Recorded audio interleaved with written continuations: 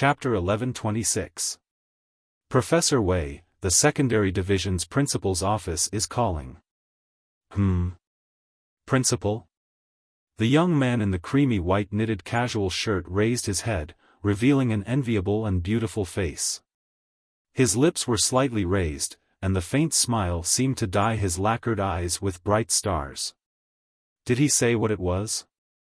He didn't say, but judging from his tone, it doesn't seem to be anything good. Please transfer the call. Okay, please hold on. Intoxicated by the young man's beauty, the assistant was momentarily dazed. He quickly returned to his senses and transferred the call.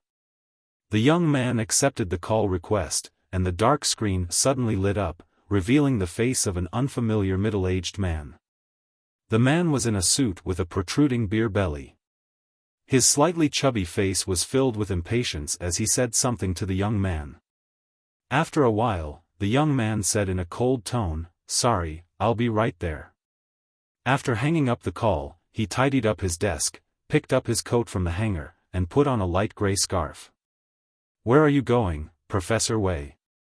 A colleague who passed by saw him in a hurry, looking at the bus route as he walked, and asked curiously. The young man seemed to be in a difficult position. "The Federation's Secondary Division, but I don't know which bus to take."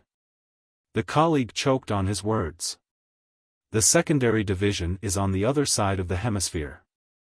It'll take at least 4 hours to get there by bus." The Federation's top university was on planet Klemra, and the entire planet had 4 parts.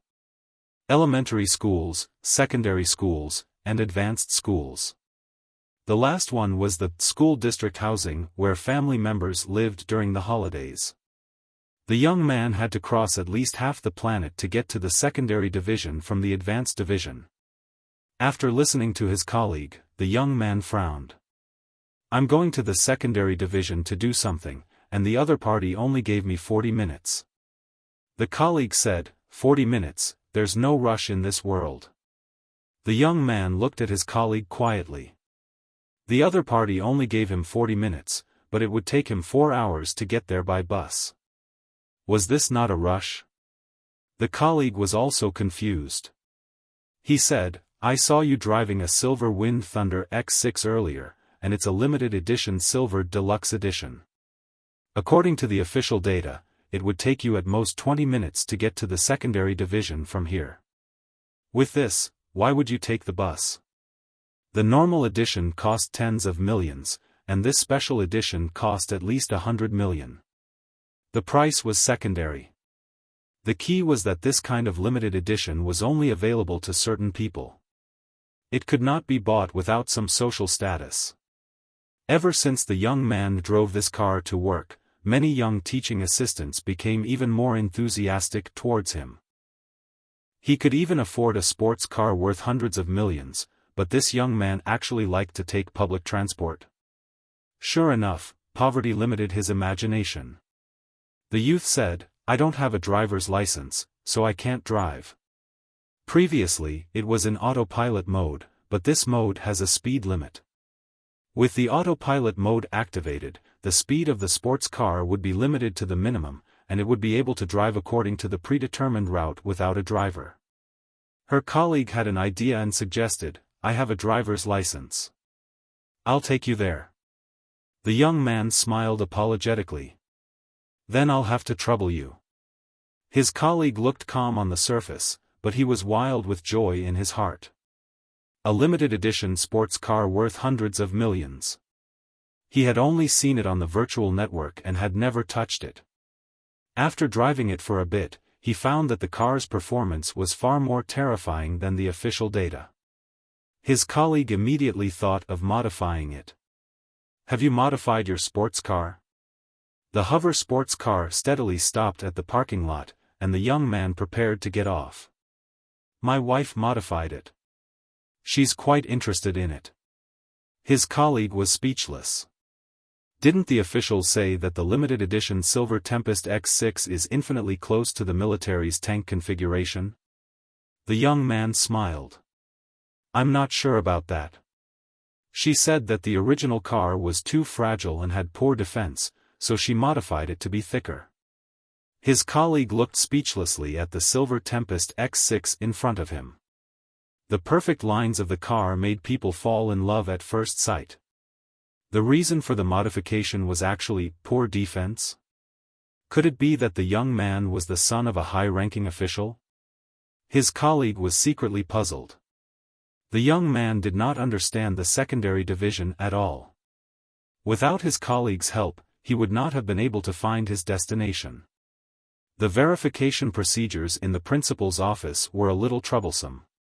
Without his colleague's help, the young man would probably be obstructed for a while.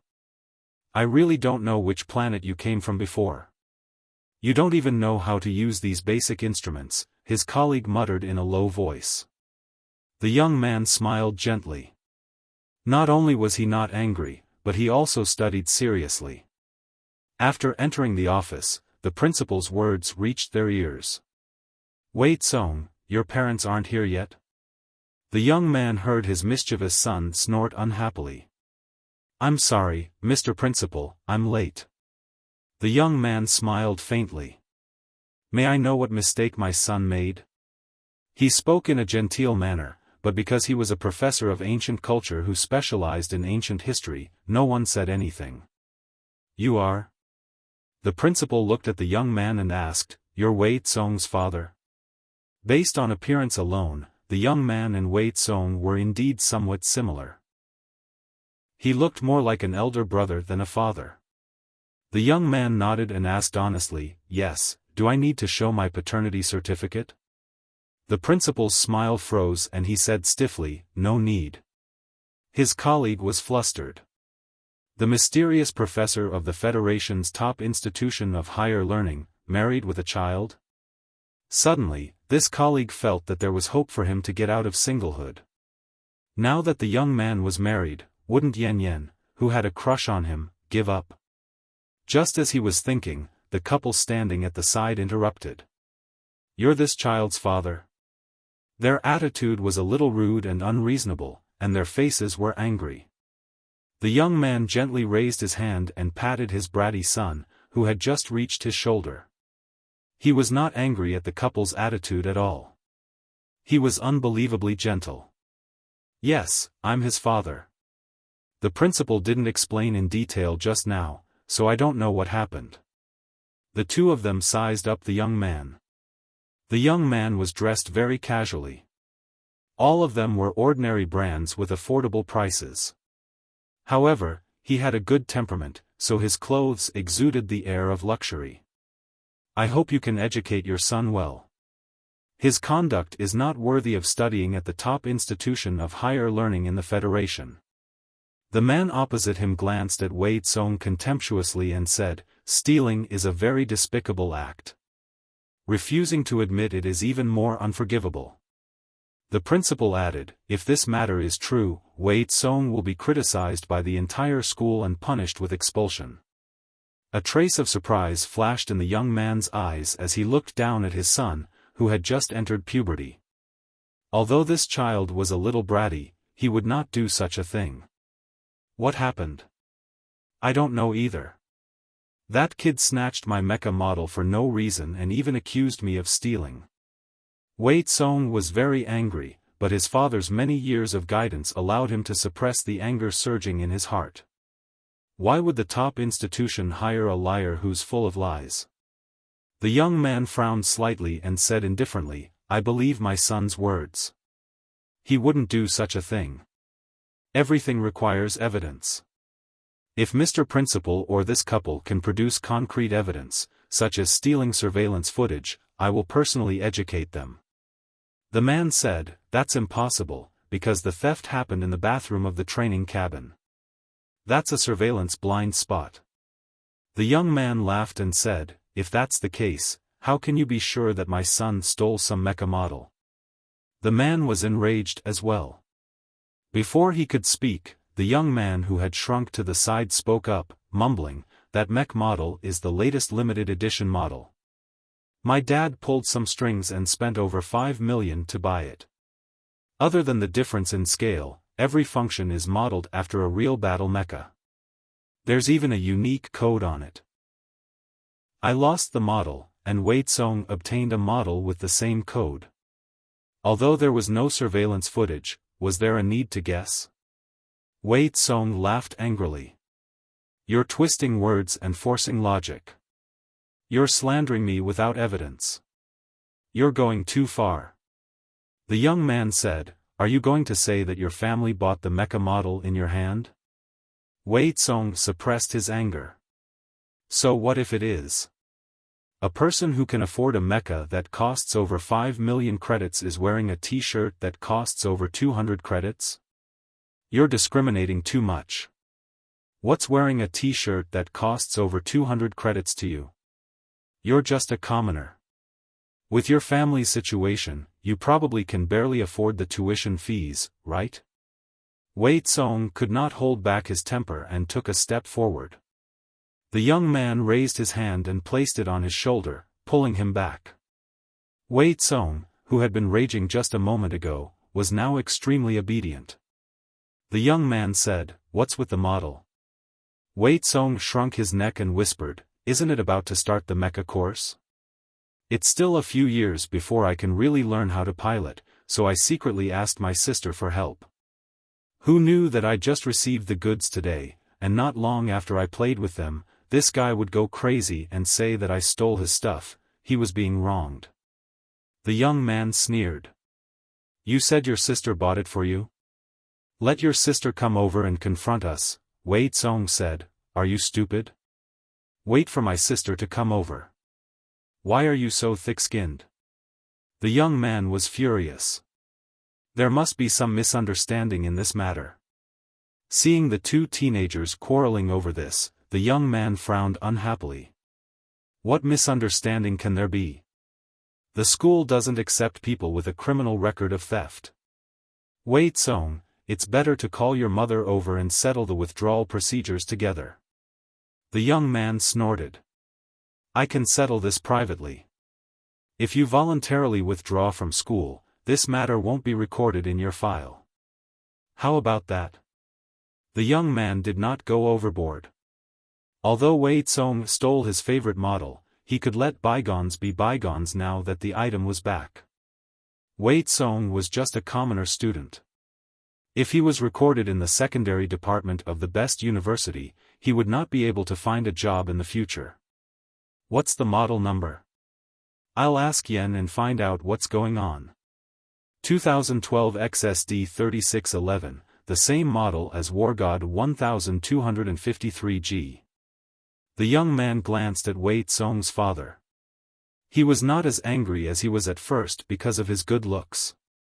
Since Wei Tsong said his sister bought it, there must be a receipt, right? If you can produce evidence to prove that the model in his hand is indeed his, then I can apologize to him. Although he said that, he did not believe that Wei Tsong could produce evidence. The young man noted it down and opened his communicator to send a message to his daughter. After a while, the message came back. Mom threw it to me a few days ago. I gave it to Tsong in passing. Where did the receipt come from? The young man secretly had a headache. He pulled up his wife's contact avatar and roughly explained the current situation. He replied instantly, What the hell? Tsong stole? Wait a minute. After a while, someone's communicator rang. Everyone looked at each other. The principal nodded apologetically in slight embarrassment. It was an unfamiliar video call request. Seeing this, the young man said, Mr. Principal, you can answer it. If I'm not mistaken, it should be my wife. What the hell? The principal agreed to the video call in surprise. Because it was a three-dimensional communication, the person would not appear on a two-dimensional plane. Instead, it would be directly projected into a three-dimensional image. Hello, Mr. Principal. As soon as the person spoke, everyone in the principal's office was silent. Hello, Jiang, well, I'm in a bit of a hurry. Let's cut to the chase and get straight to the point. Jiang Pengji said, I just heard from my husband that my son stole. The evidence is true, so it's very likely that he will be expelled from the school. He might even be recorded. Is this true? The principal was stunned. Not only him, but everyone else was also stunned. They could understand every word the chief said, but when combined into one sentence, they could not understand it. Evidence is important when doing things. Is there a surveillance camera or a witness? The principal blushed and said with difficulty, "No." Jiang Pengji raised her eyebrows. "Since there is no evidence, why did you say that Song stole?" The principal glanced at the young man's parents. Their expressions were very interesting, like a broken pallet. Faced with the questioning of the chief, the principal did not dare to be vague, not to mention that the chief was the most difficult old hooligan to deal with. The principal explained the reason rather awkwardly. Although it was beautified, it could not hide from Jiang Pengji's eyes. "I think the atmosphere of the top school should be changed. The school is a place for students to seek knowledge. How can there be class discrimination? If this matter is broadcasted by the military media or the civilian media, I think the top school will be on the hot search list for a few days." The principal choked and was speechless. Could this kind of thing be linked to discrimination? The school was already relatively fair. The teaching resources they could provide could also be enjoyed by children from ordinary backgrounds, but children from wealthy families could enjoy more top-notch resources. These resources could not even be provided by the school, let alone for ordinary children. For example, the simulated mecha this time. This kind of mecha model was not a toy on the market. Other than the scale and weapon power, everything else was made according to real war mecha. Even if you had money, you could not buy it. Children with power and money could learn in advance, but could ordinary children? "Chief, there must be a misunderstanding in this matter." "Of course I know there's a misunderstanding." Jiang Pengji smiled. Song would not steal a classmate's mecha model, and he does not have a hobby of stealing. There is no doubt about this. Because the mecha model was made according to my former ride, the manufacturer gave me 2 sets as souvenirs. There is no possibility of it being fake. I have already contacted the manufacturer to investigate the serial number, and various certificates can prove that the one in my hands is real. I have a rude suggestion, you'd better check if the lost mecha model is a high-quality imitation. The principal only felt his cheeks blush.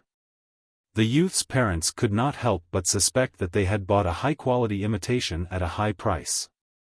After all, it was impossible for a dignified chief to buy a high-quality imitation from official channels. "I'm sorry, Chief, this is my fault. I did not investigate in detail and wrongly accused young Master Wei." The youth's father could not help but speak up, trying to save some face. "Regarding the lost mecha model, I will investigate carefully. I will not wrongly accuse anyone." Jiang Pengji smiled. "It's okay. It's good that this matter has been resolved." Wei Tsong could not hold it in any longer. Just a series of apologies was enough?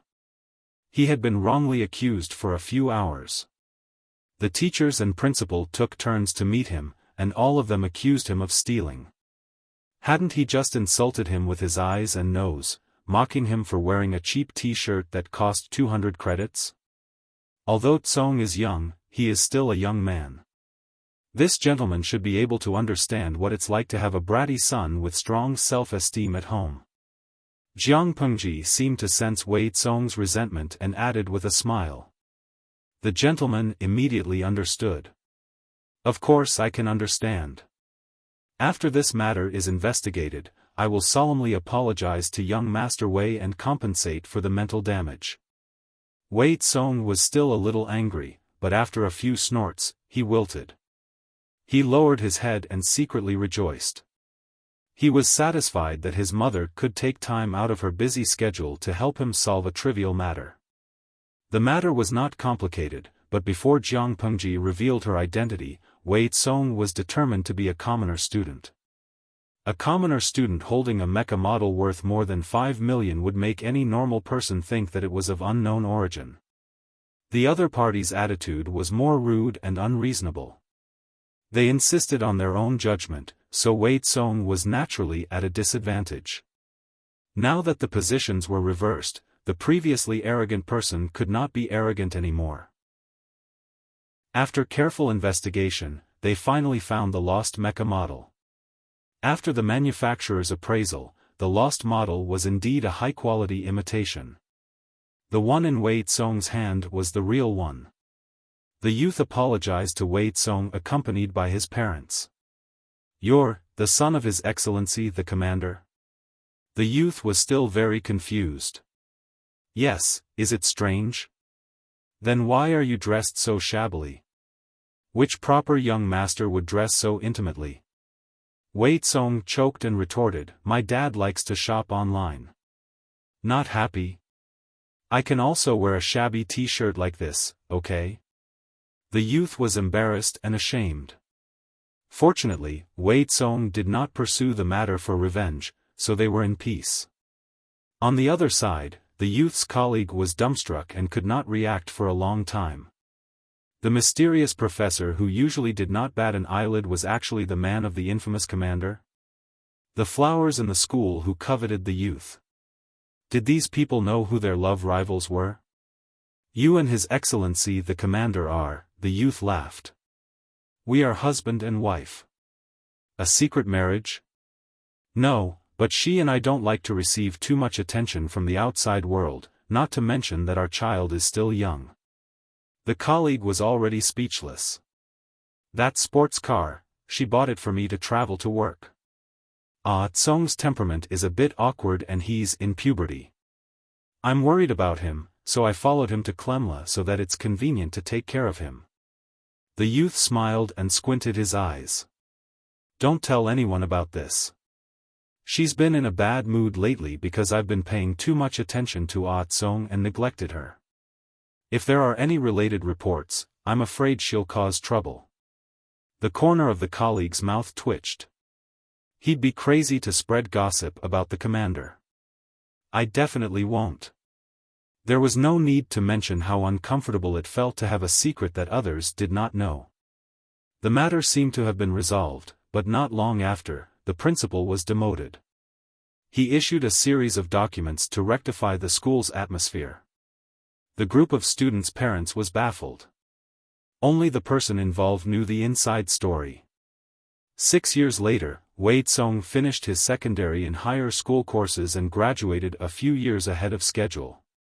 At the graduation ceremony, the commander of the 7th Army, Her Excellency Jiang Pengji, attended as a special guest and awarded the graduation certificates to the student representatives.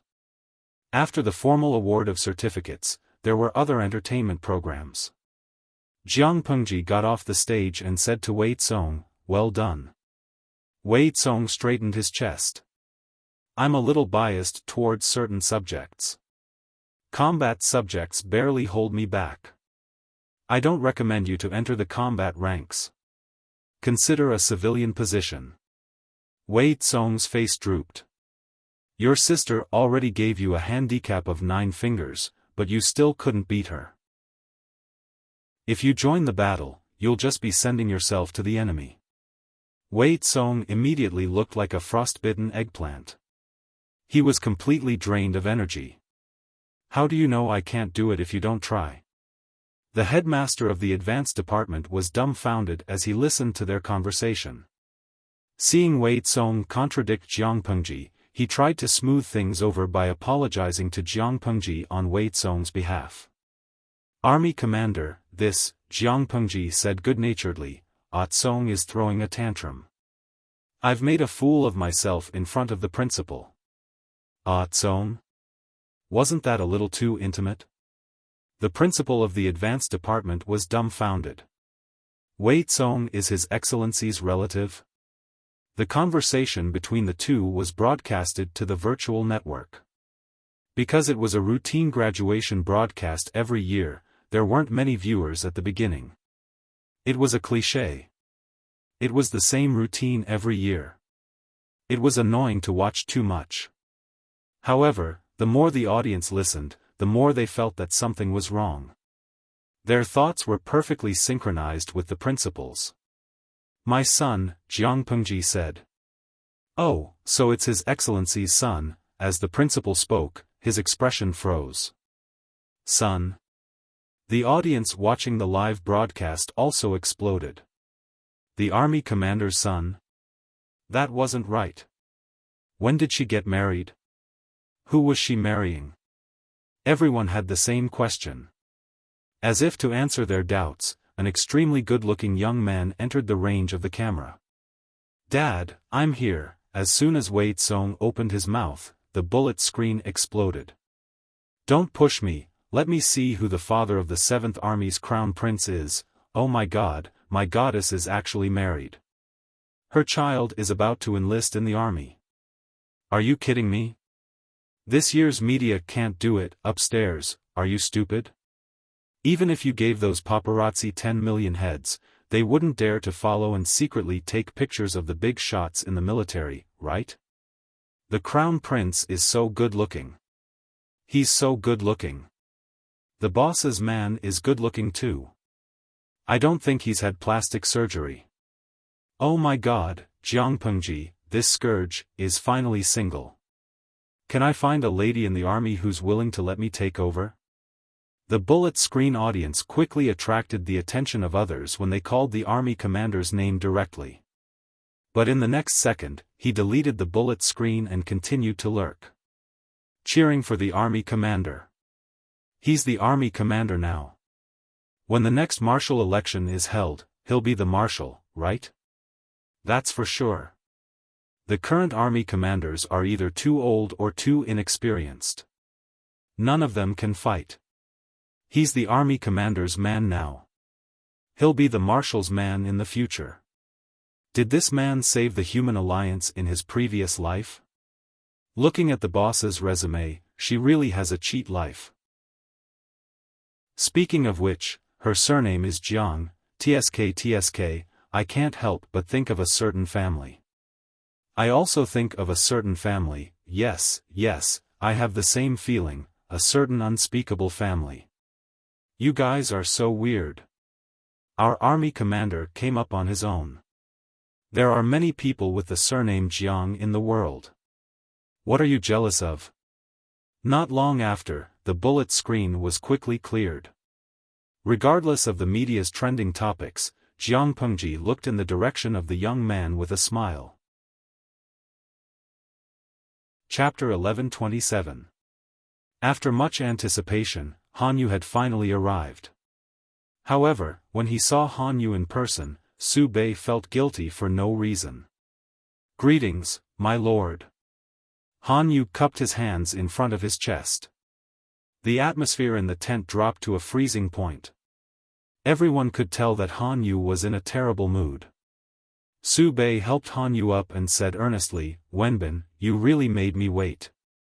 It is my fault that I failed to solve your problems for you. I do not dare to accept your highness's kindness." Han Yu's face was cold and his voice was stiff. Those who knew him well knew that he was angry. Su Bei happened to be that familiar person. "Wenbin is so angry. You must be angry with me." Su Bei said embarrassedly, "No matter what, you should at least let me know what I did wrong. A traitor would be sentenced to death if no reason was given. Prisoners on death row also had human rights. Everyone makes mistakes." Han Yu spoke. Su Bei secretly heaved a sigh of relief. Before he could relax, Han Yu continued, "However, the mistakes of the Lord can still be forgiven. The mistakes of the advisor cannot be forgiven. The advisor did not fulfill his duty and did not think about remonstrating. Isn't that a dereliction of duty? Allowing the Lord to go astray is adding to the mistakes and crimes on top of the crimes. I have made a mistake. Please punish me, my lord. I will not complain." If they didn't listen to the last sentence, Han Yu was clearly dissing all the advisors in the tent.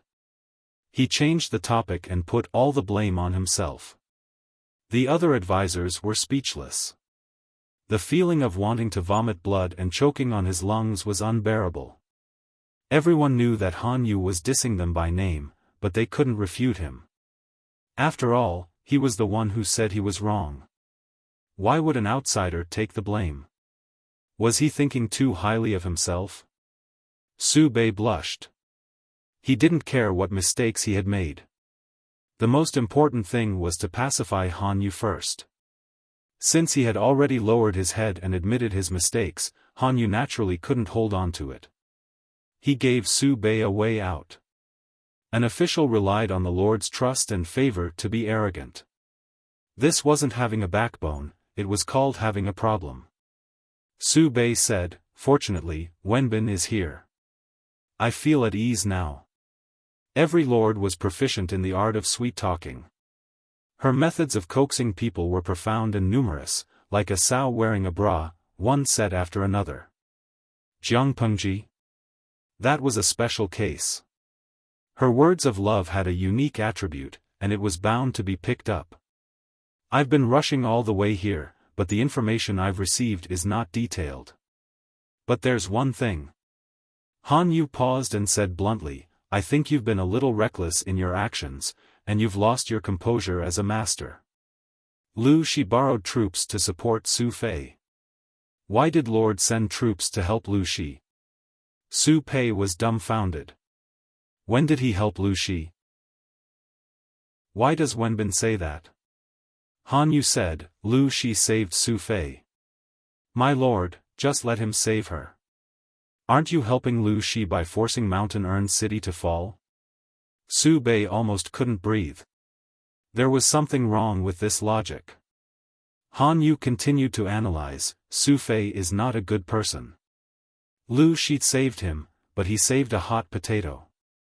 My lord, if you stop at the right time, you will be able to fulfill your brotherhood with Su Fei. This will prevent people from saying that my lord is heartless. The internal strife between brothers is, after all, a family matter. Lu Shi helped, but my lord didn't intend to kill Su Fei. Her actions will be labeled as a vile person who instigated strife between brothers. My lord can even write a declaration of war against Lu Shi, which is a righteous cause. If Lu Shi were to send troops, it would be a nameless army, and it would be no different to morale. But now, my lord has disregarded our brotherhood and attacked Mountain Earn City by force. You can't escape the label of heartless. War was a must, but there was a big difference between sending troops with a good reason and sending troops without a good reason. Su Bei's actions of attacking Mountain Earn City by force had handed over the initiative to start the war. He could only hope that Su Fei was fine. Otherwise, Su Bei would be slandered by the treacherous old hooligan Lu Shi and be labeled as a murderer. Internal strife between brothers was not uncommon, but it was rare for bloodshed to occur. The Dongqing royal family's nest of weirdos didn't count.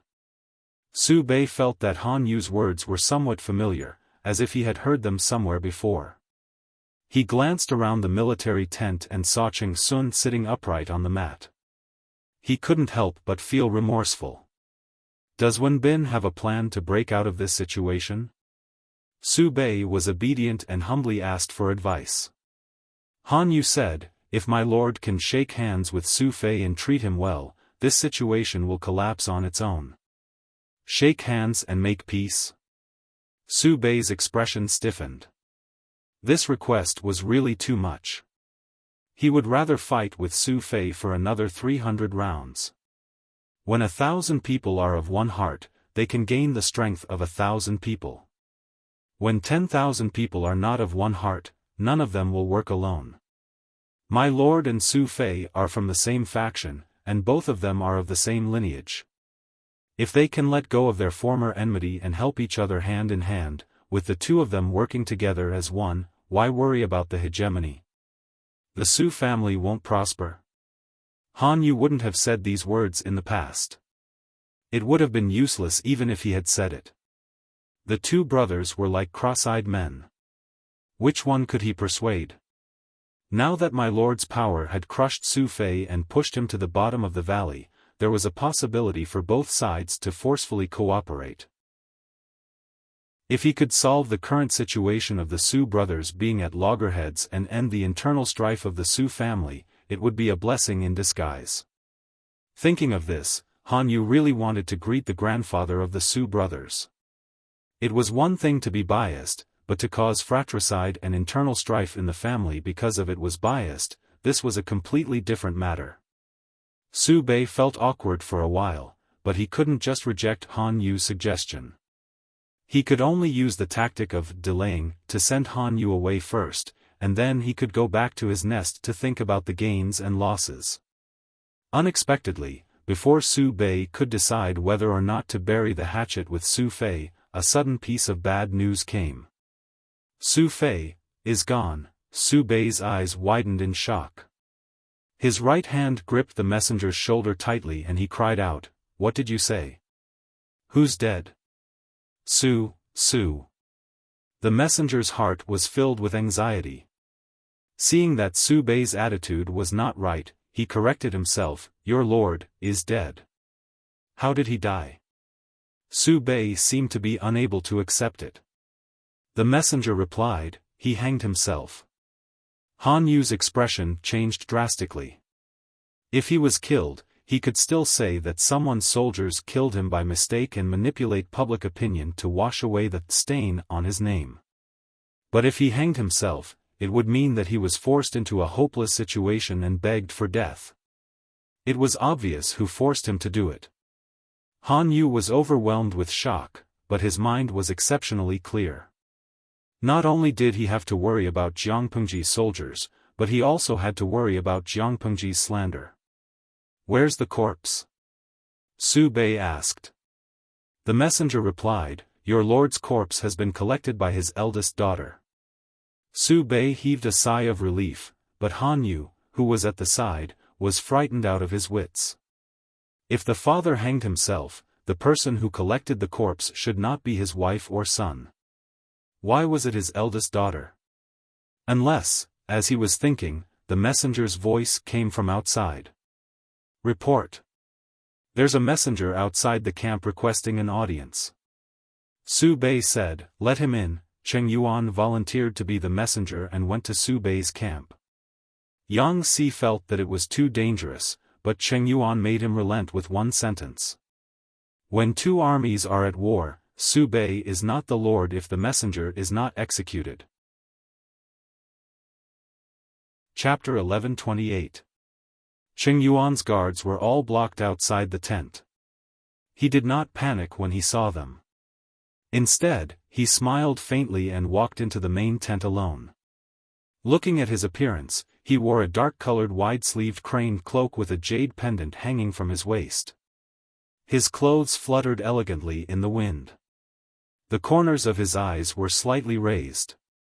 His brows carried the vigor of a young man, but there was no lack of steadiness. Seeing Su Bei sitting on the seat of honor, he calmly bowed in greeting. "Your humble servant, Cheng Yuan, greets Duke Xinzhao on the orders of my army's commander." Su Bei, courtesy name Xinzhao. Now that the world was in chaos, the official positions of the feudal lords were meaningless. Jiang Pengji was still the governor of Wanzhou, but which governor could conquer the northern borderline? Not only did he cripple the northern borderline, but he also occupied their territory. Su Bei was the governor of Zhe County, but his territory was not limited to just Zhe County. There was also Hu County and half of Zhangzhou. The royal family was extinct. As one of the 5 countries, Dongqing had been destroyed in name and in reality. Since the country was gone, many titles naturally had to be changed accordingly. For example, Cheng Yuan respectfully addressed Su Bei as Duke Xinzhao, which made him feel very comfortable. Of course, he could also address him as Duke Su, but that would violate the ancestors' taboo. As a descendant, he could not offend the ancestors. Su Bei's expression softened. He smiled and tried to sound Cheng Yuan out. Although Cheng Yuan was young, and his innate talent was not as frightening as those evildoers, he was still someone who had experienced several years of high-intensity work. He was someone who could handle various strategists with ease. Su Bei's probing had been subtly leveraged by him, and he had unknowingly taken control of the rhythm of the conversation. A few words of greeting were exchanged like a few rounds of swords and knives. Seeing that his probing had failed, Su Bei switched to playing the emotional card. He reminisced about the past at Huangshui with a face full of emotion and was concerned about Jiang Pengji's current situation. Cheng Yuan dealt with them one by one, avoiding the small hole that Su Bei had dug. Sometimes, the enemy's concern was not necessarily concern. It could very well be a big trap. The officials should keep the Lord's health condition a secret and not reveal it easily. Even more so, they could not let the enemy know the truth. Cheng Yuan's responses were watertight. Su Bei did not gain any advantage. After a while, Su Bei knew that he could not pry open Cheng Yuan's mouth. He could only dispel the thought that he should not have. He looked at Han Yu, who gave him a wink. Su Bei understood and went straight to the point. "You didn't come here just to greet me, did you?" Cheng Yuan pretended to be annoyed and raised his hand to pat his forehead. He blamed himself and said, "Please forgive me, Duke Xin Zhao. I was a little dazed when I saw you treating me so kindly just now. I forgot why I came and almost delayed the important matter. Other than greetings, I also have a letter for Duke Xinzhao." Su Bei resisted the urge to twitch the corners of his mouth. However, he maintained a candid expression and said, "It's all right, it's all right. Teacher and I hit it off the moment we met, and we had a pleasant conversation. If someone were to be blamed, it would be my fault." "How could I blame sir? Who wrote this letter?" Vaguely, Su Bei felt that this letter was Cheng Yuan's true motive for this diplomatic mission. After talking nonsense for so long, it was finally time for the main course. In other words, the warm-up was over. Was it finally time to reveal the dagger?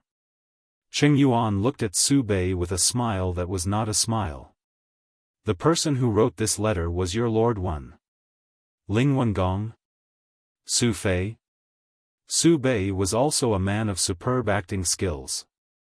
His reflexes were breathtaking.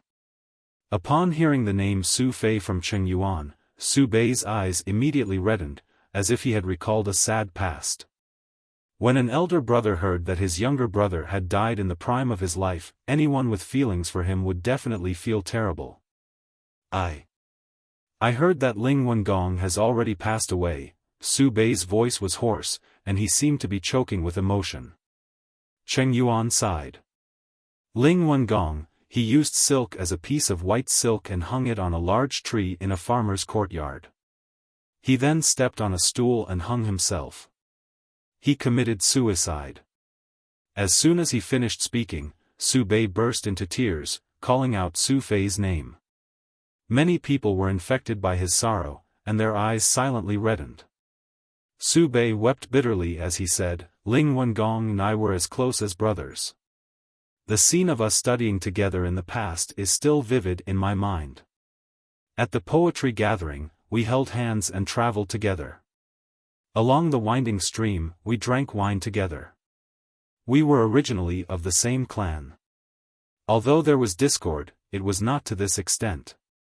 No matter who it was, upon seeing Su Bei's heartfelt weeping, even if one's heart was made of iron, they would still melt.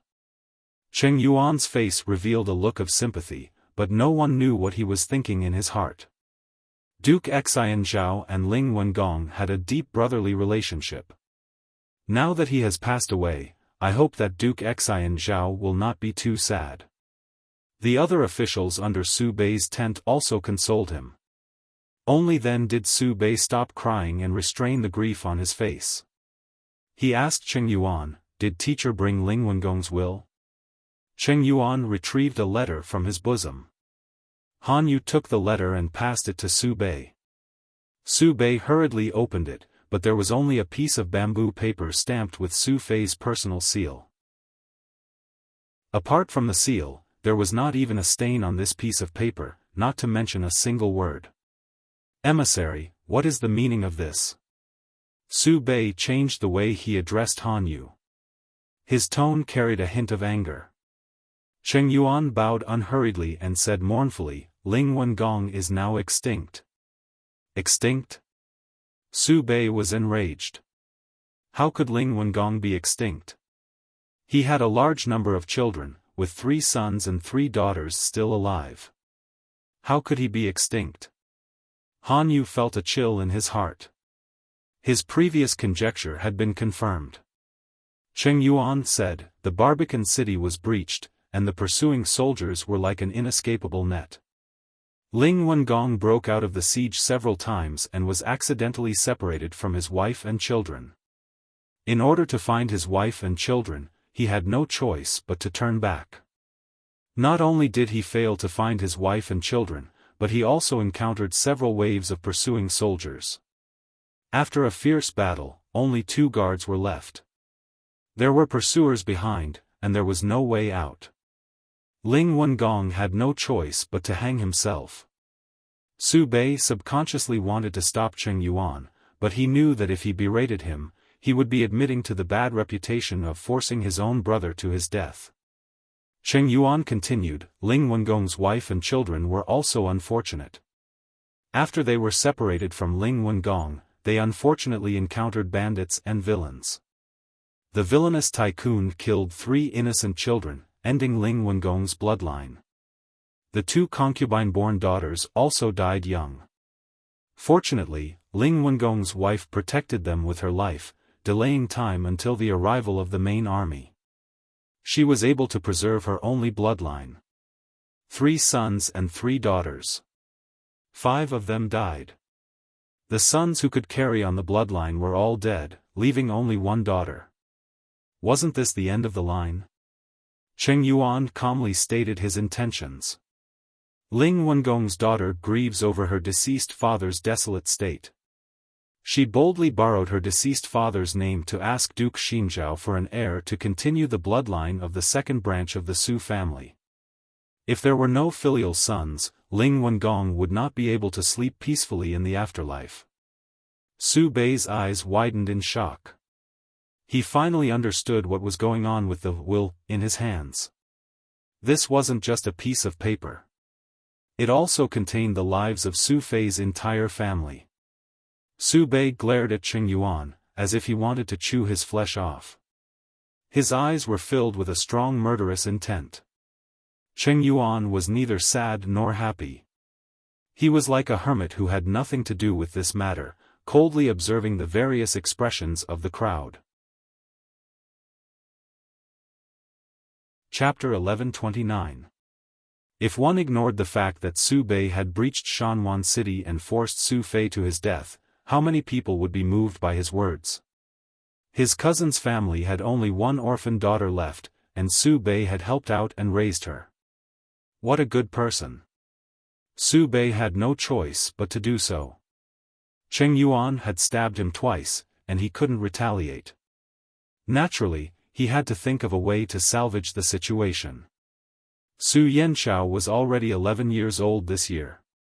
If she was raised well for 2 years and married into a good family, Su Bei's infamy as a murderer would lessen. After all, who would treat their brother's daughter well and love her as if she was their own daughter after killing their brother? When it came to public opinion, if one manipulated it well, one could turn black into white. It all depended on one's mouth. Cheng Yuan smiled helplessly. I can't decide on this matter alone. I need to ask for Mrs. Su's opinion. Su Bei's expression was ugly as he smiled in agreement. Of course. Cheng Yuan had mercilessly toyed with Su Bei. This had already made him want to kill him, but he suppressed it in the end. When 2 armies fought, they didn't kill the envoys. The war hadn't officially started yet. If they casually killed the envoys, things would get even more out of hand. Even though Su Bei was fuming, Cheng Yuan still came and left in one piece. Before he left, Cheng Yuan nodded slightly in a certain direction with a faint smile on his lips. Unlike the perfect and proper expression he had when facing Su Bei, this smile was more sincere and warm. After Cheng Yuan left, the tent fell silent. The officials didn't dare to make a sound, afraid of provoking bad luck. In order to ease the atmosphere and regain some face, Su Bei praised Cheng Yuan against his will. He sighed. I don't know how Lu Shi managed to recruit so many young talents. That envoy just now wasn't simple.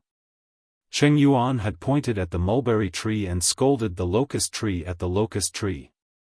He had tried to force him to give his son to a dead person, but he was still magnanimous enough to forgive him. Not only was he not angry, he even praised him. It could be seen how broad-minded he was. Just as Su Bei had thought, his actions had indeed earned him a good impression of him. Han Yu said, Cheng Yuan. You remembers where I've heard of him before. Strategists were a bunch of monsters. Their memory was terrifyingly good. Han Yu quickly found the relevant memories. Before Han Yu could speak, Cheng Sun took the initiative to confess. The military advisor has an outstanding memory. Cheng Yuan is Sun's second brother. Being exposed by others and confessing by oneself were different in sequence, and the results were also different. If it was the former, it would inevitably arouse the suspicion of those in power and put them in a passive position. If it was the latter, it would appear that he was magnanimous and would eliminate the Lord's suspicion. Cheng Sun was a smart person. He naturally knew what was best for him. Han Yu said, yes, I heard Gong Luo mention it before. Patrol Officer Cheng said, my younger brother is insolent and has offended the Lord. Please punish him, Lord. Regardless of whether it was right or wrong, he had to take the blame first. In any case, Su Bei wouldn't really vent his anger on him. Gong Luo's younger brother is actually from the Orchid Pavilion. What a coincidence. Su Bei smiled, easing the stagnant and heavy atmosphere. I'm just lamenting the wonders of fate. I have absolutely no intention of blaming Gong Luo. After this incident, Cheng Sun had increased his presence and favorability in front of Su Bei. If Su Bei had listened to Cheng Sun's advice back then, he wouldn't be in such a passive state right now. How could Cheng Yuan's visit be for the sake of greeting or delivering a letter?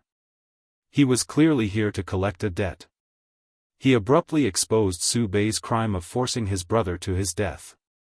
Then, he further exposed the fact that his brother's bloodline had ended because of him. The most extreme was to adopt an heir. Asking Su Bei to adopt his own son to his mortal enemy, and the brother that he had personally forced to his death, was simply disgusting. From beginning to end, Cheng Yuan maintained his gentlemanly demeanor. However, every word he said was heart-wrenching. Cheng Sun almost didn't recognize this younger brother of his.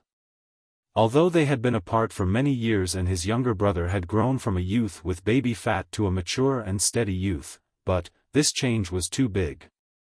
If not for the fact that Cheng Yuan's facial features hadn't changed much, Cheng Sun might not have recognized him at first glance. Su Bei dismissed everyone, leaving only Han Yu and Cheng Sun behind.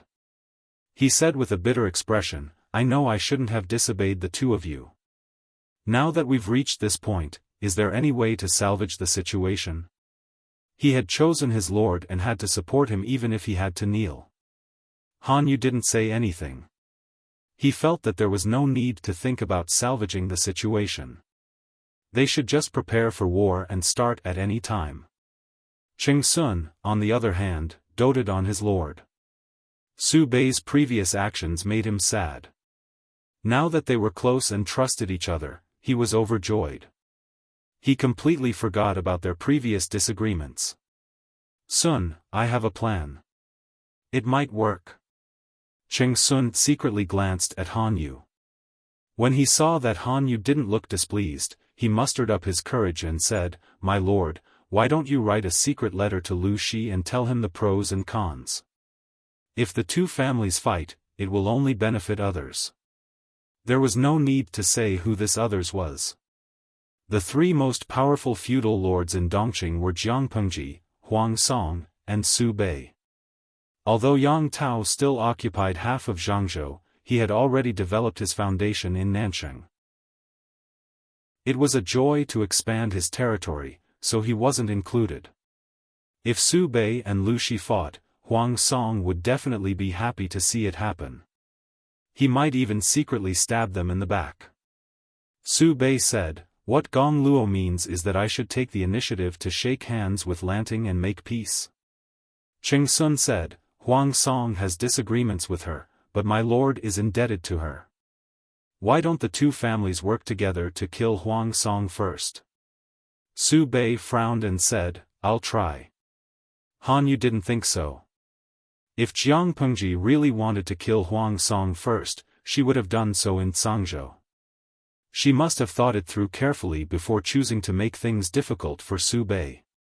Why would she change her mind just because of a secret letter from Su Bei? How was this different from changing orders all the time? He thought that this urgent letter would take at least half a month to reach Jiang Pengji, but in reality, it only took 10 days. It wasn't that the letter was delivered quickly, but that the messenger met Jiang Pengji halfway. She gathered 100,000 troops and led them to the south. When the messenger saw this battle formation, his scalp went numb. Whose letter is it? Jiang Pengji didn't wear her casual clothes for long. After resting for a while, she put on her armor. There was an exquisite black sword in its scabbard at her waist. The origin of this sword was mysterious. The audience in the streaming room had never seen her pull it out. They were curious at first, but they forgot about it after a while. Qiguan Rang fanned himself lightly and smiled. "I believe in Zhao Gong." Feng Jin took over Qiguan Rang's job and managed Chongzhou. He also assisted Sun Wen in managing Beizhou, northern borderline. Before he could be happy for 2 days, he was dragged to the battlefield by Jiang Pengji. "Qiguan Rang, I believe in Zhao Gong." Jiang Pengji had a sour expression on her face. "Su Bei is Su Bei. Why are you calling me male and female?" Qiguan Rang, if he didn't know that his lord had studied in Langyi for 3 years, he would have doubted her education just by hearing these vulgar words. What male and female? These are honorifics. He thought that his lord had learned from Yuanjing and must have a good opinion. He didn't expect her to say such vulgar words. This was his lord. He had to support her even while kneeling. "I definitely can't stand people calling me Lanting Duke." At this time, a bunch of comments floated in the streaming room. "If I don't call you Lanting Duke, should I call you Lanting Mother?" If they weren't separated by dimensions, Jiang Pengji really wanted to beat up this group of idiots. Jiang Pengji opened the secret letter and read 10 lines at a glance. "Hua, Su Bei wants to form an alliance with me and share the world," Qiguan Rang said. "He's asking for peace and stalling for time." Jiang Pengji picked up her brush and wrote a reply in one breath. Her brush moved like a dragon and snake. The letter was very short. There were only a few words. Chapter 1130.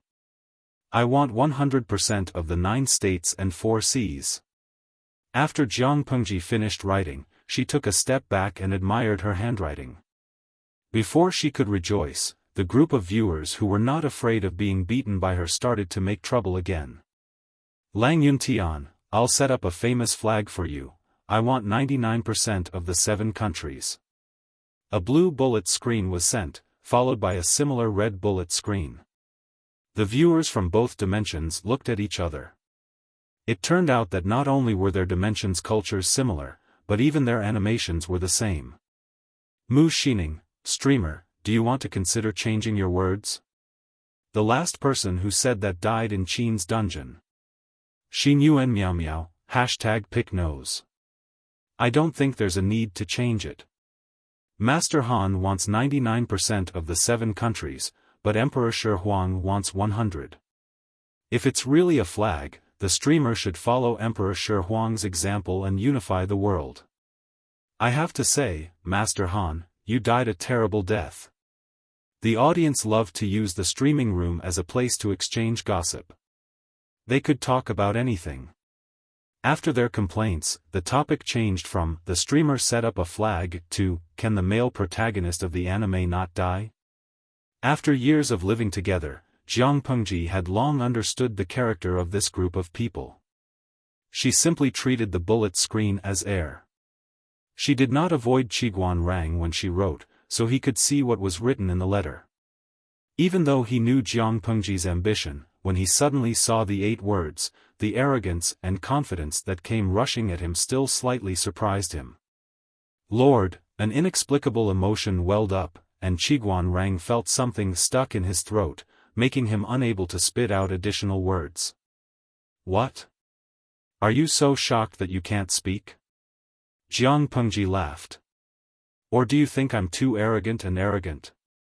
Qiguan Rang came back to his senses, but he was not in a hurry to explain.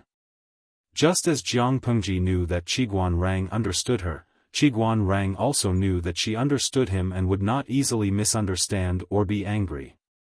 I was shocked, but when the shock passed, it made me feel like it was just as I expected.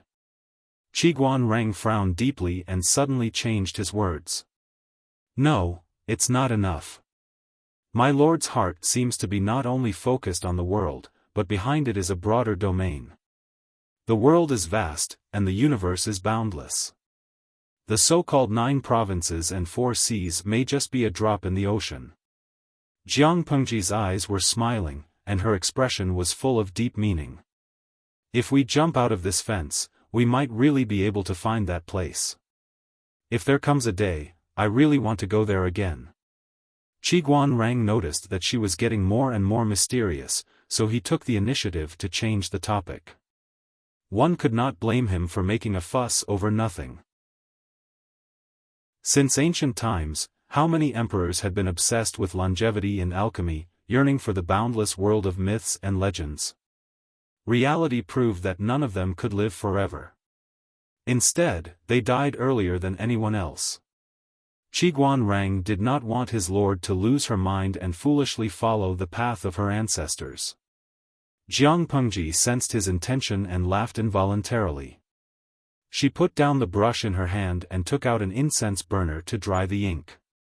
Then, she folded the letter neatly and placed it back into the envelope, summoning the messenger that Su Bei had sent. If Su Bei were to receive this letter, he would fly into a rage.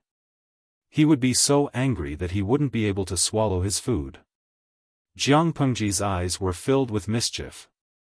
The contents of the letter were the ambition in her heart, but at the same time, it was also a method she used to deliberately provoke Su Bei.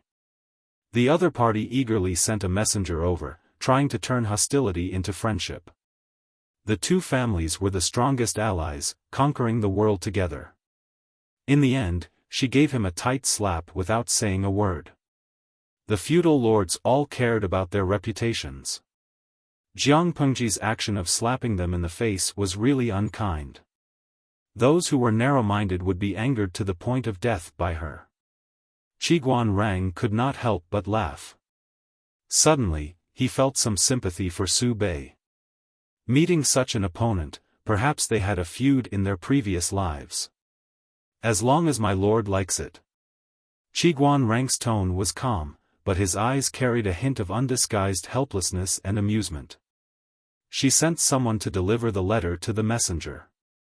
Wei Ci was outside the tent, requesting an audience. Zixiao is even more punctual than the sundial. Qiguan Rang mentally calculated the approximate time. He stood up and smiled. I will take my leave first. He was rather perceptive and tactfully gave the 2 of them some space. Wei Ci turned to the side and watched Qiguan Rang leave. Their gazes met in the air and they quickly separated.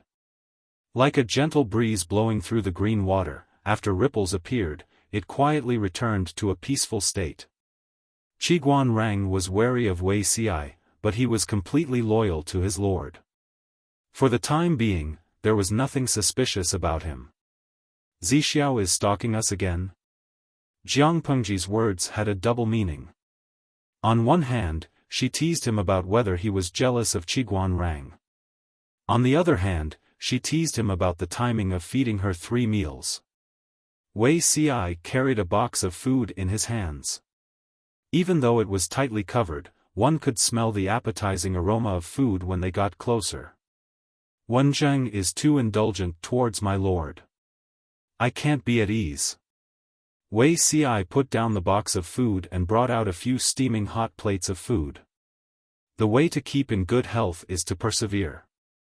If you are always hungry and full, your appetite won't be good when you're older. It will affect your lifespan. Wei Ci avoided the main point and dwelled on the trivial, avoiding Jiang Pengji's teasing.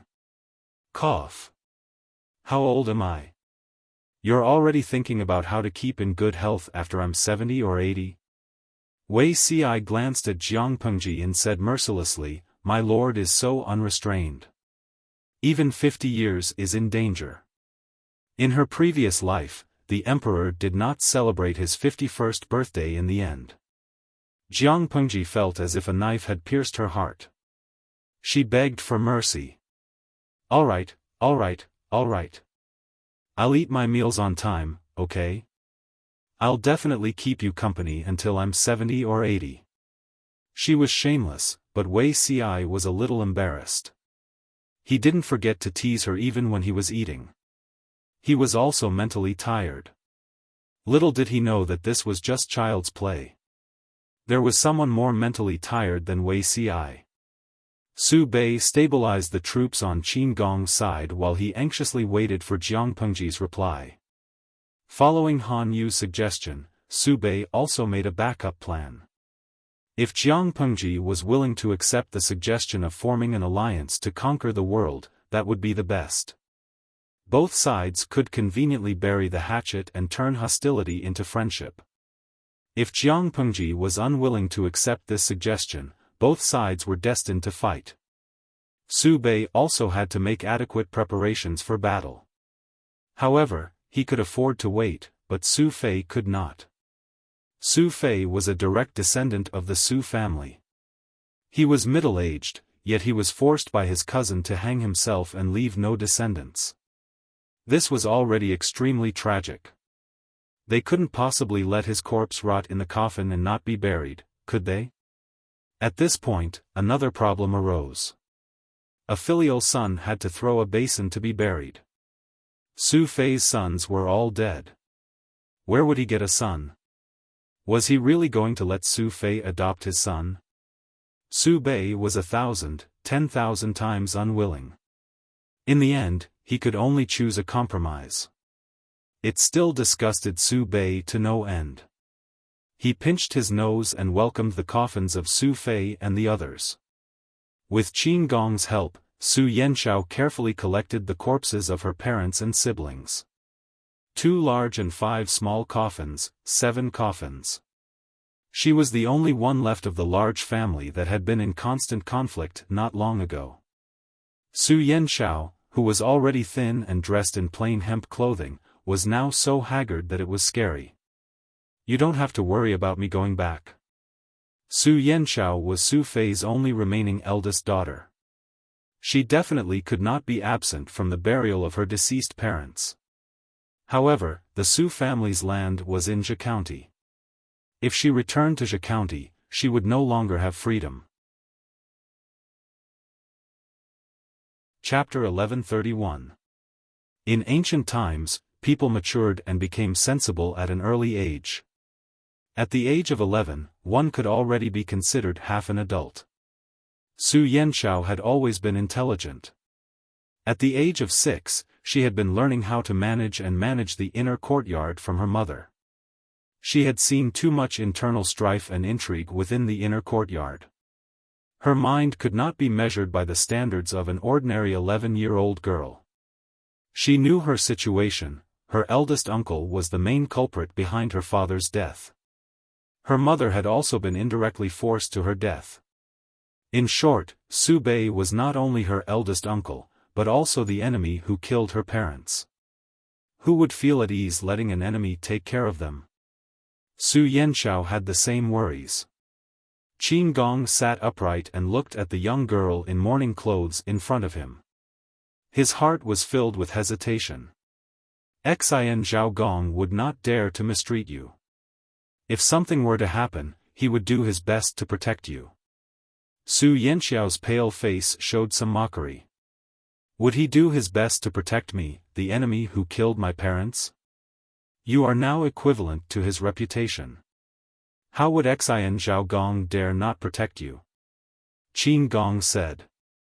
If he can't even take care of your father's only daughter properly and something happens to you, not to mention the world, even the Su clan elders will not let him off. Su Yanxiao hung her head. Her exposed hands were so thin that only bones remained. They were like a pair of shriveled chicken claws. How could they still be as slender and smooth as when she played the zither or painted? She clenched her fists so tightly that her nails dug into the flesh of her palms, leaving deep red crescent marks. But Qin Fengjing, Su Yanxiao held it in for a long while before finally speaking the words in her heart. But I'm afraid. Qin Gong did not interrupt. The scene of that day flashed before Su Yanxiao's eyes. Her thin body trembled uncontrollably. She thought she could endure it, but in the dead of night, her nightmare was filled with the sinister smiles of thugs. They surrounded her and her mother, separating them violently. They tore off their clothes as they beat them. Her mother died with her eyes wide open. The corners of her eyes split open due to the force, and the blood that flowed out dried up. She saw the scene of her mother being humiliated through the gaps of the thugs. The thugs did not let her off. She was more desperate in her dream than in reality. She struggled to wake up, but the thugs treated her even more cruelly. In the second half of the dream, the thugs had all turned into murderous ghosts. Each of them had lost their scalps, revealing their bloody skulls. Dirty blood was dripping from their crotches. One by one, they crawled toward Lin Sanjiu, shouting deadly curses. If not for Su Yanxiao's strong state of mind, she would have been driven mad by the dream. After waking up from the dream, she couldn't help but let her imagination run wild. She even had a frightening thought. Why didn't Qin Gong arrive in time? If they had arrived 2 to 4 hours earlier, all the tragedies could have been prevented. Why didn't he come earlier or later? Why did he have to come after everyone had died? Su Yanxiao's rationality told her that such a thought was too ungrateful, but she couldn't restrain herself. When she regained her senses, she felt that she was like a devil. Her face was even uglier than the concubines in her father's backyard. Qin Gong was silent for a moment, then he said in a low voice, "What is Madame Su afraid of? Can you be honest with me? I've always felt that. I'm afraid that I'm destined to wander from place to place." Su Yanxiao smiled faintly. No matter how well Su Bei treats me, can he treat me better than his own daughter? Although I'm a girl, I know that the world is in chaos. The feudal lords are greedy people. How can they be satisfied with what they have now? If I go to Su Bei's side, how many years can I live in peace? Or a few months? In the end, when the enemy attacks the city, I'll be abducted by thugs? When that time comes, will there be another Qin Fengjing in the world who will arrive in time to save me? Was this the fate of all women in this chaotic world? As a woman, should she accept such a helpless fate? She had no choice but to compromise and break her proud and unyielding character in order to survive in this chaotic world. Finally, Su Yanxiao hesitated, but still asked him, "Why did you arrive late that day?" Qin Gong lowered his head and told her the truth. He didn't rush over that day to save Su Yanxiao. He came for Su Fei's corpse. If not for heaven's eyes, Su Yanxiao would have been there. He didn't know when he would have found her. "I'm asking." Su Yanxiao took a deep breath and enunciated each word clearly. Why did the army arrive at Shansheng so late? Qin Gong's eyes revealed a trace of confusion. I've already said it, he never thought of suspecting Jiang Pengji, much less Su Fei. But Su Yanxiao was different. I want to know why Lu Shi would be so generous to borrow 10,000 troops. Why did he borrow 10,000 troops and arrive at such a coincidental time? If there were too many coincidences, it would inevitably arouse suspicion. 10,000 troops were like cabbages. How could he borrow them just like that? Qin Gong was her father's most loyal official. Why would he switch sides at the last minute? Why did the 10,000 troops rush to Shansheng at such a good time? Su Yanxiao had been busy keeping vigil for her deceased parents. The temporary mourning hall was empty and quiet. She couldn't help but think too much. These doubts were like her nightmares, strangling her in a death grip. Qin Gong didn't hide anything and told her in detail what he knew. In the end, he added dejectedly, "I'm sorry. I'm ashamed to have lived up to your trust and nurturing." Su Yanxiao listened and didn't speak for a long time. "Lady Su, please be at ease for a while. Stay in Jia County and quietly wait for good news." Qin Gong seemed a little shy. He looked away and said in a low voice, "Looking at the situation of the world, my lord and Duke Xinjiao will definitely fight. On the day the army defeats the enemy, I will take you away." Su Yanxiao didn't reply. Qin Gong kept vigil with her for a while, then got up to train the troops and patrol. Because he had to prevent Su Bei from sending troops to attack, he had been very busy. But Qin Gong couldn't stop worrying about Su Yanxiao. In order to take care of both, he could only shorten his sleep and rest time. Just as he left the morning hall, he found Yang Si standing outside. "Military advisor Yang, what are you? Tomorrow is the deadline. Lady Su has to carry the remains of your lord and the others back." Yang Si smiled bitterly. "I've admired your lord for a long time, but I can't send your soul off.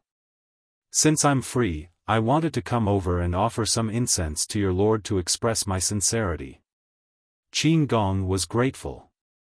His favorable impression of Yang Si climbed to a whole new level. Unbeknownst to him, such kind words were nothing more than pleasantries for a strategist. As soon as Qin Gong left, Yang Si entered the morning hall. The temporarily arranged morning hall was very simple and crude. The air inside was a little stuffy, and it was a little uncomfortable to stay for too long. Yang Si said a few words of comfort to Su Yanxiao. When he was offering incense, Su Yanxiao asked him, "How long have you been listening outside?" Yang Si said, "Quite a long time." Su Yanxiao frowned. "Don't you know that you shouldn't listen to indecent things?" Yang Si said, "Lady Su, please take pity on Colonel Qin." Yang Si said, "Lady Su, please pity Colonel Qin." "What do you mean by that?" Su Yanxiao was a little afraid of men. When she saw Yang Si turn to look at her, she subconsciously shrank back a step. "Lady Su, do you know why my lord lent 10,000 troops to Colonel Qin? Did Colonel Qin join the lord's camp?" Yang Si suddenly smiled faintly and said to Su Fei's coffin, "Because your lord used Colonel Qin as a bargaining chip to exchange for these 10,000 troops. The journey from Wanzhou to Hu County is so long that even a horse wouldn't be able to make it in time. If he could make it in time that day, the entire army would be exhausted." Su Yanxiao's eyes widened in shock. She was so frightened that she took a step back. "Father actually." Chapter 1132. No matter how smart Su Yanxiao was, she was still young. How could she be Yang Si's opponent? With just a few words, Yang Si had already grasped Su Yanxiao's weakness and completely controlled the right to speak. "This matter, does he know?" Su Yanxiao recalled what she had just said and thought. For a moment, she was ashamed and didn't know what to do. Naturally, Commandant Qin doesn't know. Yang Si smiled and said, "Lady Su, why don't you put yourself in his shoes and think about it? If you were Ling Wengong, would you let Commandant Qin know how he borrowed these 10,000 soldiers? According to Colonel Qin's temperament, if Ling Wengong hadn't schemed against him in secret, how could he have switched sides? Colonel Qin also said that he wished he could imitate his father and brothers and fight to the last drop of blood for his former master, Ling Wengong. The more loyal Qin Gong was, the more sinister Su Fei's schemes were. Whether it was Qin Gong or the Qin Consortium, they didn't owe Su Fei or the Su Consortium anything. His father and brothers had all died in battle, and Qin Gong was unknowingly sold off by Su Fei for a high price in exchange for 10,000 reinforcements. If Su Pei hadn't gone crazy and attacked first, Su Fei's wishful thinking would have succeeded long ago.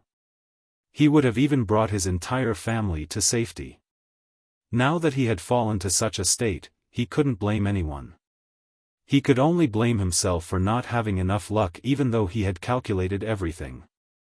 Yang Si had a sense of propriety. Lieutenant Qin has been extremely benevolent to Lady Su, don't you think so? Su Yanxiao lowered her eyes in disappointment. She looked at the coffins in the morning hall with a blank expression. After a long while, Su Yanxiao asked Yang Si softly. Will Sir tell him about this? I'm not a talkative person. Why would I publicize this matter? Yang Si said, however, there's no such thing as an impenetrable wall in this world. If Commandant Qin found out from somewhere, or if he figured it out himself, who knew? However, by that time, Colonel Qin would have already accepted reality and wouldn't have given up on himself just because his old master had abandoned him. My master, Lu Shi, is very open-minded. Colonel Qin is talented and she will cherish you. Su Yanxiao heard a trace of resentment and contempt from Yang Si's words.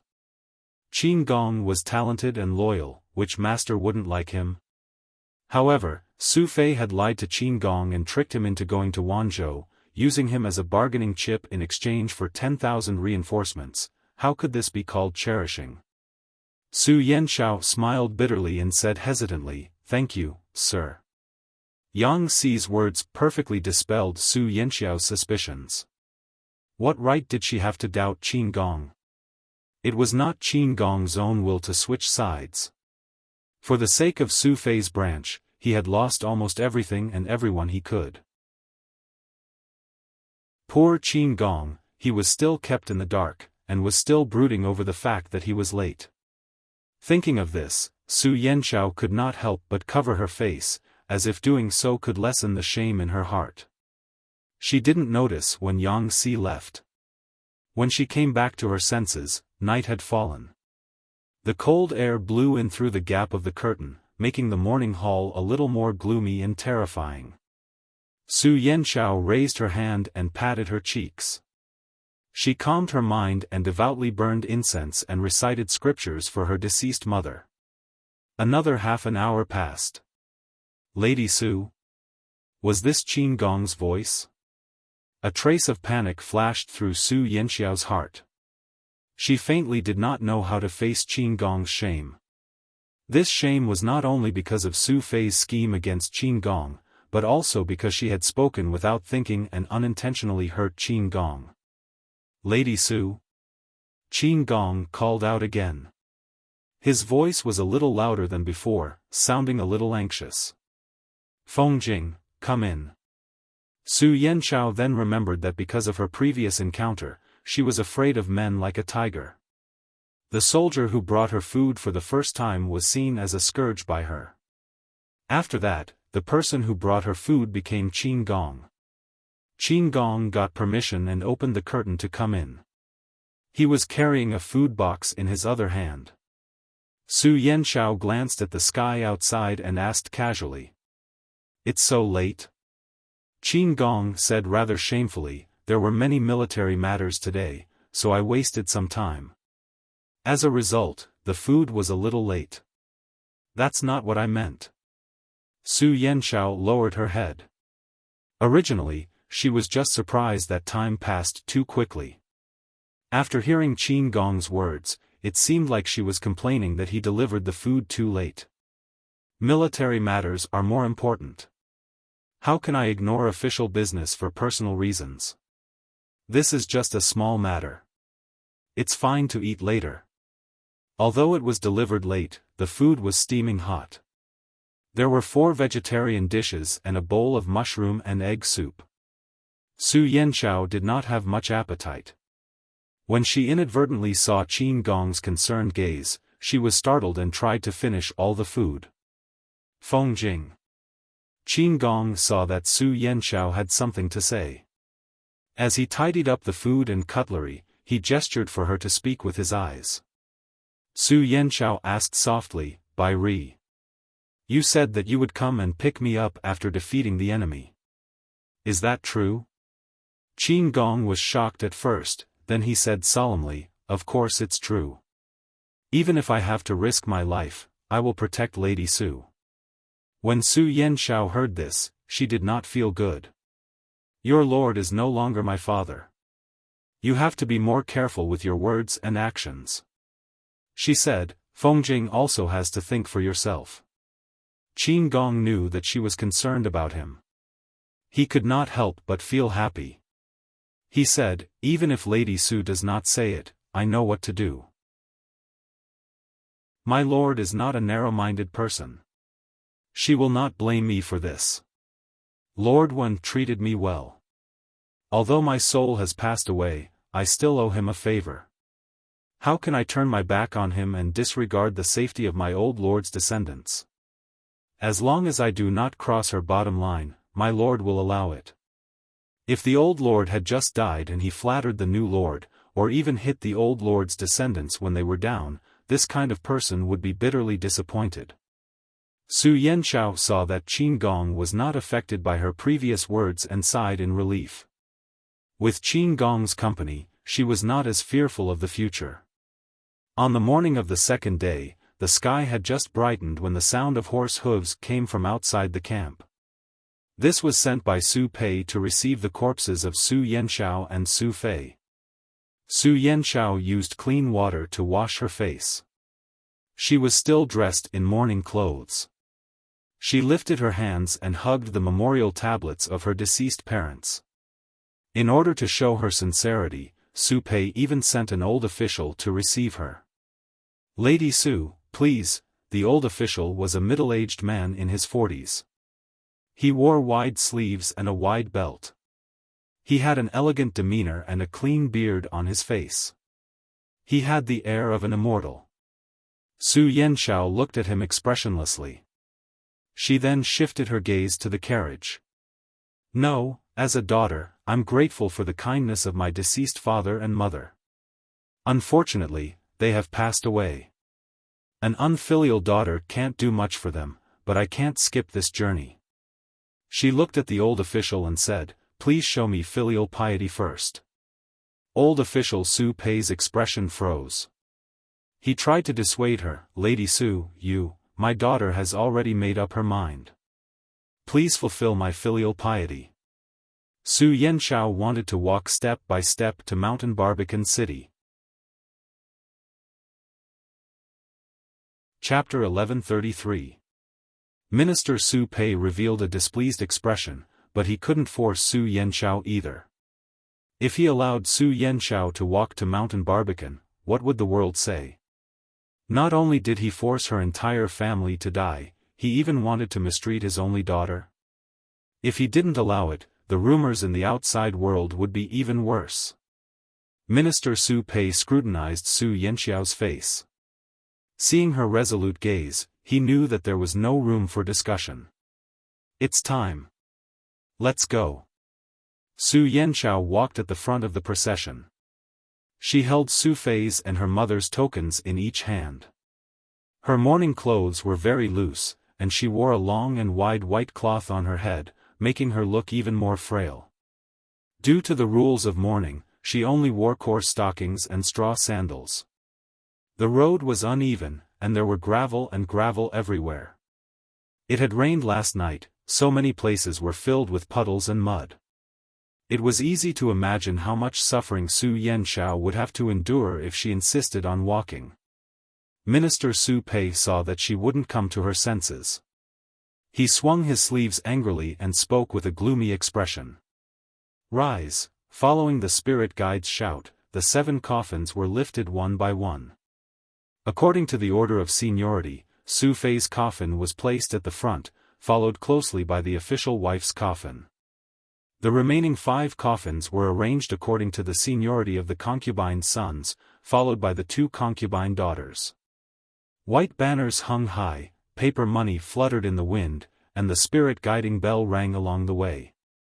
Qin Gong rode to a high vantage point and watched the procession until Su Yanxiao's silhouette became a white dot in his vision. "Captain Qin, are you worried about the lady's safety?" Seeing him return, Yang Si asked with a smile with a worried expression on his face. Qin Gong nodded honestly. "I am indeed a little worried." To Su Yanxiao, Su Pei was no longer her uncle. He was the culprit who had forced her father to his death and indirectly caused her mother's death. How could Qin Gong be at ease letting the 11-year-old Su Pei go alone into an environment filled with evil intentions? Yang Si said, "Lady Su is still young, but she has a sharp mind.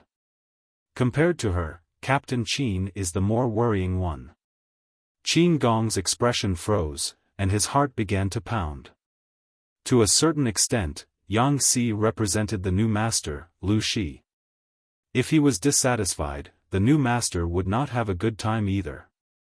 Qin Gong did not know what he had done to annoy Yang Si. He cupped his hands nervously. "I'm young and immature.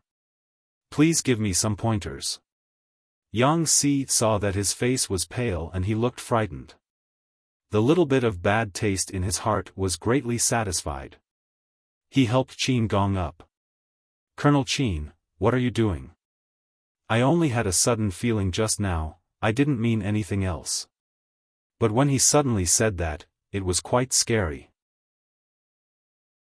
Qin Gong's heart was pounding. He couldn't help but wonder if his actions in recent days had violated Yang Si's taboo. Yang Si smiled and narrowed his eyes. His attitude toward Qin Gong was no different than usual, and it made Qin Gong feel much more at ease. The procession set off in the morning and only arrived at the Mountain Urn City when the golden crow set in the west and the sky darkened. The current owner of Mountain Urn City was Su Bei. Su Yanxiao slowly walked to the bottom of the city, her eyes coldly looking at the slightly charred city gate. Her mind replayed the scene of the fire she had seen that day when she was fleeing. The charred marks told of the bitter battle that night. Su Bei had waited for an entire day in vain. He had even finished his dinner when he received news of Su Yanxiao's arrival. He suppressed the anger in his heart and once again put on a carefully prepared expression. Dressed in plain white clothes, he sincerely attended Su Fei's funeral. To disgust Su Fei, he had even prepared an incomparably flowery funeral oration. Su Bei cried for a long time, and the officials under the tent also had red eyes. Only Su Yanxiao remained unmoved. It was as if she was watching a monkey show. "Uncle, please restrain your grief and accept fate. Don't cry, otherwise father won't be able to rest in peace." Su Yanxiao remained expressionless. She said in a hoarse voice, "You and father were deeply in love, but due to the circumstances, you had no choice but to fight among yourselves. After father was defeated, he hung himself in despair. Mother wanted to follow him through life and death, so she passed away first. This is all fate. Uncle, you don't have to be too sad." Su Bei said, "I didn't kill Boren, but Boren died because of me. As for the funeral oration, I can't escape blame." As he finished speaking, he burst into tears again. Su Bei played the role of an uncle who grieved over his niece, agreeing to Su Yanxiao's every request. Unbeknownst to him, Su Yanxiao had dug a pit for him at this time. She accompanied Su Bei into the city with a normal expression. From time to time, she would comfort Su Bei and cooperate with his performance. Until, the blood on the ground, previously, their vision had been dim. Now that they had arrived at the brightly lit meeting hall, they realized that there were many faint bloody footprints on the ground. Looking at them, they saw that Su Yanxiao was wearing a pair of tattered straw sandals. Her stockings were covered in blood and mud. Everyone felt pain just by looking at it, but this person looked as if nothing had happened. Su Bei's heart skipped a beat. Su Yanxiao hung her head in shame. "Uncle, you are immersed in your pain and have no heart to care about the outside world." Niece also doesn't want to trouble uncle with such a small matter. The candlelight burned brightly. Su Bei felt that he couldn't put down his pride. If he really cared about his niece, how could he not know that she had walked so far barefoot and that her soles were damaged? To put it bluntly, it was just a show. If Su Yanxiao made him feel disgusted, then Jiang Pengji's letter made him so angry that he exploded on the spot. A few days after Su Fei's burial, Su Bei finally received the reply that he had been longing for. Su Bei took the secret letter from the messenger's hands and opened it to read. Beside him, Han Yu and Cheng Sun looked at each other. The latter's eyes were filled with doubt, while the former's expression was grave. The time taken for the messenger to make a round trip was too short. Unless the messenger saw Jiang Pengji on the way. Han Yu frowned deeply. He could already foresee the outcome.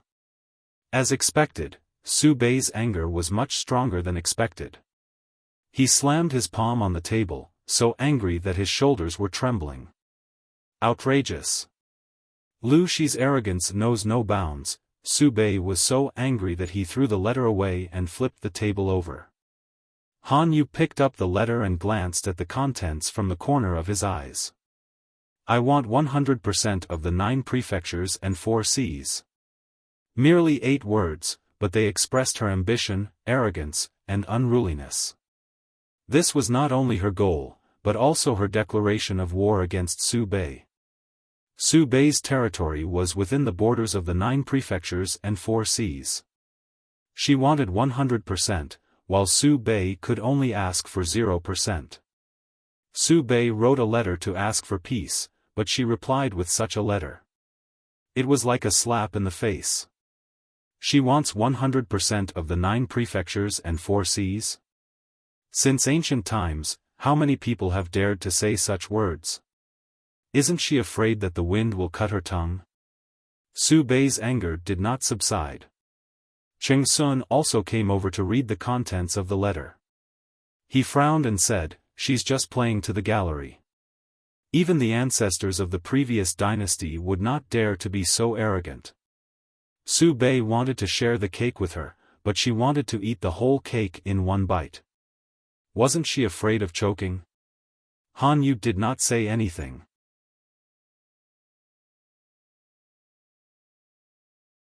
Chapter 1134. Wenbin didn't say anything just now. Do you have other thoughts? Han Yu's eyebrows hadn't relaxed since he left the tent. There were faint wrinkles between his eyebrows. Gong Luo, how do you think our Lord is compared to the north borderline? Han Yu filtered the words in his mind over and over again before he asked cautiously. Cheng Sun was stunned at first, then he thought of something and his expression turned ugly. Jiang Pengji had even annihilated the northern borderline. No matter how difficult it was to conquer Su Bei, could it be more difficult than the northern borderline? Is Wenbin trying to say that Lord is inferior to Lu Shi? Cheng Sun was a master complex. He couldn't stand others saying that his master was not as good as others, even if it was Han Yu who said it. Han Yu shook his head. If he personally admitted that Lu Shi was inferior to his lord, wouldn't Su Bei flip the heavens if he heard this? That's not what I meant, Han Yu explained. Underestimating the enemy is the biggest trouble in using troops. Just like the scene just now, disregarding whether I want 100% of the 9 prefectures and 4 seas was arrogant or not, in terms of qualifications, Jiang Pengji was more qualified than Su Bei. Those who were stronger than her had the right to say that she was arrogant, but those who were weaker than her should pay full attention instead of looking down on the enemy. Cheng Sun said, Wenbin is worrying too much. The Lord can't be compared to the northern borderline at all. Lu Shi may have defeated the northern borderline, but he may not be able to defeat his lord. The northern borderline is a tribe that has yet to undergo barbarism. Although they have brute force, they lack intelligence. Coupled with Lu Shi's cunning, it's not surprising that he was lucky enough to win. Han Yu was a little uncomfortable, but he didn't show it. Cheng Sun's opinion of Jiang Pengji was not ordinary. She came from an aristocratic family but mingled with the commoners.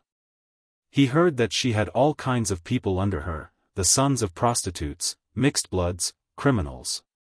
Dare he ask, did she have any decent people under her? The only one who caught her eye was Feng Jin. He was talented and virtuous, and his family background and bloodline were both first class. Oh, he had forgotten that there was still his younger brother. Cheng Sun could not help but frown at the thought. Why did father allow Cheng Yuan to assist Lu Shi? Why didn't he stop him? Cheng Sun continued, furthermore, the northern lands lack education. Most of the officials in her tent were rough people, all of them were lowly men of humble birth, the descendants of aristocratic families disdained to be associated with them. Helping the world is an important matter. How can a true hero work with a lowly and immoral person? Cheng Sun was a typical supporter of the aristocratic families.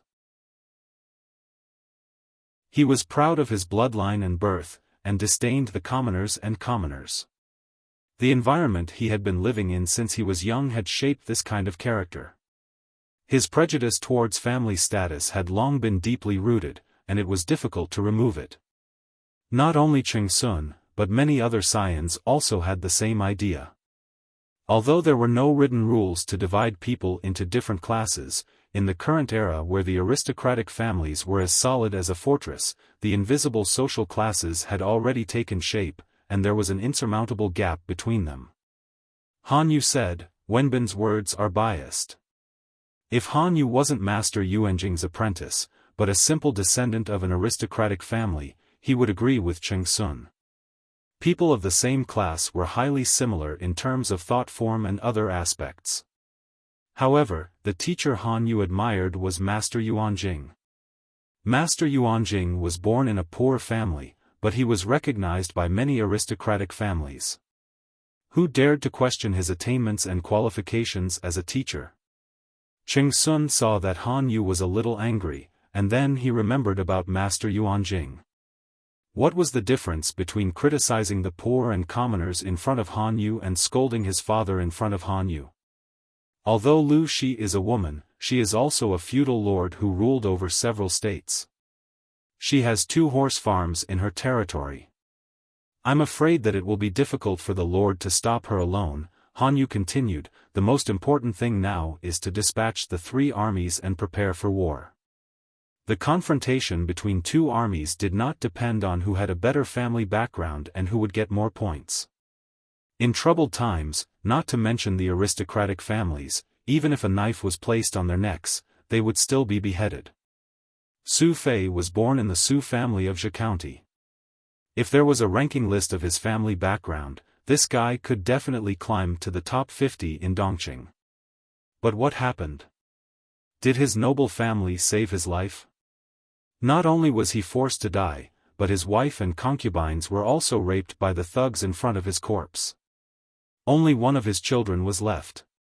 Instead of talking about family background, it was better to say that the winner takes all.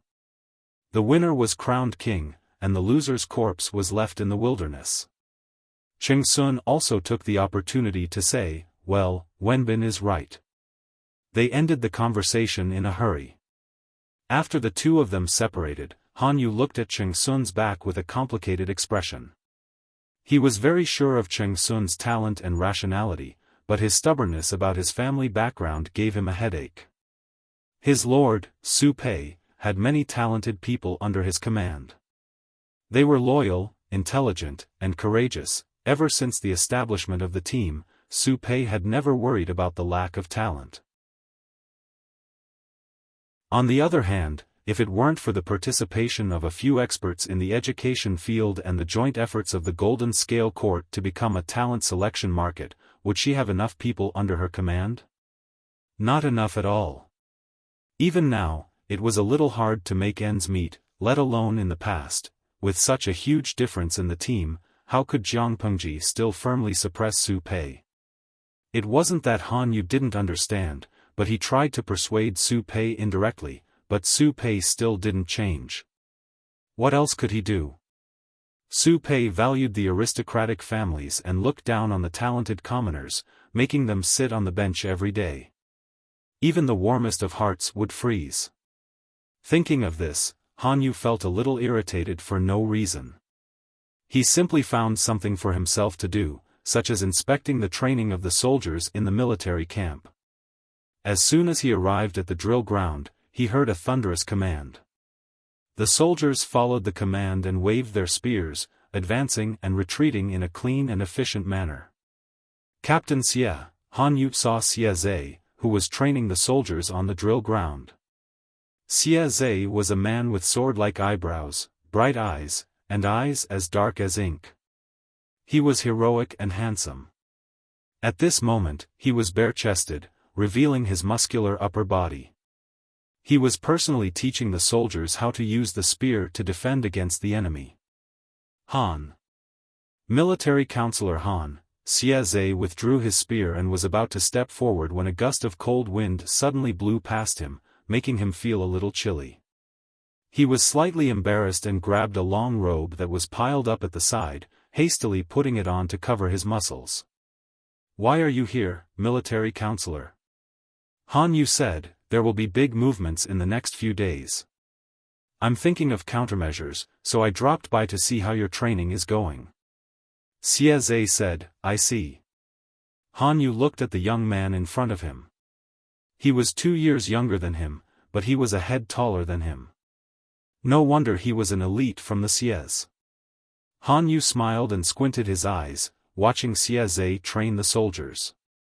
Because of the presence of the military counselor, Xie Zhe, who was already strict, became even stricter, causing the soldiers to complain secretly.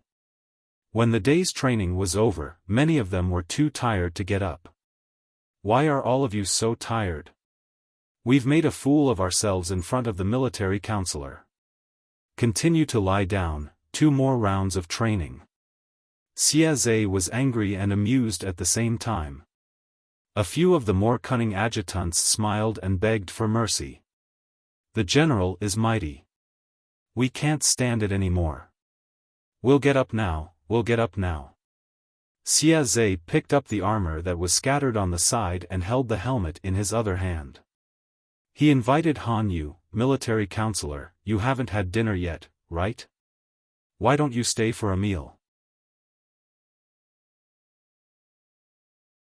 Chapter 1135.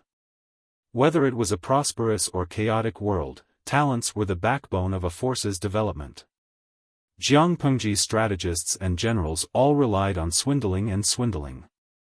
Huang Song relied on his relatives from the Yuan family and Feng Zhu's network of connections. Su Bei's side was no exception.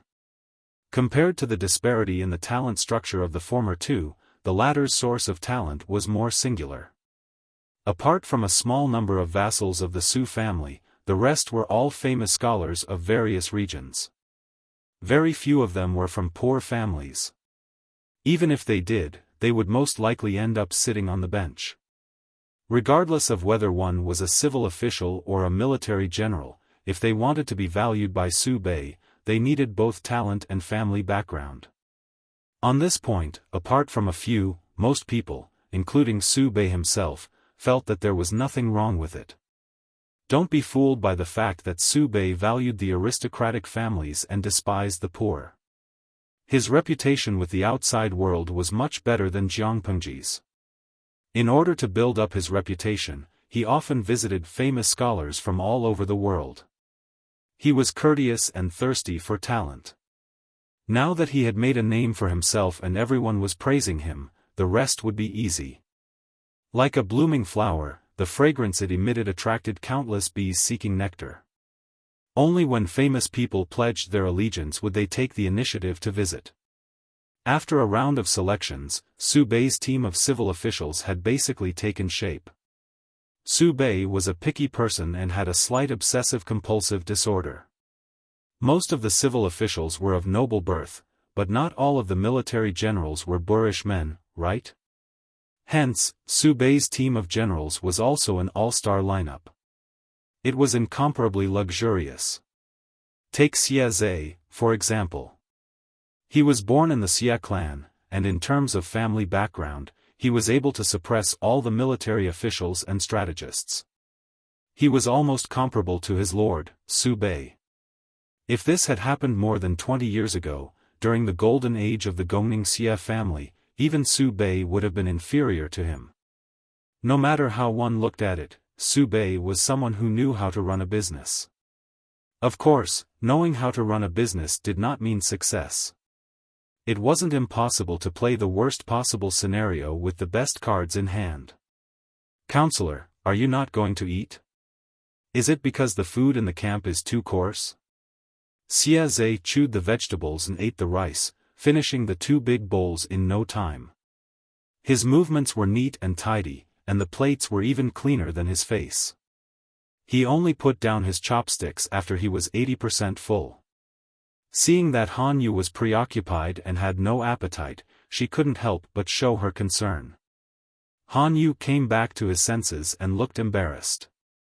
"No, I was worried about something else. I was too engrossed in my thoughts." He picked up his chopsticks and ate 2 mouthfuls. The coarse rice grains were still a little raw, and the cold and hard-dried vegetables made him a little uncomfortable. Out of the corner of his eye, he saw that Xie Zhe's table was empty except for a bowl of clear soup with egg drops floating on it. Both of them had the same food. Han Yu tasted nothing, while Xie Zhe ate happily. Commandant Xie's eccentricity makes me feel ashamed. Han Yu almost forced himself to finish the food. The more he did so, the more he appreciated Xie Zhe. Xie Zhe wasn't stupid either. He understood immediately. He smiled and said, "I'm used to it. The food in the army is not bad." Xie Zhe was of noble birth, but the Xie family was a family of martial arts. Naturally, it was different from other families. In an environment where Confucianism was revered, most of the Xie family's disciples were military strategists, and the books they studied were mostly related to military strategies. Now that the world was in chaos, Xie Zhe had been recommended to Su Pei's camp by a good friend.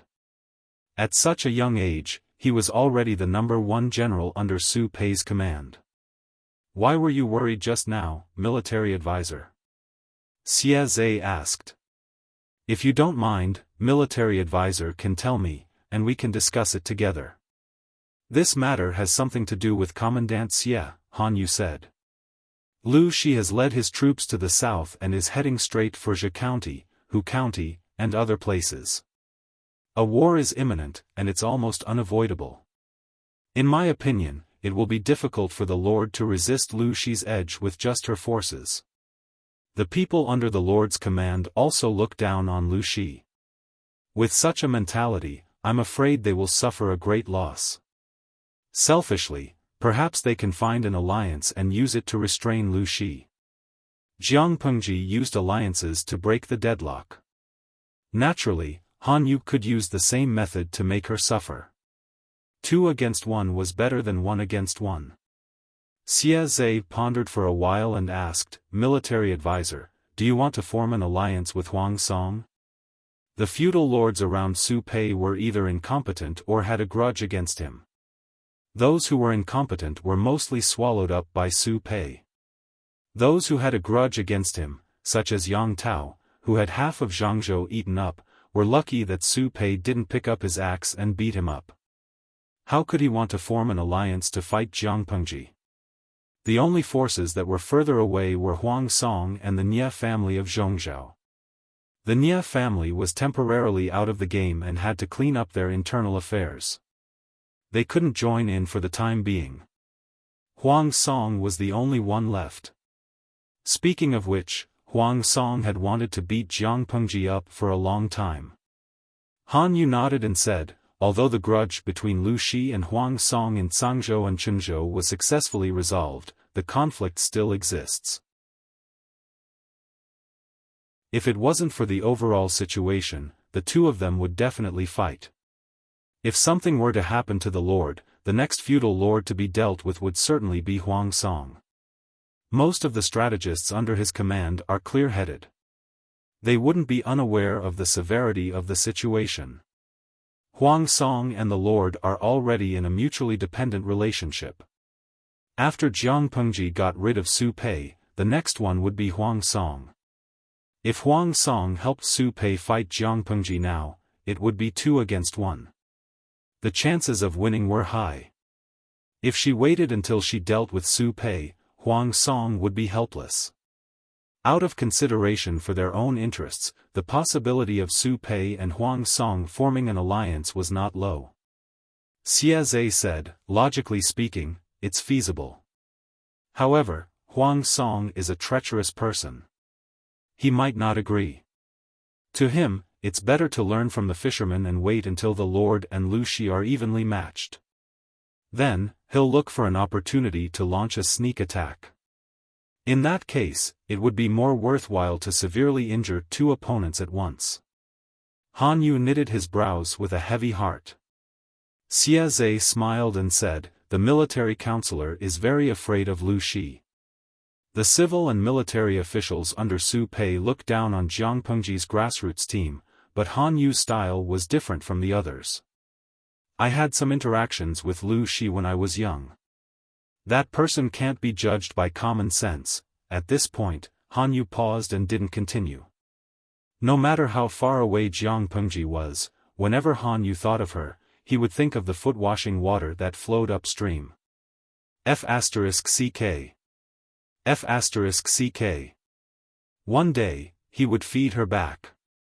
Xia Zhe echoed, sigh, underestimating the enemy in battle is a big taboo. The military counselor's worries aren't without reason. Jiang Pengji knew nothing about this. Even if she knew, she wouldn't be afraid. War wasn't a turn-based game where one's family background was the highest. Whichever family had a higher score would win. If that was the case, would there still be a day for the poor in this world? Jiang Pengji was in a meeting. Know yourself and know your enemy to win 100 battles. It was necessary to do homework before going to war. In order to boost morale, everyone liked to analyze the enemy while trampling them to the ground. Strategically, they despised the enemy. Tactically, they valued the enemy. The analysis started with Su Pei. Then, they picked out the more famous civil and military officials. Needless to say, Han Yu was an old acquaintance. Wei Ci was his classmate. He even knew how old Wei Ci was, let alone the others. Cheng Sun, who had been active in the public eye recently, was Cheng Yuan's elder brother. It wasn't difficult to find him either. As for the other famous scholars of virtue and prestige, their deeds before Su Bei became an official were also investigated. Chapter 1136. When she was done, she picked out the more famous generals under Su Pei's banner and analyzed them all. Xia Zhe. Jiang Pengji read out a name. There aren't many with the surname Xia in Dongqing with a good background. Because of Su Pei's obsessive-compulsive disorder, the people under his banner were all from good families. Xia Zhe was one of the top 3 generals under Su Pei's banner, so his family background was definitely not low. Yang Si and Su Pei had been in contact for 2 years and had a basic understanding of each other's power, but there was not much information about Xia Zhe. Wei Ci glanced at Li Yun, who was baffled by his stare. Xia Zhe? If I remember correctly, this person is from the desolate Xia family? Hearing the words, desolate Xia family, Li Yun could not help but perk up his ears. That was the family that raised his father, Xia Qian. Jiang Pengji glanced at the booklet in her hands. According to the information, Xia Zhe was indeed related to the desolate Xia family. It should be. Because of Li Yun, Jiang Pengji had also learned about the desolate Xia family, but that was a few years ago. According to Lu Shi, something happened more than 20 years ago. The desolate Xia family and the Langyawang family faded out of the public eye at almost the same time. From that time on, the two families slowly recalled their sons who held important positions in the court, leaving only a few idle positions. I haven't seen the desolate Xia family in a long time. I didn't expect them to support Su Pei in secret, Jiang Pengji pouted, deeply doubting Lu Shi's judgment of the desolate Xia family. She was the one with the potential, but now she was relying on the opposing family. There must be an inside story, Wei Ci said with a smile. Wei Ci said with a smile. The biggest cheat he had in his rebirth was probably knowing the gossip of various families. If I remember correctly, Xia Zhe and Duke Xinzhao are brothers-in-law. Since he became an official, Duke Xinzhao is most likely related by marriage. Rather than helping an outsider, why not help one's own relatives? Brother-in-law? Jiang Pengji was surprised. Wei Ci said, Su Pei's wife was born in the desolate Xia family. She is the eldest daughter, and her younger sister was betrothed to Xia Zhe.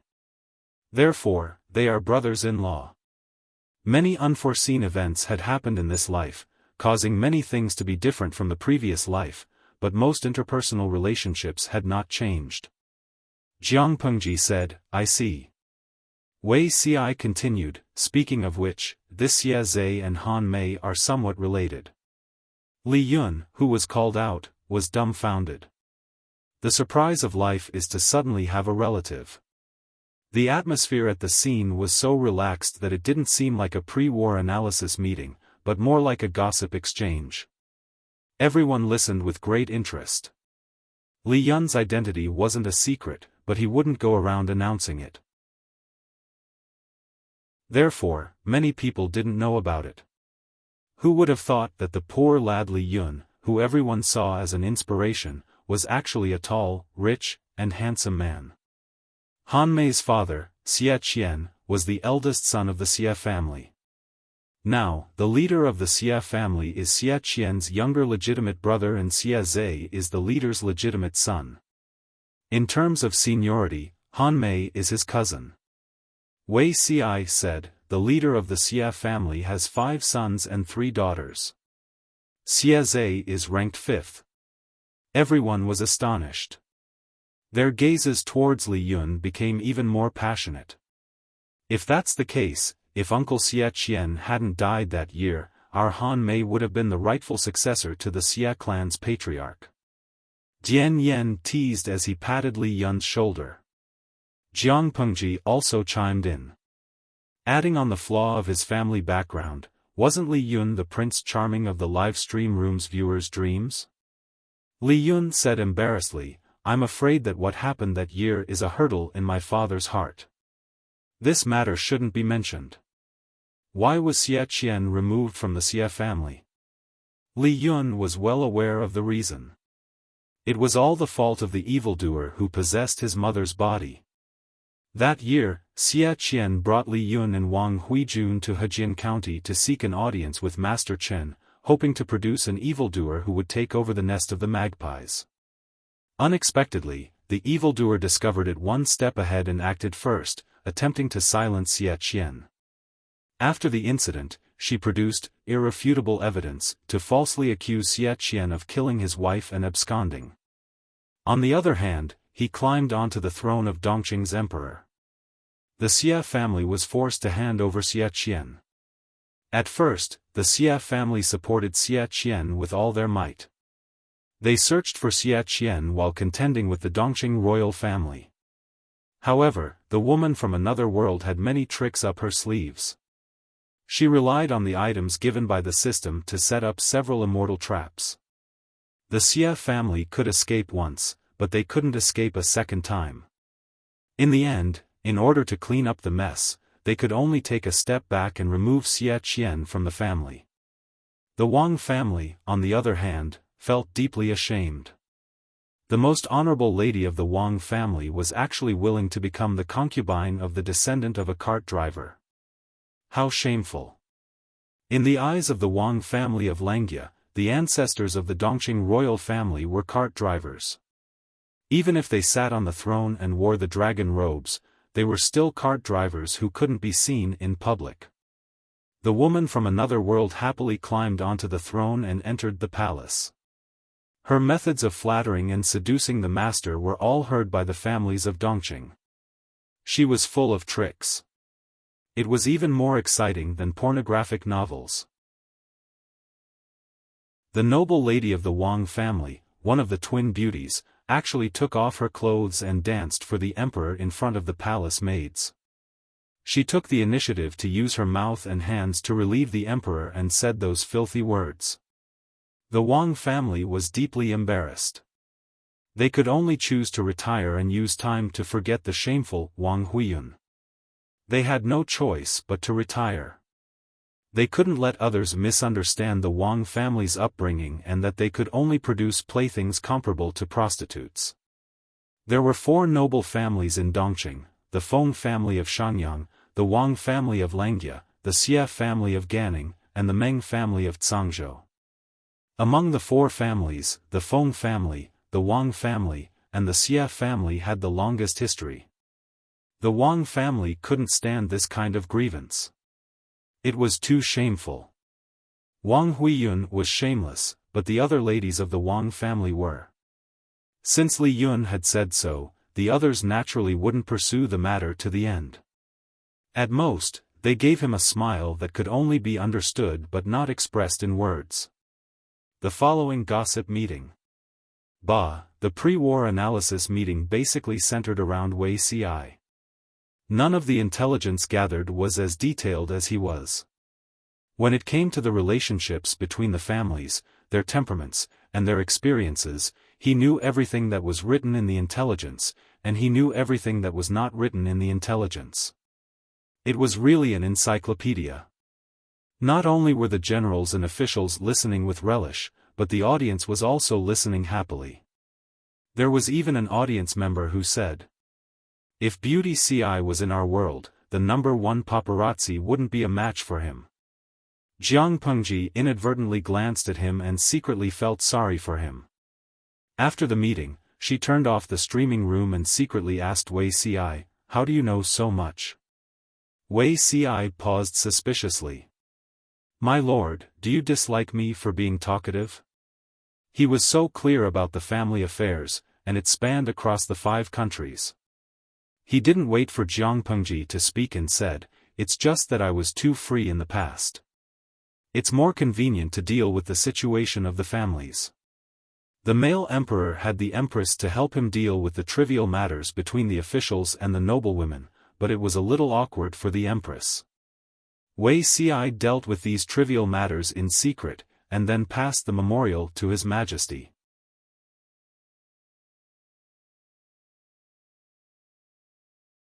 Chapter 1137. Seeing that there was no one around, Jiang Pengji deliberately lowered her voice and teased him with a smile. "With such a virtuous husband, what more can I ask for?" Suddenly, the heat climbed from Wei Ci's collarbone to his ears, making him embarrassed and unnatural. Jiang Pengji loved to see Wei Ci's embarrassed look. Every time she saw it, her mood would be better. She stopped while she was ahead and changed the topic with a smile. "It's a pity for Han Mei. If it wasn't for the evildoer, maybe he'd be the real God's favored one now. He was a winner in life, but he was ruined by a girl from another world who didn't know what to do." Xie Qian was pitiful, Li Yun was pitiful, and the real Wang Huiyun was even more wronged than Do Yi. Jiang Pengji had seen the rubbing of Wang Huiyun's manuscript. In terms of talent, even the famous people of the time were inferior to her. Maybe after a few hundred years, she could still be a talented woman praised by the people of the future. Now, probably only the suspected talented slut was left. She cheated on her marriage for no reason, cruelly attempted to kill her husband and son, went crazy and seduced the 3 brothers of the royal family, followed the eldest brother, then the second brother who usurped the throne, and finally had sex with the 3rd brother, Prince Changshu. She was willing to become a concubine even if she fell out with her family. The future generations wanted to adapt her story into a television series, but they couldn't even clear her name. Jiang Pengji didn't know whether to say that the woman from another world was brainless or that the system was too disgusting. The model couple who loved each other were not only separated by life and death, but the family of three also fell apart. If the same thing happened to her, she would make the woman from another world pay no matter how poor she was. She was feeling sorry for Li Yun's family, but Wei Si's words stunned her. Evildoer? What evildoer? He looked puzzled. Jiang Pengji then realized that Wei Si still didn't know about the woman from another world. She frowned and generously shared the gossip with Wei Si. She also wanted to know if the system was involved in Wei Si's life. She didn't know why, but she felt that something was wrong, like a puzzle that was missing a few important pieces. Han Mei's mother, Wang Huiyun, was possessed by an unknown evildoer when she gave birth.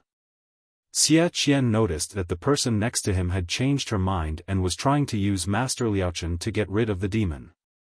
However, the evildoer was quite capable. He had noticed the news one step ahead and made the first move to ambush Xie Qian and the monk, Han Mei, who was still in swaddling clothes. Xie Qian was lucky enough to escape, but unfortunately, he lost his memory. He and Han Mei ended up stranded in Wanzhou. The evildoer used Wang Huiyun's body to serve 2 sovereigns and 1 king, giving birth to a son and a daughter. His son is the 4th prince of Dongqing, Wu Majun. His daughter is Lu Huan, who was adopted by my father. After that, the evildoer hooked up with the emperor of Zhongzhou. She gave up her position as the imperial concubine and went to Zhongzhou to repeat the same trick. She took over the body of the eldest daughter of the Du family and entered the palace to become the empress. Oh, that's right, she also wrote the famous 4 self-accomplishment classics for women. This piece of gossip made Wei Si dumbfounded on the spot. Fortunately, Jiang Pengji had closed the streaming room in advance. Otherwise, Wei Si's blank and stunned expression would have been seen by other fairies. After a long while, Wei Si regained his senses. What about being possessed by a demon? He could be reborn from the future and return to his youth. Such a strange thing had already happened, not to mention being possessed by a demon. Wei Si carefully recalled the information related to Li Yun and said with certainty, as far as I know, there are no traces of this evildoer. Come to think of it, there is really a hand called fate in the unseen world, pushing everything. How can it be so easy to change fate? Jiang Pengji acutely sensed that something was wrong. Zixiao, you mean, even if there was no evildoer, Han Mei's fate would not change? Without the intervention of the evildoer, logically speaking, Li Yun should be the legitimate Zongzi of the Xie family. Indeed, as far as I know, Han Mei has always been Li Yun and not Xie Yun. Wei Si nodded, confirming Jiang Pengji's guess. This matter has to start from Han Mei's previous generation. Although there was no evildoer causing trouble, Xie Qian and his wife's lives were equally rough. In Wei Si's previous life, there was no interference from the woman from another world or the system. The aristocratic families were still prosperous, but the Dongqing royal family was similarly rotten to the core. What was the tradition of the Dongqing royal family? There were only things that others could not think of, and there was nothing that they did not dare to do. Killing brothers, seizing sister-in-law, tarnishing the official's wife, humiliating the concubine's mother, how could it be summed up with the word chaos? However, the emperor only dared to bully the officials of humble origins. In the face of the imperial power, how could the commoners of humble families resist? Even if they tarnished their wives, they could not cause a ruckus. One year, during the general assessment, Prince Changshu sponsored an assembly. Xie Qian and his wife happened to be in Shangjing, and they also received an invitation. Coincidentally, the emperor was also dressed in a white dragon fish suit. At the assembly, he fell in love with the beautiful Wang Huiyun at first sight. Since then, he could not eat or drink, tossing and turning restlessly in bed. However, Xie Qian and his wife's backing was too strong. Even the emperor did not dare to touch them casually. In order to gain the emperor's favor, a eunuch by the emperor's side secretly gave him a rotten idea. Organize a hunting activity, use the hunting to send Xie Qian away, and then let the noblewomen of the royal family trick Wang Huiyun and make her submit. The emperor thought that Wang Huiyun would not dare to make a fuss for the sake of the family's reputation and would swallow this grievance in silence. Unexpectedly, she was extremely ambitious. The emperor accidentally killed Wang Huiyun. When Xie Qian realized the truth, he lost his rationality and set up an ambush in the hunting ground to kill the emperor. Although the aftermath was done well, it was hard to guarantee that the truth would not be exposed. In order not to implicate the family, he could only pretend to fall off a cliff with his son and fake his death to hide in the forest. After the emperor's death, he was conferred the title of Emperor Yang of Qing. Emperor Yang's second brother, Prince Gongshun of Hejian, killed his eldest nephew and usurped the throne. The Xie family and the Wang family contributed greatly to the destruction of the Dongqing royal family. Although the time-traveling woman interfered, the fate of Xie Qian's family was not much different from the previous life. If not, Wei Xi would have noticed the difference between Li Yun and the previous life. It's not easy for Xie Qian. After hearing Wei Xi's words, Jiang Pengji felt a little more sympathy for Xie Qian. Where is the demon that my lord mentioned hiding now? Jiang Pengji laughed involuntarily and asked, "Why are you asking this? Are you going to run off to get rid of the demon?" Wei Xi nodded honestly and said, "I know a little about Xianshu. Although I can't compare to Master Liaochen or Zhenren Liuru, but..." Jiang Pengji imagined the scene of Wei Xi carrying a peach-wood sword and holding a talisman to catch the demon. She suddenly laughed out loud. "Zixiao, you'd better be my strategist. That demon has been killed by me long ago.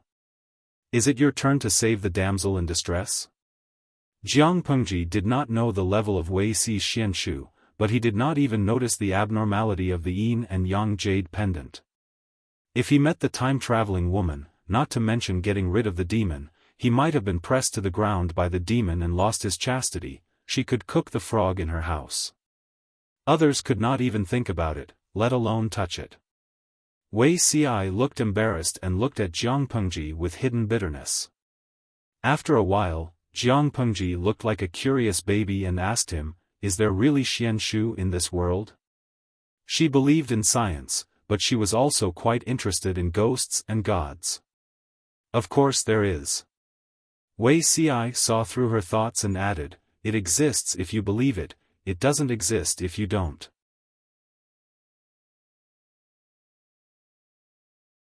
Chapter 1138.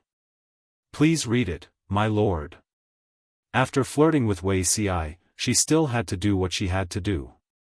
In ancient times, wars were fought with a good reason. In layman's terms, there had to be a legitimate reason to start a war. With a reason, the officials had to announce it to the world. Jiang Pengji handed the matter of the declaration to Qiguan Rang and became a hands-off boss. It was fine for her to speak in the vernacular, but it was difficult for her to write in classical Chinese. The literati of ancient times did not use vulgarities when they scolded others. They had to scold in a refined and reserved manner, yet they had to scold to their heart's content. Qiguan Rang did not disappoint her. This declaration seemed to explode in a small universe, and it was written extremely viciously. The entire declaration had more than 1,000 words. Every word was painful, and every sentence was heart-wrenching. Every piece of incriminating information had concrete evidence. From the crime to the accusation, no one could refute it. The viciousness made it seem as if it wanted to dig out the graves of 18 generations of people's ancestors. It made one want to vomit blood. Jiang Pengji liked it. Jiang Pengji was very satisfied. The audience in the streaming room ate melons while watching the master in the streaming room.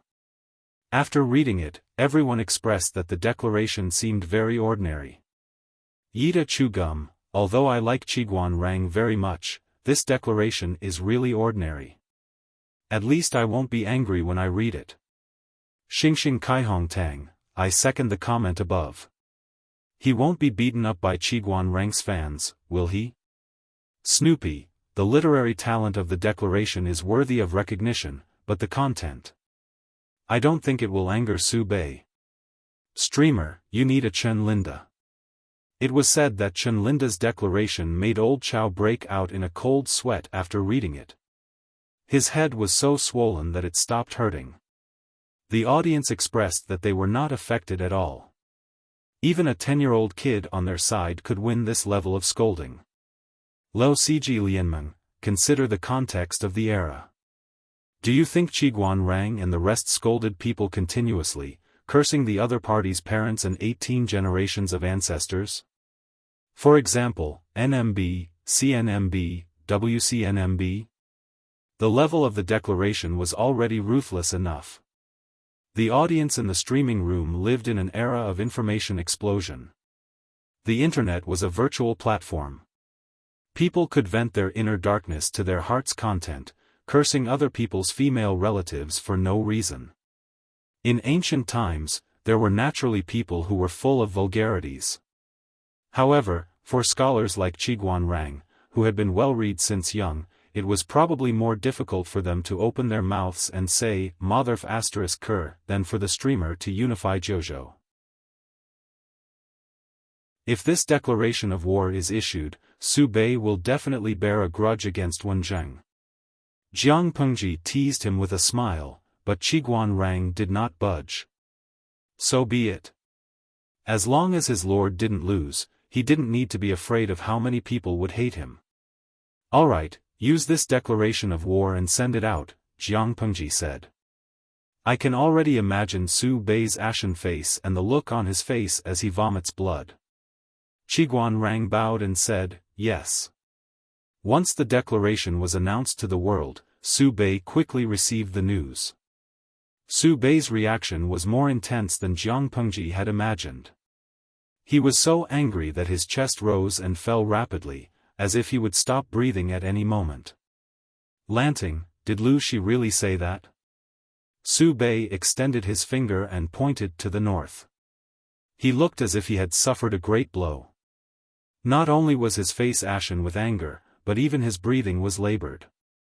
The declaration of war has already been sent out. I'm afraid it won't be long before all the feudal lords know about it. Han Yu mercilessly stated the truth. Su Bei choked on his words.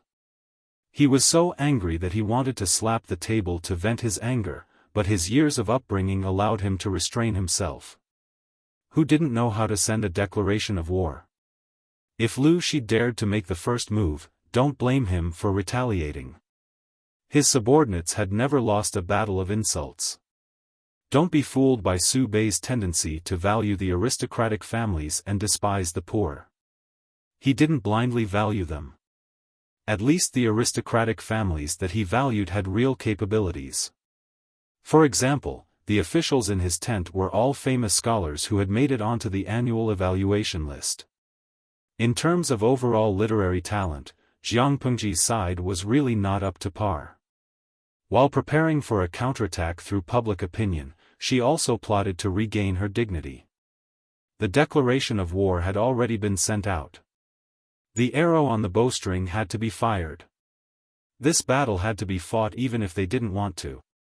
Su Bei asked, Lu Shi's 10,000 vanguard troops are still stationed outside Shanwu City, right? Han Yu replied, yes. Find a reason to take it down. How can we allow the enemy to linger on the side of our bed? The 10,000 elites under Lu Shi's command are comparable to an ordinary army of 30,000. If we allow them to train outside Shanwu City, I don't know how the world will ridicule me. It's better to eradicate them and give Lu Shi some warning. Su Bei said angrily. At this moment, he made a decision in a very straightforward manner. There was no trace of his usual hesitation. Han Yu replied, yes. Even if they allowed the enemy's elites to linger on their own territory, they couldn't do it this way. Qin Gong and Su Bei had a grudge against each other for murdering their master. That fellow would definitely find an opportunity to avenge Su Fei. If this vanguard troop was eliminated, it could suppress Jiangpengji's morale and boost the morale of the army. Secondly, it could give Jiangpengji a little warning. If there was only Qin Gong, Su Bei's plan would have a high chance of success. The 10,000 elites might have been swallowed up. However, besides Qin Gong, there was also Yang Si who assisted him in the vanguard. Yang Si was not an outsider. He had interacted with Su Bei for 2 years. How could he not know Su Bei's character? When he saw the declaration of war, he slapped his thigh. He scolded, "What a good Qiguan Wenzheng. You scolded to your heart's content. But it's hard on these old bones of mine." Qin Gong was shocked by him. His face was full of confusion. Cheng Yuan asked, "What is the meaning of this, military counselor?" Yang Si replied, "Su Bei is the most petty person. Wenzheng used the declaration of war to scold him. He can't find trouble with the Lord, so why not use us as an example? If nothing goes wrong, there will be movements in Shansheng after dark in the next 2 days. They will ambush our camp. This is not a place to stay for long." Based on his understanding of Su Bei, this troublemaker was usually as indecisive as a young lady. When he was agitated, he was especially decisive. The situation was tense. It was better to retreat first. If it was a small-scale battle, 10,000 elites would definitely be enough. However, when they had rushed to support Su Fei, the army had not brought any extra military equipment other than rations and other necessities. Without siege equipment, they would not be able to cause much damage to Shansheng. Instead, they would lose their lives.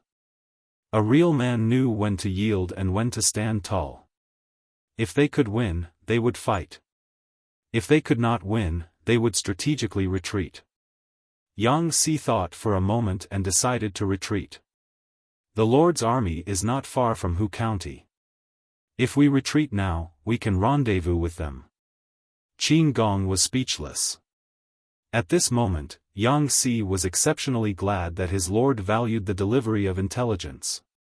If this declaration of war had been sent 2 days later, they would not even know how they were killed by Su Bei's schemes.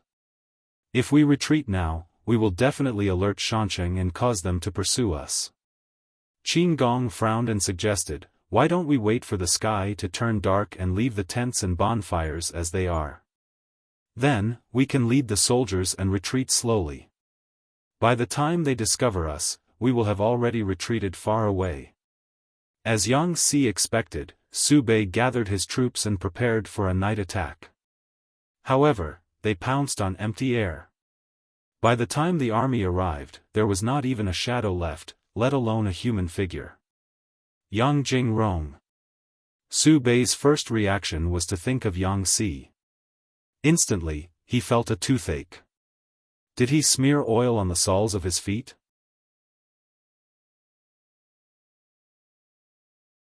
Chapter 1139. Xie Zhe looked at the gloomy Su Bei and volunteered himself. "My lord, judging by the time, they haven't gone far. Do you want me to lead some men to chase after them?" Su Bei suppressed the anger in his chest. He didn't show any extreme reactions on the surface, but in his heart, he had already criticized Yang Si countless times. "Of course we have to chase after them. Once we catch up, we will kill them without mercy." Su Bei recalled the order he had read during the day and his heart ached even more. He couldn't make an example of Jiangpengji or Qiguan Rang, but he could use Yang Si and his men to repay some of the interest. Hu County was considered his home ground. If he allowed a few outsiders to do as they pleased in his territory, would he still have any face left? Xie Zhe replied, "Yes, my lord." He was about to leave when Han Yu, who had accompanied him, said, "Officer Xie, please wait. You aren't familiar with the terrain here. Let me go with you." Although the terrain of Hu County was flat, the mountain range near Shansheng was complex and rugged. It was the best place for an ambush. Xie Zhe wasn't familiar with the terrain near Shansheng. If he chased after them rashly, he was afraid that he would be fooled by Yang Si. Han Yu's actions made Xie Zhe feel grateful. He looked at him with a joyful expression. "Thank you, military advisor." Xie Zhe and Han Yu led the troops in pursuit. Without a professional scapegoat, the officials under Su Bei's command didn't dare to go against the wind for fear of angering their lord. Everyone was silent. Su Bei looked at the burning campfire in the enemy's camp. The anger in his heart grew. "Burn it, burn it. It's an eyesore." Su Bei ordered his men to burn down the camp. Watching the fire burn, the anger in his heart dissipated a little. Unbeknownst to him, the fire spread up to the sky. It was as if an orange sun was about to rise from the horizon. In the distance, with his strong eyesight, Qin Gong faintly saw a red glow in the direction of the original camp. He admired Yang Si even more. "Military advisor, look! Our camp is on fire. That bastard Su Bei has really flown into a rage out of humiliation." Qin Gong reminded Yang Si. Yang Si's reaction was very lively. "Ha ha ha. If it wasn't for this reaction, he wouldn't be Su Bei." In the eyes of the enemy, Yang Si's reaction was extremely annoying, but in the eyes of his teammates, it was cute, lively, and humorous. Qin Gong imagined Su Bei stomping his feet in anger. His mood was extremely good, and the corners of his mouth curled up slightly. When Cheng Yuan saw that the two of them were so happy, he could not help but pour a bucket of cold water on them. According to the military advisor, Su Bei is a narrow-minded person. Not only did he burn down the tents to vent his anger, he will definitely send troops to chase after us. Cheng Yuan frowned and worried. They took advantage of the night to leave. In order not to expose their tracks, they did not even dare to light a torch on the way. Although the soldiers were strong, the mountain road was rugged and difficult to traverse. There were no torches to illuminate the way, so the speed of the army was greatly hindered. On the other hand, Su Bei's pursuers did not have to worry about this. Their speed of pursuit was definitely faster than theirs. In less than 4 to 6 hours, he would definitely be able to catch up to them. Yang Si replied, "Of course Su Bei would send troops to pursue us. If he didn't do so, would he be the narrow-minded Su Bei?" Since they had already shed all pretense of cordiality, Yang Si spared no effort in defaming Su Bei. Cheng Yuan's eyelids were half-lidded. He asked him coldly, "Since the military advisor has already predicted this, I'm sure you have a countermeasure?" Yang Si replied, "What is real is fake, and what is fake is real." Jiangpengji's strategists all had different temperaments. Putting aside Wei Ci, Feng Jin, and the others, Yang Si was considered to be easier to get along with among them. Occasionally, they could joke around. "Forgive me for being slow-witted, I don't understand the military advisor's meaning." In other words, Cheng Yuan's words meant, "Speak human language, don't pretend." Yang Si rode on the horse's back, leisurely holding on to the reins. His body seemed to have no bones as it jolted along with the horse. Although we don't know who is leading the troops in pursuit, that person's understanding of the terrain around Shanwu City is certainly not as clear as our field officer Qin. Yang Si said with absolute certainty, "Now that the sky is dark, there is no blockade in front of us, but they have to guard against our ambush." Cheng Yuan suddenly understood. Does the military advisor mean to deliberately mislead us and use this to delay time? Yang Si replied, "Not only this, but we can also test out who is pursuing us." Qin Gong listened attentively at the side. When he heard this, he could not help but interrupt and ask. "Test out who is pursuing us? Can you even test out this?" The night was dark and visibility was too low. They did not light torches to illuminate, so the scouts could not find out who the enemy's general was. "Yes," Yang Si said, "after a few tests, we most likely have an idea. If it is an ordinary person, the deliberate misdirection will naturally play a big role, and we can take the opportunity to ambush them. If it is someone like Han Yu, we can at most deceive him for a while, not to mention setting up an ambush.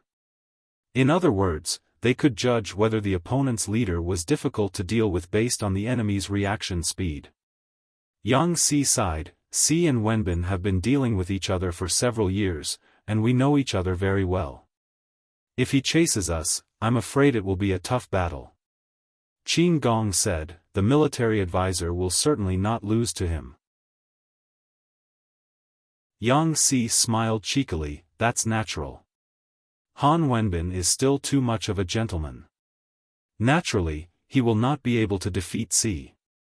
After hearing this, Qin Gong and Cheng Yuan fell into a strange silence.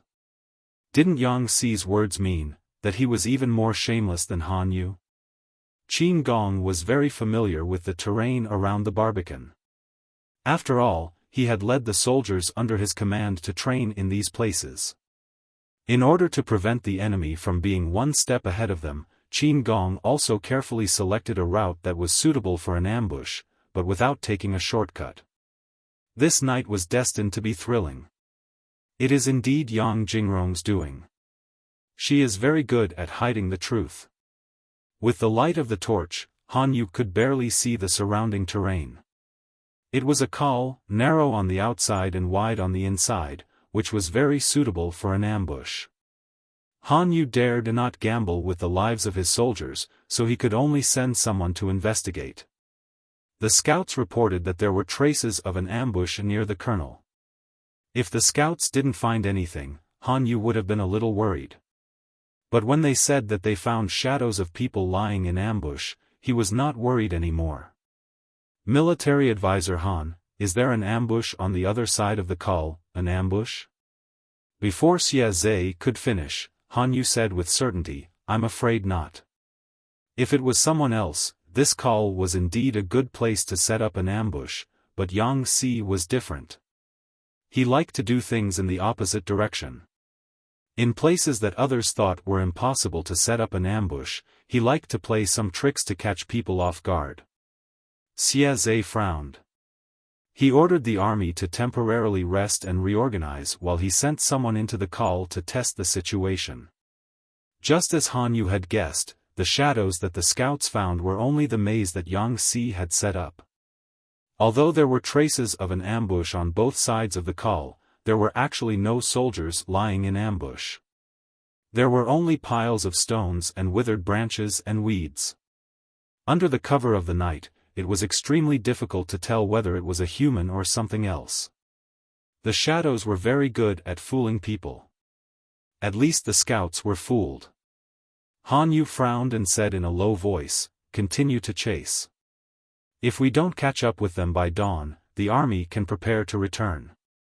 Xie Zhe was in a dilemma. If so, the Lord, Han Yu said, it's okay.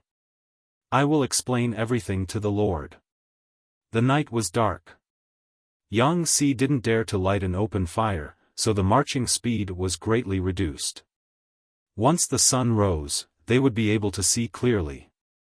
Wouldn't they be able to run fast?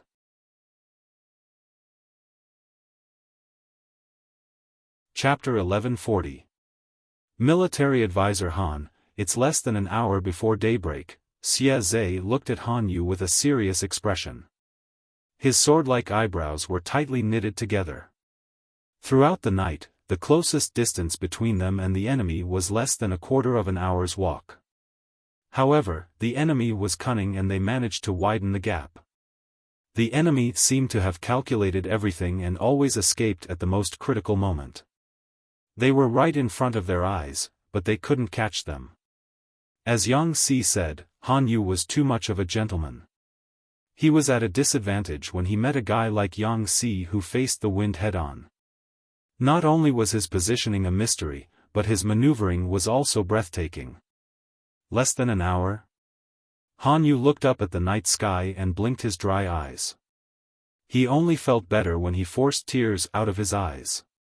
It was a big burden for Han Yu to stay up all night and follow the army to chase after the enemy.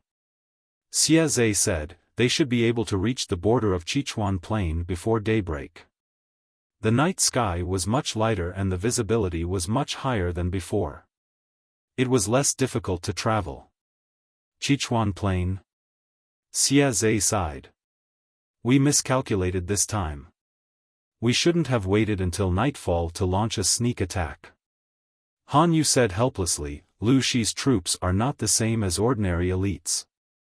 If we had chosen to fight face to face, it wouldn't have been difficult to kill 10,000 people, but it would have been a great loss. How could the Lord agree to a deal that involves sacrificing 800 men to kill 1,000 of the enemy? Han Yu hadn't seen the combat strength of Jiang Pengji's elite troops, but according to his analysis, they were definitely the best in the world. If Jiang Pengji didn't have such confidence, she wouldn't have dared to attack Su Bei after tearing apart the Mengs and the northern borderline, releasing the dragon into the sea and the tiger back to the mountain. Xia Zhe's eyes flashed with a trace of seriousness. There will be endless troubles in the future. Han Yu snorted and said, it's not that we can't stop them, Yang Si had played a trick on him all night. If he didn't get back at him, he would be seen through. Sichuan Plain is a good place. Xia Zhe was confused. He didn't understand what was so good about Sichuan Plain. Yang Si said, speaking of Sichuan Plain, what do you think of first? Xia Zhe was originally from the north. He was half a northerner, so he didn't know much about the south. However, if we were talking about the Sichuan Plain, Chang Sichuan? Exactly. Han Yu said. Yang Jingrong dug a pit for herself and jumped into it unknowingly. Why do you say that? Han Yu answered, the Chang massacre at Sichuan. It tells the story of how Prime Minister Huangfu killed 500,000 rattan armored soldiers of the Changwu tribe at the Sichuan Plain with the help of black oil and fire before the establishment of the Xia dynasty. Everyone knows about this, but does Commandant Xia know the details of the battle that year? Xia Zhe's knowledge of Sichuan butchering Chang was limited to the history books. Could it be that there are other inside stories? It's not really the inside story, but it's more detailed. Han Yu said, the historical records are not wrong, but they are too brief. The Qiangwu tribe was the ancestor of the northern borderline. Their horse-riding skills were top-notch. They galloped like the wind and were almost invincible. Their advantage was speed. Prime Minister Huangfu pretended to be defeated several times and sacrificed the lives of 20,000 soldiers to make the Qiangwu tribe lose their composure. Only then did he lure them into the Sichuan Plain. This was only one of his many plans. If the news of our army was not as good as the cavalry of the Qiangwu tribe, the cavalry of the Qiangwu tribe would be able to gather and break out of the encirclement. In order to avoid this, the Prime Minister built a secret beacon in the Sichuan Plain. Later, when the world was settled, these beacon towers were either demolished or abandoned. Han Yu sneered. 2 years ago, Yang Jingrong represented his lord, Lu Shi, to form an alliance with the lord. For the sake of the overall situation, the lord and Ling Wengong joined forces to fight against Wu Mashang, the county chief of Shanghai County at that time. At that time, they also fought to the Sichuan Plain. Yang Jingrong mentioned the beacon towers and reactivated the abandoned beacon towers to transmit information between the two places. Xia Zhe's eyes widened slightly. He could vaguely guess what Han Yu wanted to do. They could not catch up with Yang Si's army, but the beacon towers could transmit information much faster than riding a horse at night. By igniting the beacon towers and gathering the troops stationed in the Sichuan Plain in advance, they could besiege or launch a sneak attack. Even if they could not kill Yang Si and the others, they could at least make them flee. Yang Si was still unaware of all this. It'll be dawn in less than an hour. Yang Si rode on the horse and secretly moved his position. After riding for a long time, his buttocks were a little numb from the jolting. The skin between his legs was also sore from the chafing. I'm afraid that no one in their 70s or 80s will ever forget this night. The temperature in the mountains was rather low. Yang Si clasped his hands together and breathed into his palms. He looked tired from a sleepless night. His expression was tired, but his mood was very cheerful. Qin Gong laughed. Last night, it was all thanks to the military counselor's divine foresight. Yang Si hummed a little tune, feeling a little pleased in his heart. Han Wenbin will definitely stomp his feet in anger at this moment. Before dawn, the army should be able to enter the border of the Sichuan plain. Cheng Yuan said, according to Su Bei's reaction, it will take half a day for the news to reach Sichuan.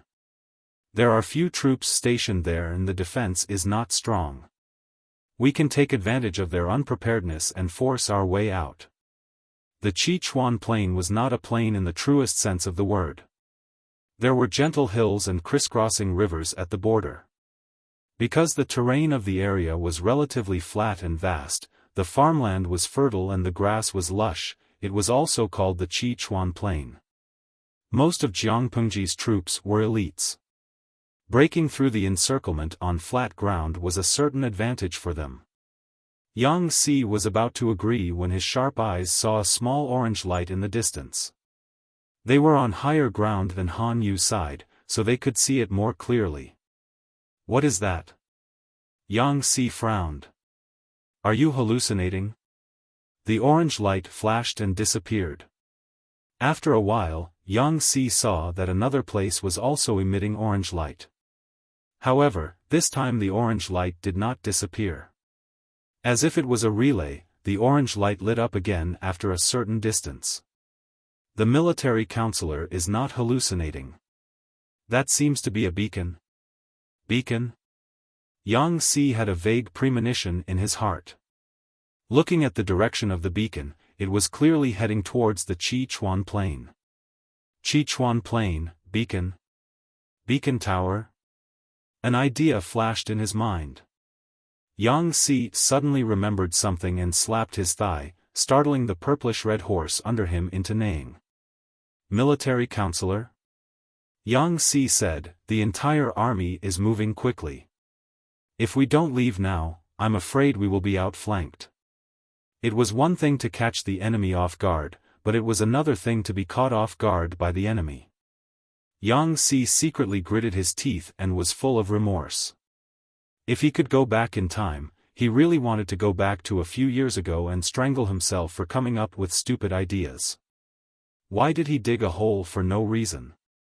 He almost buried himself alive. The beacon could not only be seen by one's own people, but also by the enemy. Before the sky was completely bright, the scouts found that the beacon was lit in Hu County and hurriedly passed the news to Jiang Pengji. There are still people playing with the beacon now? The outdated technology of the ancient times once again refreshed Jiang Pengji's limits. Can you determine where the fire beacons are coming from? As the Lord, Jiang Pengji could complain, but Wei Xi, Qiguan Rang, and the others could not be so lazy.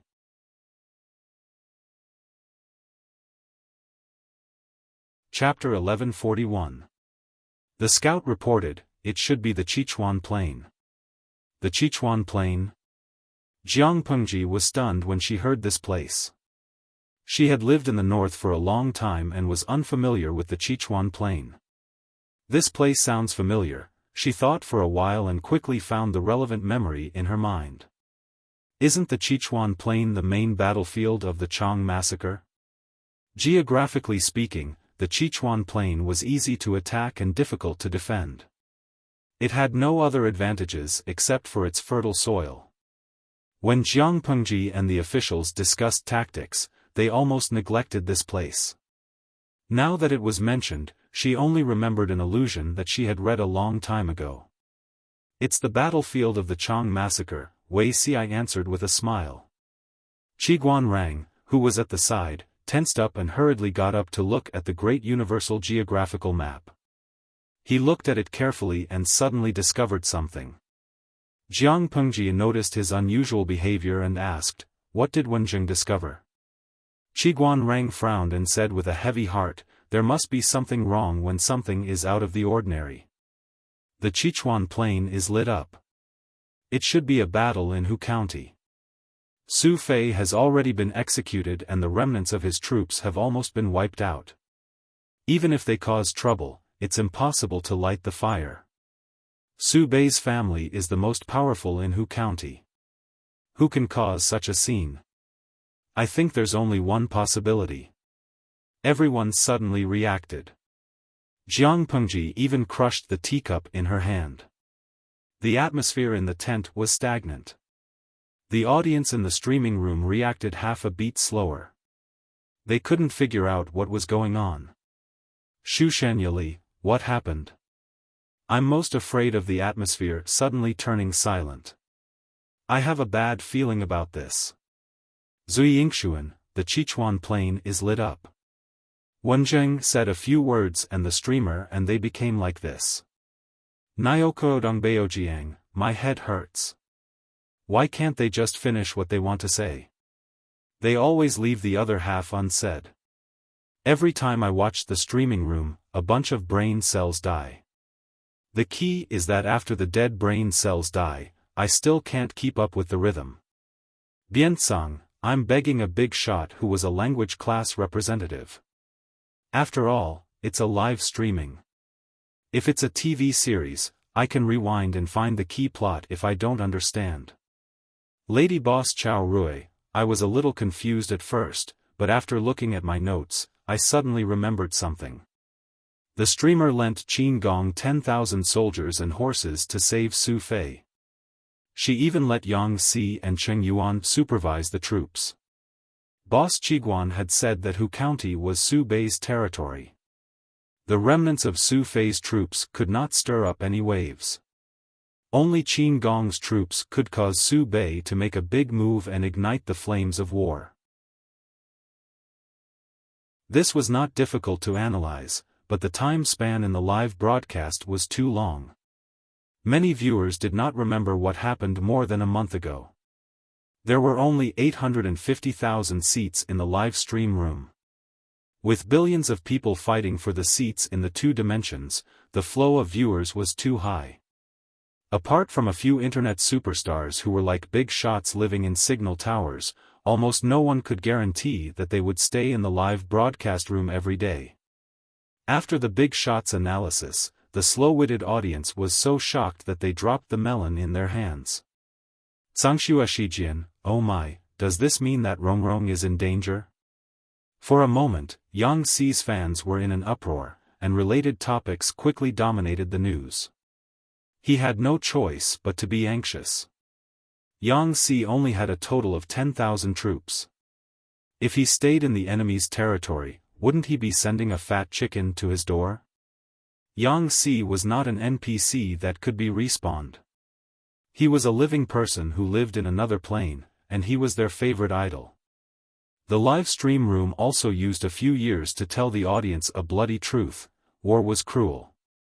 If Yang Si was going to die, he would really die. The audience was so anxious that they were burning with anger. Jiang Pengji threw the remains of the teacup aside with a calm expression and asked Qiguan Rang, how many days is it from here to Sichuan Plain on foot? At least 3 days, at most 5 days. This number was already very optimistic.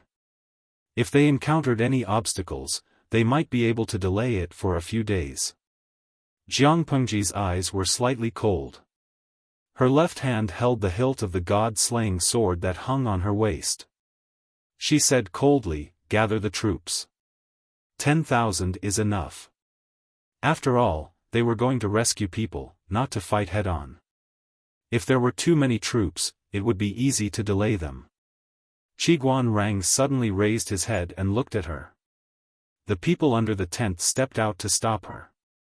My lord, we must not go deep into enemy territory alone. If something unexpected happens, something unexpected happens? Jiang Pengji sneered and said, it's impossible. Qiguan Rang could not help but give Wei Si a look. Feng Zhen, Feng Jin, and the others were all at the rear. Currently, the strategists who followed the army were him and Wei Si. Fear was one thing, but if Wei Si could persuade his lord, it would be a good thing. Unbeknownst to them, Wuxia was also feeling bitter. In his previous lives, he had been with his lord for decades. He was already very familiar with her. Once she made a decision, there was basically no room for discussion, unless, Wuxia pondered in his heart and secretly gave Li Yun, Dian Yin, and the others a look. Li Yun and the others were not as smart as Wuxia and the others, but they were not stupid people. They were about to step out when Jiang Nongqin beat them to it. I am willing to make a military pledge to bring back military advisor Yang and the others with my life. Li Yun and Dian Yin also stepped out one after another, unwilling to be outdone. I am willing to go. To be honest, their lord personally led troops deep into the enemy's territory to rescue people. This action was touching, but at the same time, it was extremely painful. Why was it painful? If something unexpected happened to their lord and she did not have any children to inherit her will, they would not be able to fight. Speaking of which feudal lord's officials had suffered more than them? Which feudal lord did not have a lot of children, but their lord was special? She was still single, and the young lord was nowhere to be seen. The more it was like this, the more pressure they, as officials, were under. Jiang Pengji was their lord and the most important core. Once she died, the whole power would fall apart. Okay, Officer Jiang, come along. Jiang Pengji only agreed to let Jiang Nongqin follow, but she did not say that she would not go. Everyone was dumbfounded. Be more courageous. The person who can kill me in this world has not been born yet, Jiang Pengji said helplessly. I will return safely. My lord has made up your mind. I know I can't stop you. I only hope that my lord will put your health first and not take the risk to avoid falling into a dangerous situation. Wuxia sighed in his heart. He knew he could not stop her. Whether it was in the previous life or this one, there were many such scenes. However, Wuxia's compromise made Qiguan Rang unhappy. He secretly glanced at Wuxia from the corner of his eye and frowned slightly. Everyone did not notice this detail, only Jiang Pengji did. All of you can leave. Prepare immediately. Time cannot be delayed. She then added, Wenjing, stay. If it was in the past, Wuxia would stay, but this time it was Qiguan Rang. Wenjing should know why I want you to stay. She used a declarative tone. Qiguan Rang's heart was clear. He immediately guessed the answer. For Zixiao. Jiang Pengji said, he can't stop me. I don't want Wenjing to be more fearful and dissatisfied with him because of this.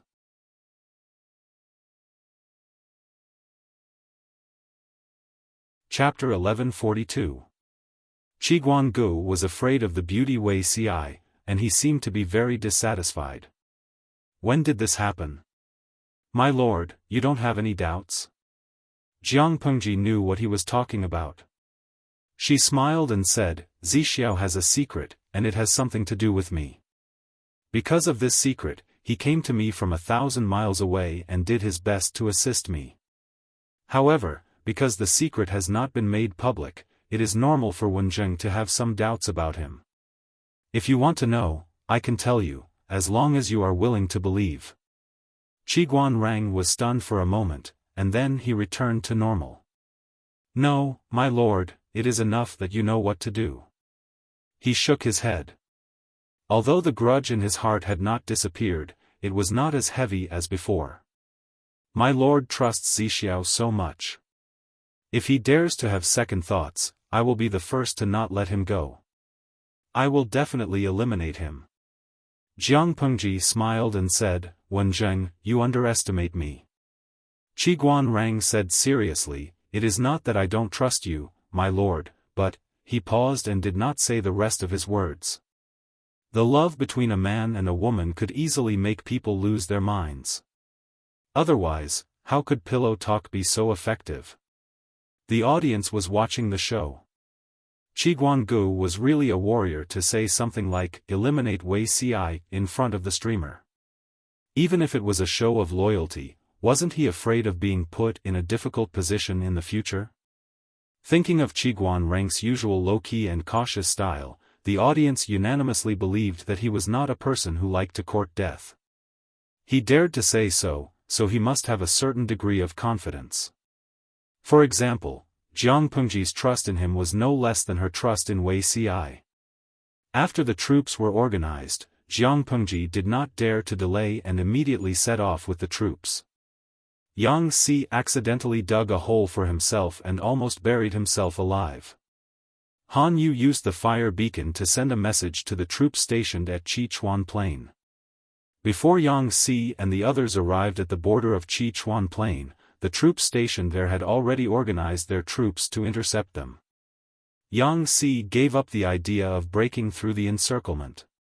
Breaking through the encirclement at this time would be courting death. The enemy was already prepared, and the effect of the sneak attack was far from what he expected. Even if he could successfully break through the encirclement, the delay would be enough for Han Yu to lead the troops to catch up. By then, he would face the awkward dilemma of being outflanked. Instead of that, it was better to play hide and seek with them and delay time. Yang Si's rogue tactic had a term in the game, kiting. Qin Gong advocated breaking out of the encirclement, and so did Cheng Yuan. No one wanted to sit back and wait for death. 2 against 1, Yang Si's decision seemed strange. Qin Gong was very respectful to Yang Si because of the sock puppet, 5 tastes. Even if the two of them had different thoughts, he would still consult Yang Si seriously. Yang Si gave Qin Gong a look that said, "You are worth teaching." He continued, "Su Bei's troops aren't the only ones who can see the beacons on the Qichuan plains. Our Lord can see them as well." Qin Gong was surprised. "But military counselor, I don't think I've received any news from the Lord recently. If they wanted to see the beacon fire, then their Lord's army could not be far from Hu County." But Qin Gong didn't remember receiving any news about his Lord's army. Yang Si smiled and said, "Could it be that Fengjing has forgotten the declaration of war? Based on the distance the Lord took to send the declaration, the distance should not be too far." Qin Gong's eyes lit up, as if he had opened the door to a new world. Cheng Yuan asked, "Military advisor Yang, are you saying that the Lord will send troops to support us?" Yang Si replied, "Yes, there is at least a 60% chance of success. There are many shrewd men under the Lord's command. How could they remain indifferent when they see the beacons on the Qichuan plains? I'm sure they can guess our predicament and will definitely send troops to support us." Before the arrival of the reinforcements, Yang Si had to preserve as much of his combat strength as possible. Perhaps they could even kill a wave of enemies. Yang Si's courage was greater than the heavens. They were already in a precarious situation, yet he could still optimistically think about killing the enemy. Qin Gong said awkwardly, "However, the terrain of the Qichuan plains is flat. It's not easy to hide."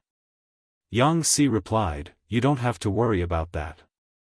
I have my ways." As a result, Xie Zhe lost track of the enemy halfway through the chase. The scout searched several times but couldn't find any traces of the enemy's army. How could more than 10,000 people disappear into thin air? Could they have grown wings and taken to the sky as a group? The scout cursed in his heart and braced himself to pass the news to Han Yu and Xie Zhe. They were about to catch up, but those bastards had disappeared without a trace. Han Yu pondered for a while and asked in a hoarse voice, "Is there a river nearby?" The scout thought for a while and said, "There is indeed one." "Is the river deep? How wide is it?"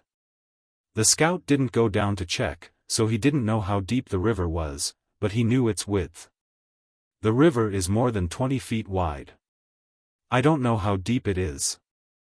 Han Yu held back the blue veins that were throbbing and squeezed out an ugly smile. "Go and check it out." Xie Zhe understood. The military counselor suspects that they crossed the river and hid their traces? Soon, the scout came back to report the news. Because of the terrain, there wasn't much sand on the riverbed. The deepest part of the river was only as deep as an adult's chest. Han Yu said with a headache, using the water to escape.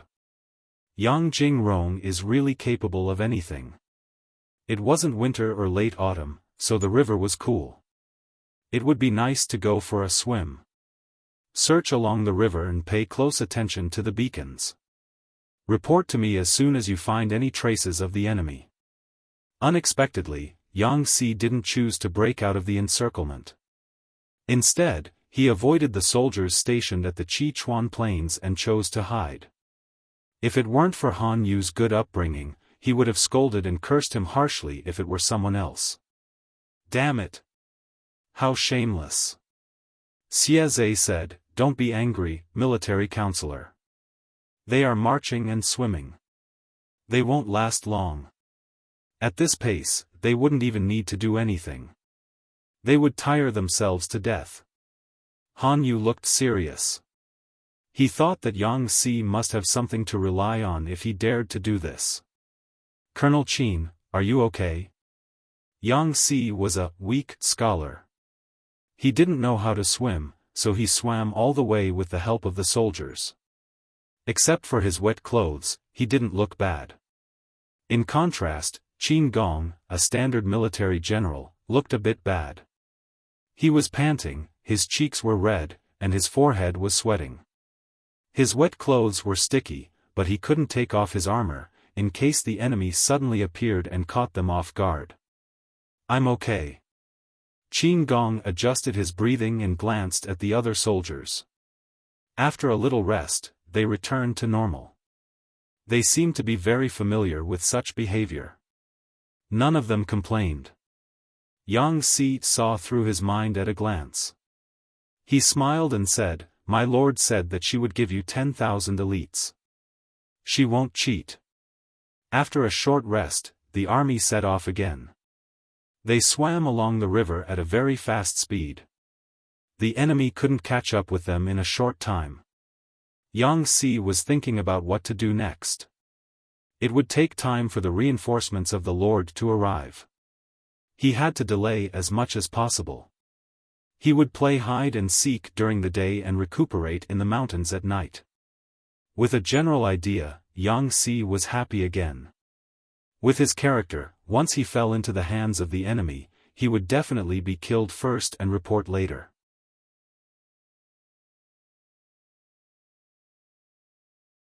Chapter 1143. Bah, those bastards are so good at running. The enemies were jumping up and down, and they were running everywhere. They were about to surround them several times, but they just slipped away. It was fine if it was only once or twice, but it was the same every time. Han Yu and the others were calm, but the soldiers were getting impatient. Their anger was rising, as if they had eaten a bomb. "Stop talking. If Commandant Xia or military advisor Han hears you, they'll have to suffer because of you." When Han Yu mentioned Han Yu and Xie Zhe, his comrade finally stopped talking, but he didn't look good. He looked like a stone in a latrine pit. Although Han Yu didn't hear the sound himself, he could see that the morale of the army was getting lower and lower. Xie Zhe was anxious as he saw it. He really wondered if Yang Si and the others had installed a pair of wind-fire wheels under their feet and were playing with them everywhere. They were so close to catching turtles in a jar several times. They always got out of trouble in a way that was beyond ordinary people's normal thinking. Are they addicted to playing hide and seek? In contrast, Han Yu was much calmer. He didn't look anxious at all. Xie Zhe wanted to say it several times, but he swallowed it after a few hesitations. Until now, Xie Zhe finally couldn't bear it anymore. He frowned worriedly. "Military Counselor Han, the morale of our soldiers is low. If this goes on, I'm afraid there will be trouble." "In the long run?" Han Yu asked. "How long do you think this long run will last, Commandant Xie?" Xie Zhe was stunned for a moment. He was about to blurt it out, but he suddenly realized something and couldn't help but be stunned. Han Yu was smiling, but his eyes were cold. His tone was as calm as ever, as if Yang Xi's hide-and-seek and flying kites didn't cause him any confusion. He said, "They are traveling light and can't carry much food.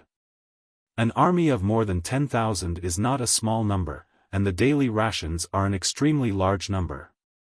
Even if everyone brings rations, how many days can one person carry?" They were chasing from behind, while Yang Xi and the others were running in front.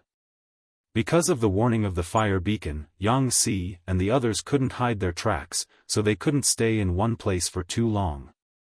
They could only keep changing positions, marching and hiding in order to avoid the scouts. Being tense and running for their lives for a long period of time had imperceptibly increased the soldiers' need for food and further depleted their morale. The rations that could support them for 4 to 5 days might not even last 2 days. Looking at the situation, it seemed that Yang Xi was playing with them, but the first to collapse was definitely the side with a shortage of food. Yang Xi and the others did not have the support of the grain line, so they would not be able to hold on for long. Either they were too hungry to fight, or they had to break out of the encirclement before starvation killed them. The two armies clashed head-on. "Lieutenant Xie, you don't have to be anxious, because your enemy is even more anxious than you." Han Yu was very patient. He exerted pressure on Yang Xi and the others at a steady pace, forcing them to increase the frequency of their escape, which further increased their physical exhaustion. This was both a psychological attack and a competition of endurance between the two armies. Whoever lost their composure first would lose. Yang Xi's combat style was bold and unrestrained. His thoughts were always different from others, and he was somewhat imaginative. Han Yu, on the other hand, was steady and sure. He conformed to the rules, but he didn't stick to the traditional way of thinking. He was meticulous and steady, and he was very calm. Just as Han Yu expected, Yang Xi's side encountered the predicament of food shortage, and they could only hold on for 1 more day. After that day, they could only fill their stomachs with water for the rest of the time. Seeing this, Qin Gong's young face was dyed with worry. "Lieutenant Qin, why are you so anxious?" Looking at his pale little face, Yang Xi couldn't bear to stand by and watch. He waved at Qin Gong, indicating that he should come over and rest, and not be so tense all the time. Come, sit down and talk. Here is a bag of water, drink it to quench your thirst." Qin Gong thanked Yang Xi for his kindness.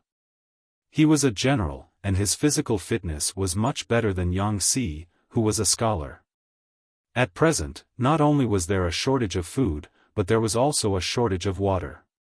It was better to keep Yang Xi's water bag for himself. Qin Gong couldn't help but say, "Military Counselor Yang, you are really not anxious at all," Yang Xi said. "In a day or 2, we will run out of water and food. How can I not be anxious?"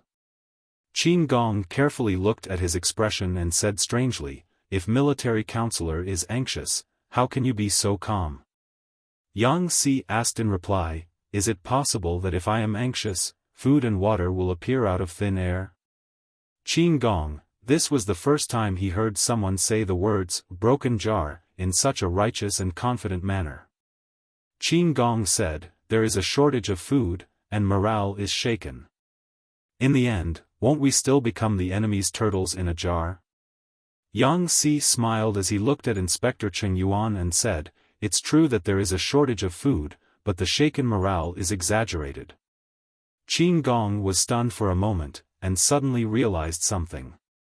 For an ordinary army, even if there was only half a month left, the morale of the army would be in a state of collapse, much less a day's supply. As the food shortage approached, there would inevitably be soldiers who deserted or were afraid to fight. The longer time dragged on, the more deserters there would be. This was almost unavoidable. To give a ready-made example, Su Fei had been besieged in Mountain Urn City for several months. The water soldiers he had recruited were the first to escape. As time passed, their number reached more than 30,000. They fled in all directions, became bandits, and harmed the people. After that were the soldiers who were qualified to lead the army, and then the trusted troops.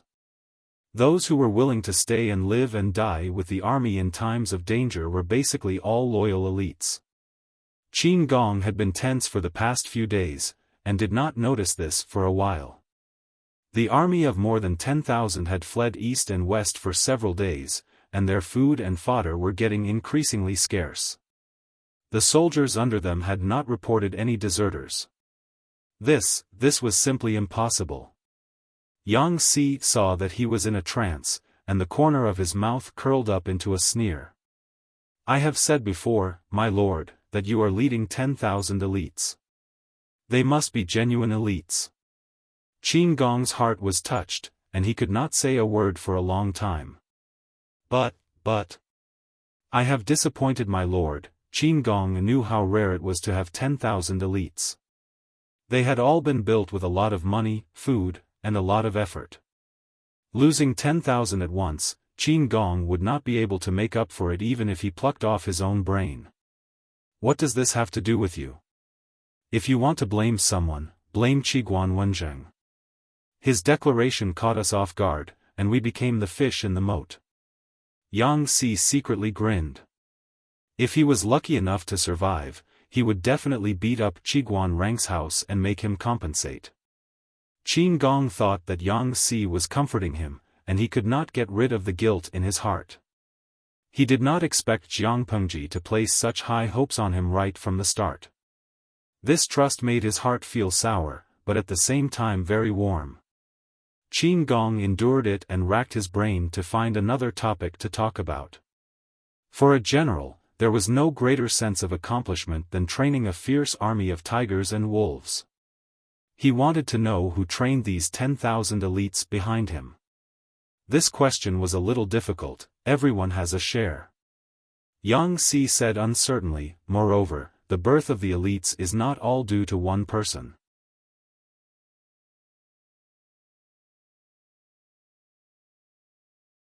Chapter 1144. Seeing that Qin Gong was puzzled, Yang Si couldn't help but give him the general knowledge of the Wanzhou group so that Qin Gong wouldn't make a fool of himself in the future. Why not? The so-called elite troops are no less than elite weapons. They also need elite soldiers, Yang Si said. Yang Si said, these elite soldiers not only have to be strong, brave, and good at fighting, but they also have to be disciplined and obey orders. Only those who can do these two things can be called elite. Yang Si told Qin Gong about the tricks of training soldiers in the Wanzhou group. A strong body, brave and good at fighting, this is military strength. Strict discipline, strict execution of orders, this is military discipline. It was not difficult to do the former. There was only one word, train. Train to the death. The training plan that Jiang Pengji had formulated for her troops had been used to this day. The troops were trained in winter and summer, when the weather was the worst.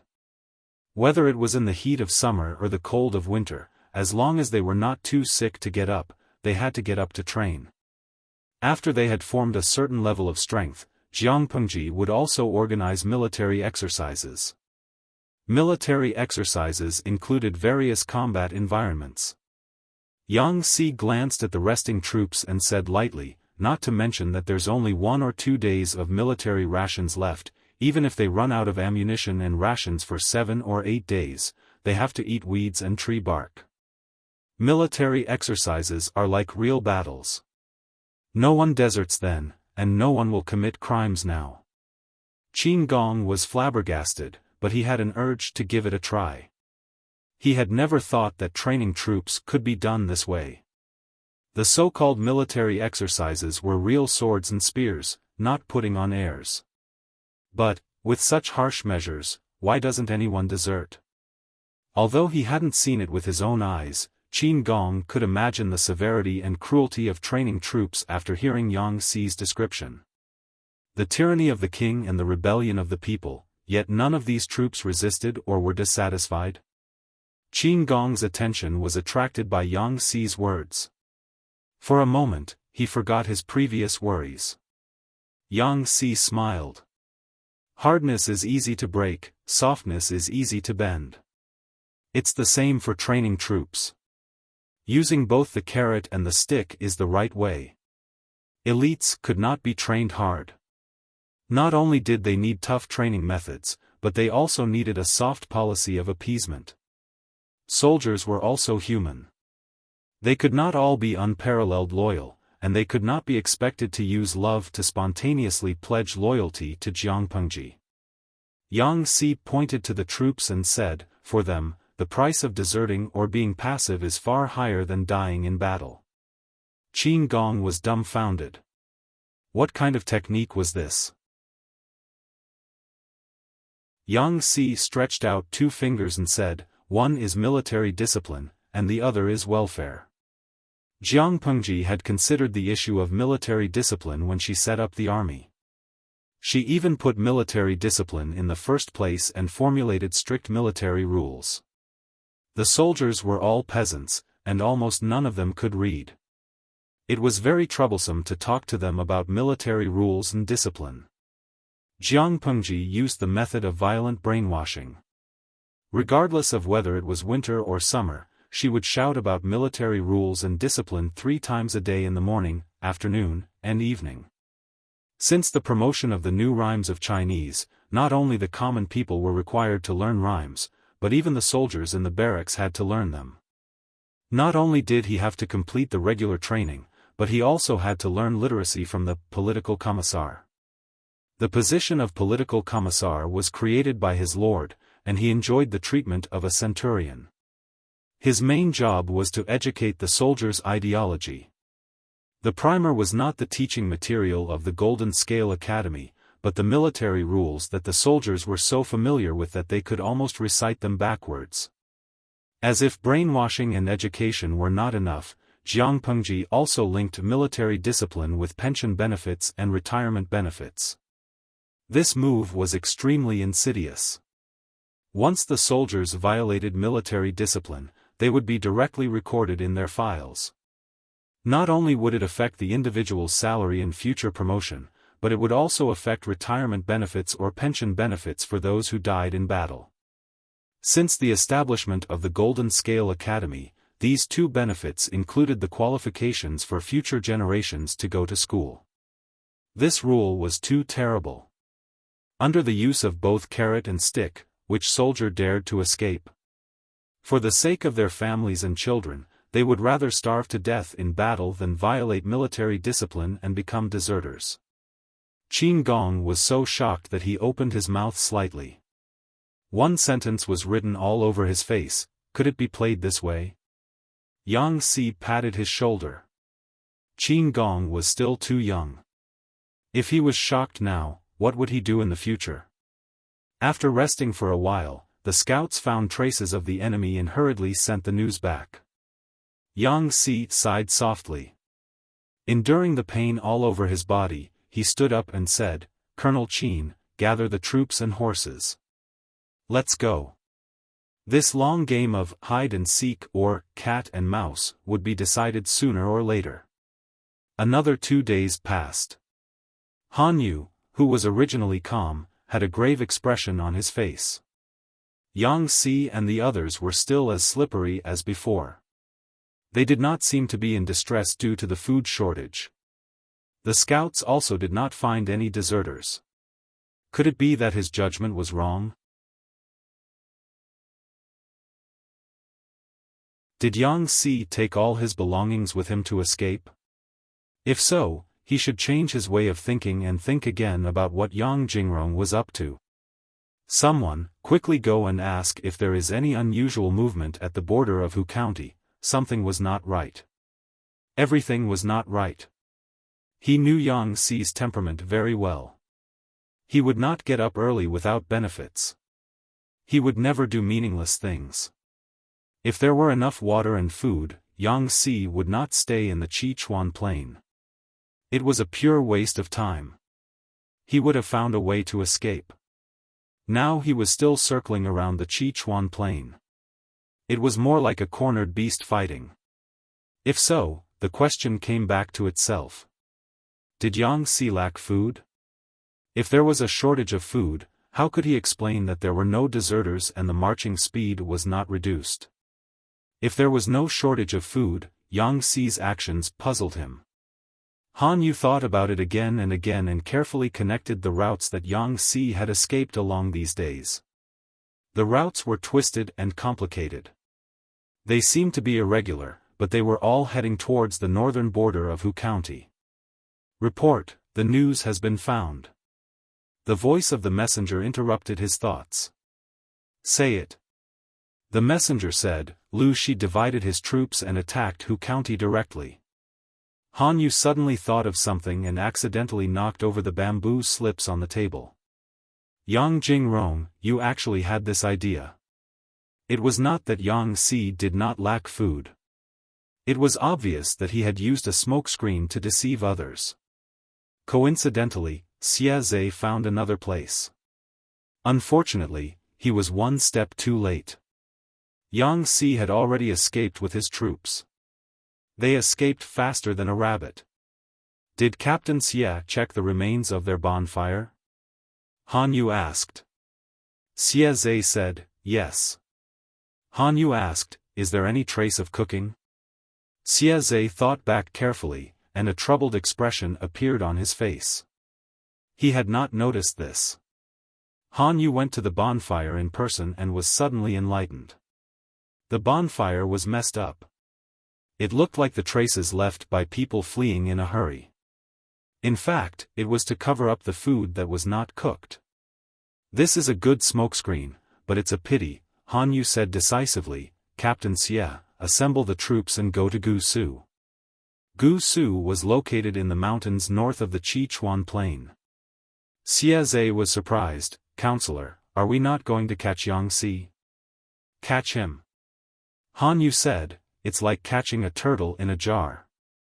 According to their own speed, they would definitely be able to reach Gusu before Yang Si and the others. The next day, at noon, Yang Si and the others had been without food for 2 days. The soldiers were in good condition, but their combat power was less than half of the usual. At this time, Gusu was close at hand. If it is as I expected, I will be able to meet up with the master in half a day.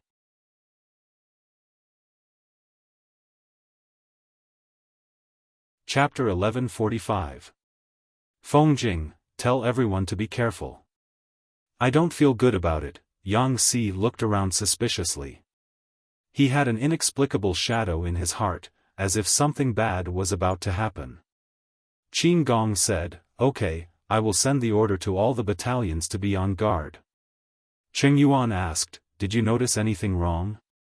Yang Si said, Gong Liao, who do you think our opponent is? Han Wenbin is one of Master Yuanjing's favorite students. It won't be easy to take advantage of him. Underestimating the enemy is a taboo for a military strategist. Underestimating the enemy will inevitably bring disaster to us. Send the order to the soldiers to be on guard. Don't relax at all times. We are not far from Gusu. Don't fail here. Because Cheng Cheng and Master Yuanjing were good friends, Cheng Yuan could occasionally enjoy Master Yuanjing's guidance. In Cheng Yuan's opinion, no matter how talented the knowledgeable old man was, it was not worth being surprised. The wind was blowing, and the leaves and grass were rustling. Han Yu was wearing a black Confucian robe. His long hair was tied into a crown. He had lost a lot of weight after days of running around. The blue veins on his forehead were clearly visible. He put his hands behind his back and looked in a certain direction. He could faintly see more than 10,000 soldiers and horses rushing toward Gusu like squirming ants. Han Yu fixed his eyes on them and found that the ants had changed from their previous loose posture to a marching formation that could be used for both offense and defense. Xia Zhe also noticed the change and said in surprise, Counselor Han, have they already found out? Han Yu said calmly, if they found out, they would have turned around and left this troublesome place. Why would they walk right into the trap? If it were someone else, they would be so happy that they would let down their guard and reveal a fatal flaw. Yang Jingrong is different. He is a cautious and suspicious person. The more dangerous the situation is, the more suspicious he will be. This caution will let him linger on for a little longer. Xie Zhe blinked and tilted his head to look at Han Yu's side profile. He always felt that his counselor did not hate Yang Si as much as he said. Not only did he not hate him, but he even considered him a confidant. However, the custom of the literati group was that the more confidant they were, the more ruthless they were. As a general, he could not understand it for the time being. If we can capture Yang Si alive, you can try to persuade him, Xie Zhe said. People with different principles cannot make plans together. Yang Si's principles are different from yours. Besides, Han Yu curled his lips into a sarcastic smile. For Yang Si, there is no one in this world who is more suitable for him than Lu Lanting. If he is captured, only death awaits him. A look of confusion appeared on Xie Zhe's face as he asked, "Why is that?" A fine bird chooses a good tree to nest in. Since Yang Si Ruo was captured, whether it was for his future or for his family's life, submitting to the new master was the best choice. The military counselor had previously said that Yang Si was not a stickler for rules. In order to protect myself, what's wrong with seeking a new master? Han Yu didn't intend to explain in detail. Yang Si was the son of a prostitute. His status was even lower than that of a lowly person. In the eyes of his lord, Su Bei, it was hard for him to enter the upper echelons of society. If Yang Si was not lucky enough to be carried away by Yuan Jing, who lived in the folk, what would his fate be now? Either they had died a long time ago, or they were just pimps that ran errands in brothels, waiting to be ordered around. Plot against the world and assist the feudal vassals? There was no need to even think about it. Yang Si's status was destined to not be put in an important position by Su Bei. He was also a sensitive and proud person, so he couldn't accept such humiliation. Han Yu knew him well, so he would give Yang Si a quick death. On the other side, the ominous premonition in Yang Si's heart was getting stronger and stronger. He was almost in a state of panic. Something's not right. It was a sunny day, but Yang Si broke out in a cold sweat. His hands were tightly gripping the reins. Get into formation, turn around and return. By the time the order was given, half of the army had already passed through the lonely gorge. The hills on both sides were lush with trees, casting shadows. Yang Si's gaze was focused on the wild goose that was flying high in the sky. Qin Gong didn't doubt him and immediately gave the order. As soon as he gave the order, 2 flags with the words Su and Xie appeared on both sides. Yang Si saw an old acquaintance. "You don't have to leave now that you're here," Han Yu said condescendingly. "Jing Rong, we haven't seen each other for a few months. How are you?" "How the F***ck?" Yang Si's face tightened, but he was swearing inelegantly in his heart. Han Yu wouldn't give Yang Si any time to react. The prepared rolling stones rolled down from both sides of the mountain path, and the arrows were like a tide. He had originally planned to destroy more than half of Yang Si's army, and then slowly nibble away the rest of the defeated soldiers. According to Han Yu's expectation, when half of the army was deep in the gorge, the front army would retreat in panic. It would definitely mess up the formation and cause a situation where people would crowd and block the mouth of the gorge. The front army couldn't retreat in time, and the rear army couldn't support, so the order would collapse. But Xie Zhe was surprised. They are indeed elites. They can still maintain the formation at this moment. The military counselor said that they have been out of food for a couple of days. They should have low morale and no fighting power. Now that I look at them, they are not that bad. It's a pity to bury them here. Xie Zhe didn't have the slightest intention of showing mercy even though he said it was a pity. Countless rolling stones and hot oil splashed down, and screams resounded through the entire gorge. Xie commanded the archers to shoot at the mouth of the gorge. The mouth of the gorge became the main target of the archers to destroy the support of the rear army and the retreat of the front army. Protect the military counselor. Qin Gong shot down the arrows that were rushing toward Yang Si, but he only had 2 hands. How could he compete with the hundreds of archers of the enemy? More than a dozen shield soldiers raised their shields and formed a formation. They used the shields to block the stray arrows and protected Yang Si and Cheng Yuan in the chaos. Yang Si was in a mess. There was an arrow in his shoulder. If the arrow had been shot a little bit higher, it would have gone straight through his brain. Yang Si spat out a mouthful of blood and said, "Bah! I played with eagles all my life, and I was almost pecked blind by an eagle." He let out a cry of pain, and his whole face scrunched up because of the severe pain. Finally, he swallowed it back. Qin Gong made sure that Yang Si and the others were safe, then he commanded the soldiers to form a formation and retreat. As long as they left the gorge, they still had a chance of survival. Hot oil splashed. Rolling stones and arrows were blind. They didn't care who was who. Whoever was hit by the rolling stones would be the unlucky one. For a moment, no one knew how many soldiers were injured by the arrows and crushed by the rolling stones. Their bones turned into minced meat and blood. Xie said, "Get the bow." He knocked the bow and pulled the arrow, aiming at Qin Gong below. The soldiers were already in chaos, and morale was shaken. Once the main general died, the army that was in a precarious situation would definitely collapse. The arrow pierced through the air and locked onto him as if it had eyes. Qin Gong felt a chill run down his spine, and a sense of danger rose to his head. He barely managed to shoot it down, but he couldn't dodge another stray arrow. The sharp arrowhead slashed across the side of his face, and blood stained his right eye.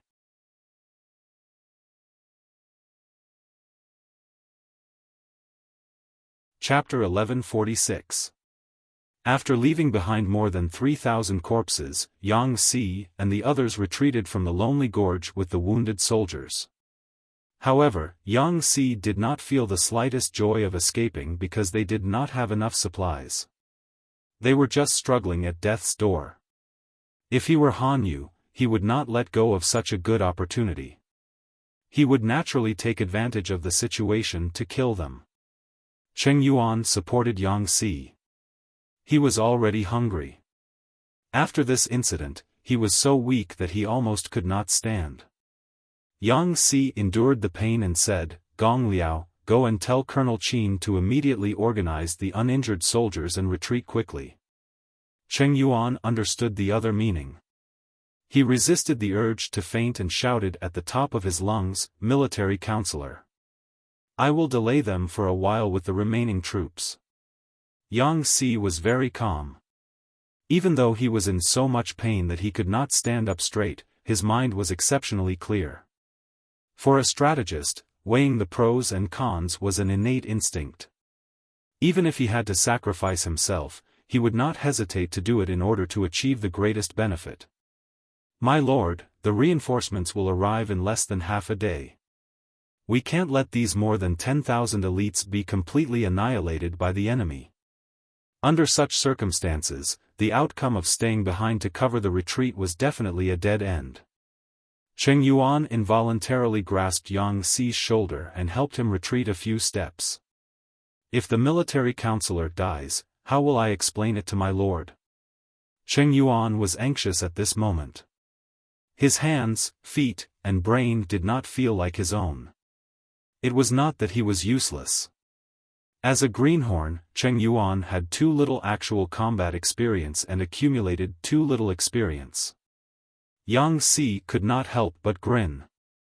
Cheng Yuan was going crazy.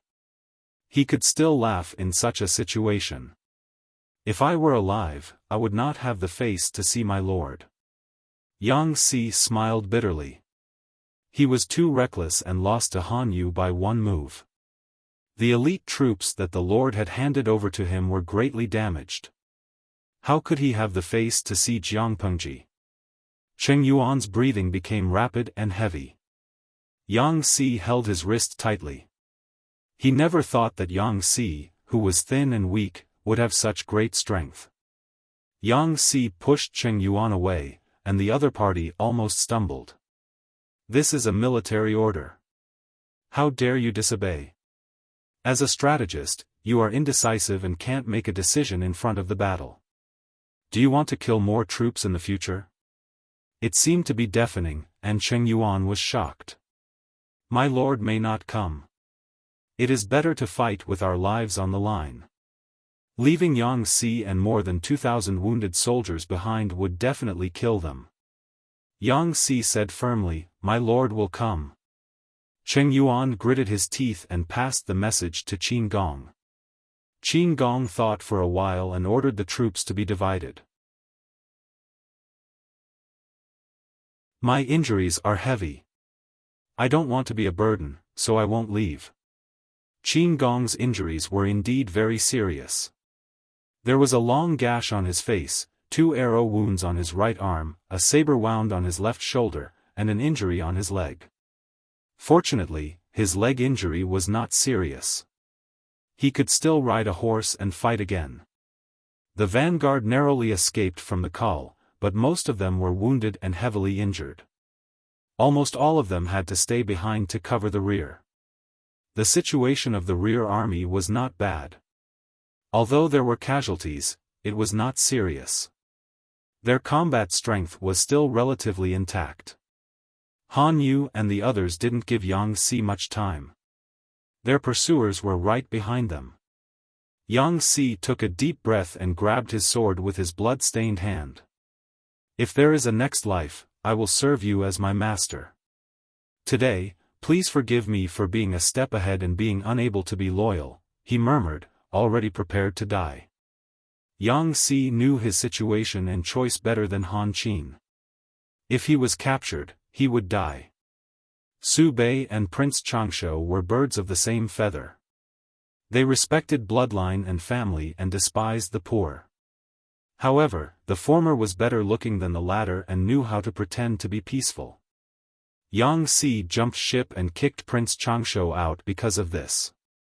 If he surrendered to Su Bei to protect himself, it would be a great humiliation for Yang Si. It was better than being ridiculed. Get into formation and fight the enemy. Yang Si waved his sword. He was unafraid of death. Report. Enemy attack from the rear. Han Qin was shocked. Enemy? So fast? In an instant, he confirmed the identity of the attacker. He looked in the direction of the rear troops and could vaguely see that their formation had been disrupted.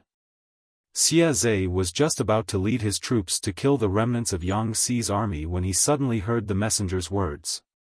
Enemy? Han Qin said, Yang Si's reinforcements. They had arrived 6 hours earlier than expected.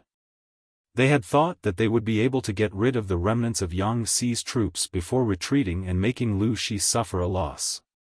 Xia Zhe was stunned. Where did Yang Si's reinforcements come from? Han Qin said, Yang Si has been avoiding the battle. He led his troops to Chichuan Plain in order to save his troops and meet up with the reinforcements. If they break out on their own, more than half of them will die. If the reinforcements come, they can at least preserve their strength and deter our army. Unfortunately, Yang Si's wishful thinking was completely disrupted by Han Qin. Xia Zhe was puzzled. Our army did not intercept their letter. How could the reinforcements come so coincidentally? Han Qin said, Fire beacon. Because of the fire beacon, Lu Shi guessed that Yang Si was in trouble. It was not surprising that he sent reinforcements. Xia Zhe immediately understood and asked, Counselor, what should we do now? Han Qin said, It is not advisable to fight.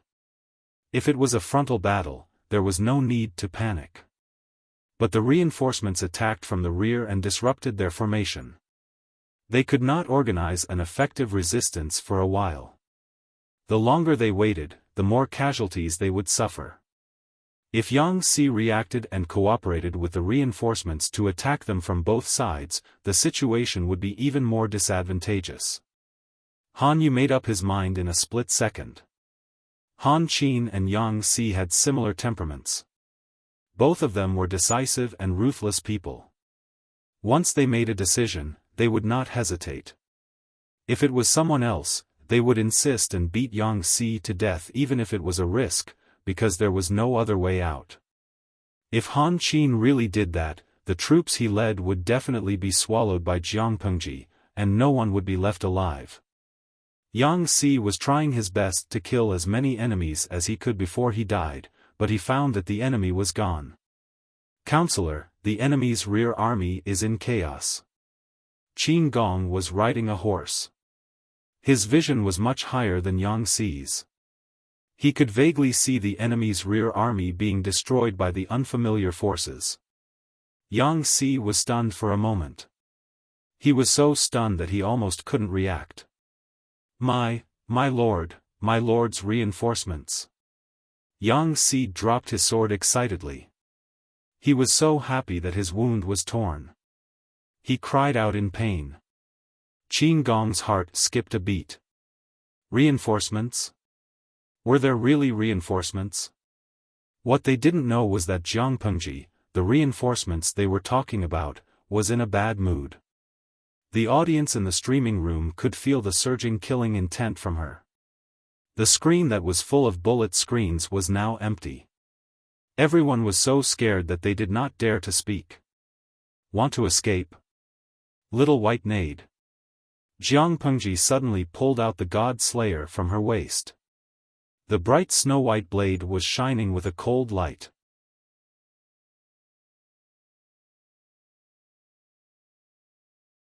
Chapter 1147. Lieutenant Xie, sound the gongs to retreat. Han Yu didn't hesitate at all. He even gave up the meat that was about to be in his mouth and let Yang Si go. Xie Zhe was leading his men to kill the enemy when he suddenly received such an order. His emotions fluctuated greatly and he almost vomited blood. The deputy general was so excited that his eyes were bloodshot. He blurted out, "The advisor is confused." Xie Zhe gritted his teeth and chose to follow Han Yu's judgment. He gave the order to retreat. The military advisor must have his reasons for doing this. We just have to follow his orders. Xie Zhe's face was taut, his eyes stained with blood from the killing. No matter how dissatisfied I am, military orders must be obeyed. How can I question them now? Don't say anything more. Retreat, retreat. The deputy general was so angry that he wanted to vomit blood. Although the position of a military advisor had the right to supervise military affairs, to put it bluntly, it was just an official subordinate to the general. It was mostly an advisor who mainly came up with ideas and strategies. The strategists under different vassals were also different. Some were just staff officers with no military power, some had partial military power, and some were under the command of the Jinhe strategists who were in charge of the entire army. Han Yu wasn't an ordinary military advisor, but Su Bei didn't completely delegate his authority to Han Yu to be a military advisor. In short, Xie Zhe, as the commander-in-chief, did not need to listen to Han Yu. Big brother, can't you have your own opinion? The deputy general was furious with Xie Zhe, but he didn't dare to disobey orders and could only choose to retreat. Only when he retreated did he realize that his rear army was almost completely routed by the enemy. He couldn't help but feel a chill in his heart. How many enemies had ambushed them? 10,000 or 20,000? In fact, Jiang Pengji had only brought 3,000 troops and horses with her to provide support. The remaining 7,000 troops were still on their way and would take about 15 minutes to arrive. Seeing with her own eyes the bloody corpses, rolling stones, arrowheads, and burning oil that littered the ground of the lonely forest canyon, her anger soared to the breaking point. My lord, there are less than 10,000 corpses in the valley. Many of the corpses are still warm. It can be seen that the tragic battle happened not long ago. Jiang Nongqin's face was solemn as well. Her eyebrows were tightly knitted, and her cold eyes were emotionless. "My lord, please send me to lead the troops to chase after them." Jiang Pengji sneered and said, "No need, I'll go." Thus, she took 3,000 people with her and left at the fastest speed possible. What was embarrassing was that the 3,000 soldiers were unable to catch up to Whitey, who was galloping at full speed. They were left behind by Whitey by several hundred feet. She didn't care about the enemy's front and rear armies. She attacked as soon as she saw them and didn't show any mercy. Jiang Pengji's expression was unprecedentedly gloomy. There was almost no pause in the God Slayer. Whenever the blade lit up, it would definitely reap a few lives. Quang, there was a dull sound of collision as the enemy's rear army reacted and tried to block with their swords and shields.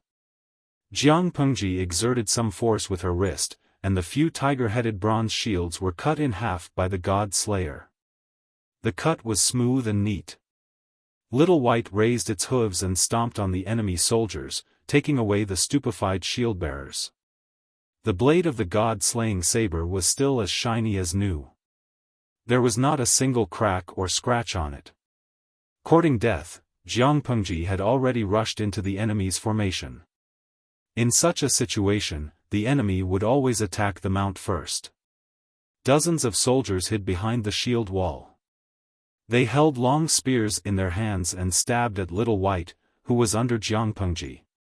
From the enemy's point of view, Little White was her mount. Even if she didn't lose any of her riding gear and armor, if she was really stabbed by the long spear, she would definitely lose control due to the pain and indirectly affect Jiang Pengji, who was on the horse.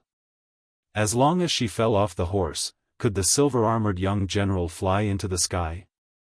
Little did they know that someone had been in the sky and had never come down.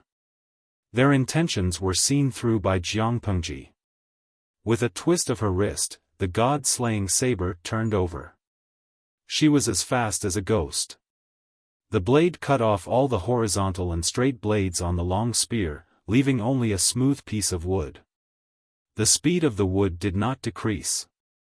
It stabbed the fish-scale armor on Little White's body. It was like a normal person walking on the street who was suddenly hit by a stick. Little White snorted in pain.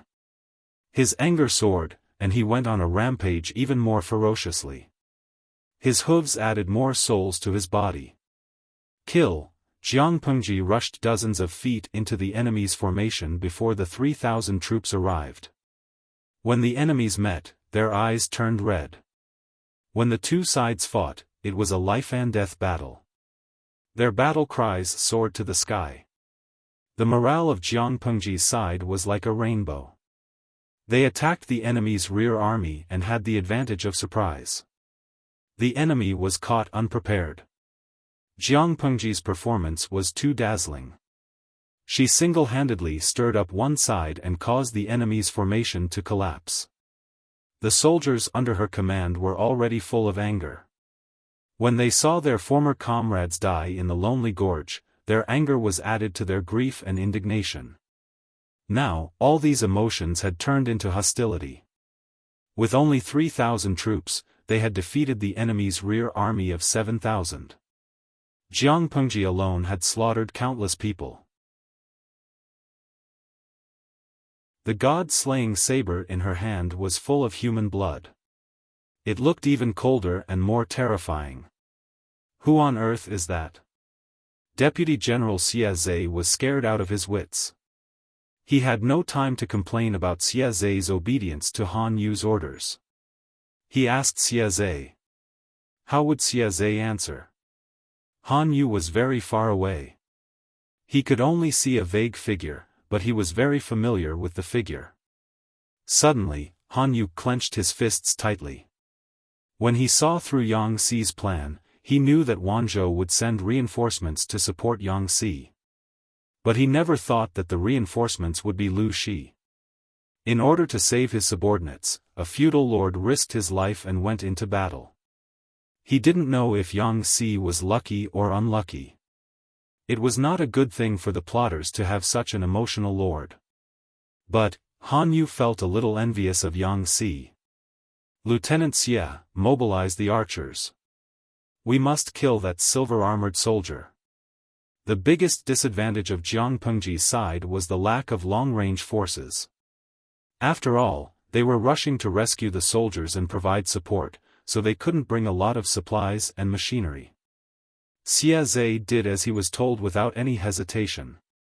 Yang Si was the first to notice the movement on Han Yu's side. He was so angry that his whole face turned pale. Han Wenbin had already recognized the lord. Lieutenant Qin, quickly go and protect the lord. Mobilize the troops to contain the enemy's central army. We can't let Han Wenbin's wishful thinking succeed. Qin Gong immediately responded and rushed out on his horse. His reaction was a little slow. He finally realized what Yang Si had said. Protect the lord? Wait, the lord is here? Qin Gong looked cold and ruthless, but his heart was trembling with fear. Qin Gong couldn't be blamed for not recognizing Jiang Pengji. Generally speaking, he had only seen Jiang Pengji twice. Both times, Jiang Pengji had appeared in women's clothing. Anyone who was not blind would not be able to mistake her gender. Now, she had changed into men's clothing. She was wearing a dignified and heavy armor. She also had an aura of 2.8 meters. Killing people was like cutting vegetables. It would be strange if Qin Gong could not recognize her. After the shock, Qin Gong was touched and worried. He was afraid that something bad would happen to Jiang Pengji.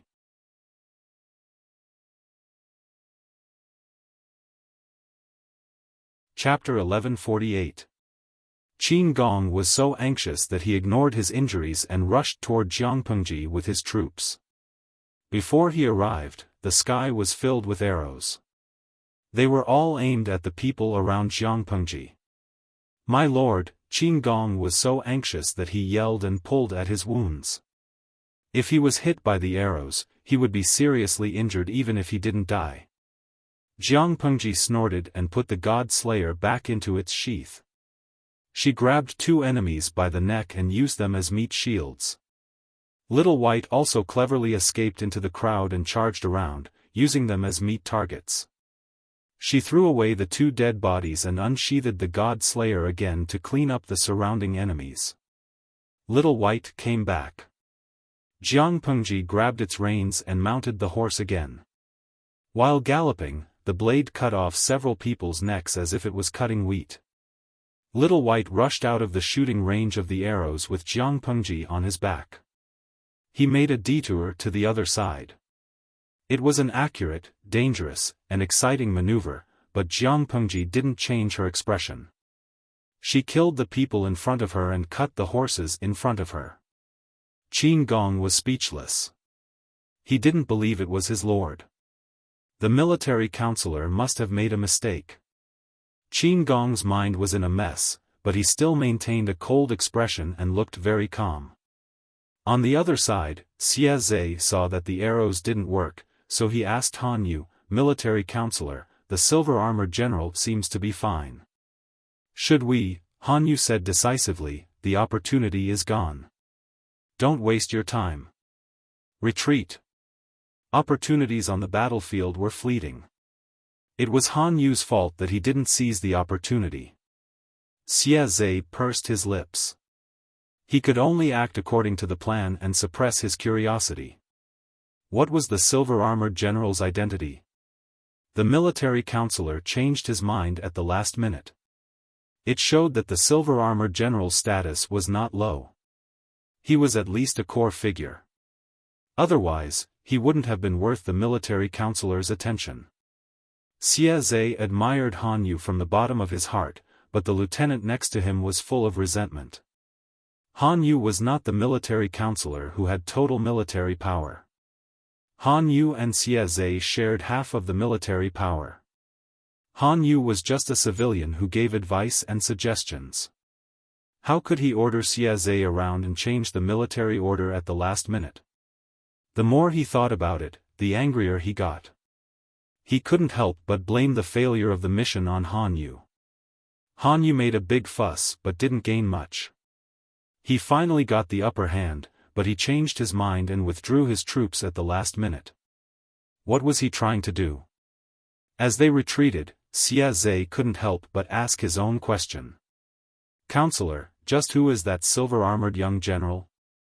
Xiaofan had studied the generals under Jiang Pengji's tent. At first, he suspected that the silver-armored general was Li Yun. However, Li Yun only used a long spear. He had heard that his spear technique was superb, almost as good as the Xia family's heirloom. Could it be that not only was Li Yun adept at using the spear, he was also an expert with the saber? Han Yu was still regretting that he had missed such a good opportunity. He asked Xiaofan, "Guess who that person is?" Xiaofan said, "I personally thought it was Li Yun, but I'm not sure." Moreover, if it were Li Yun, Han Yu would not think so highly of him. Li Yun was Jiang Pengji's military general, but he was not irreplaceable. Even Fu Wang did not have this weight.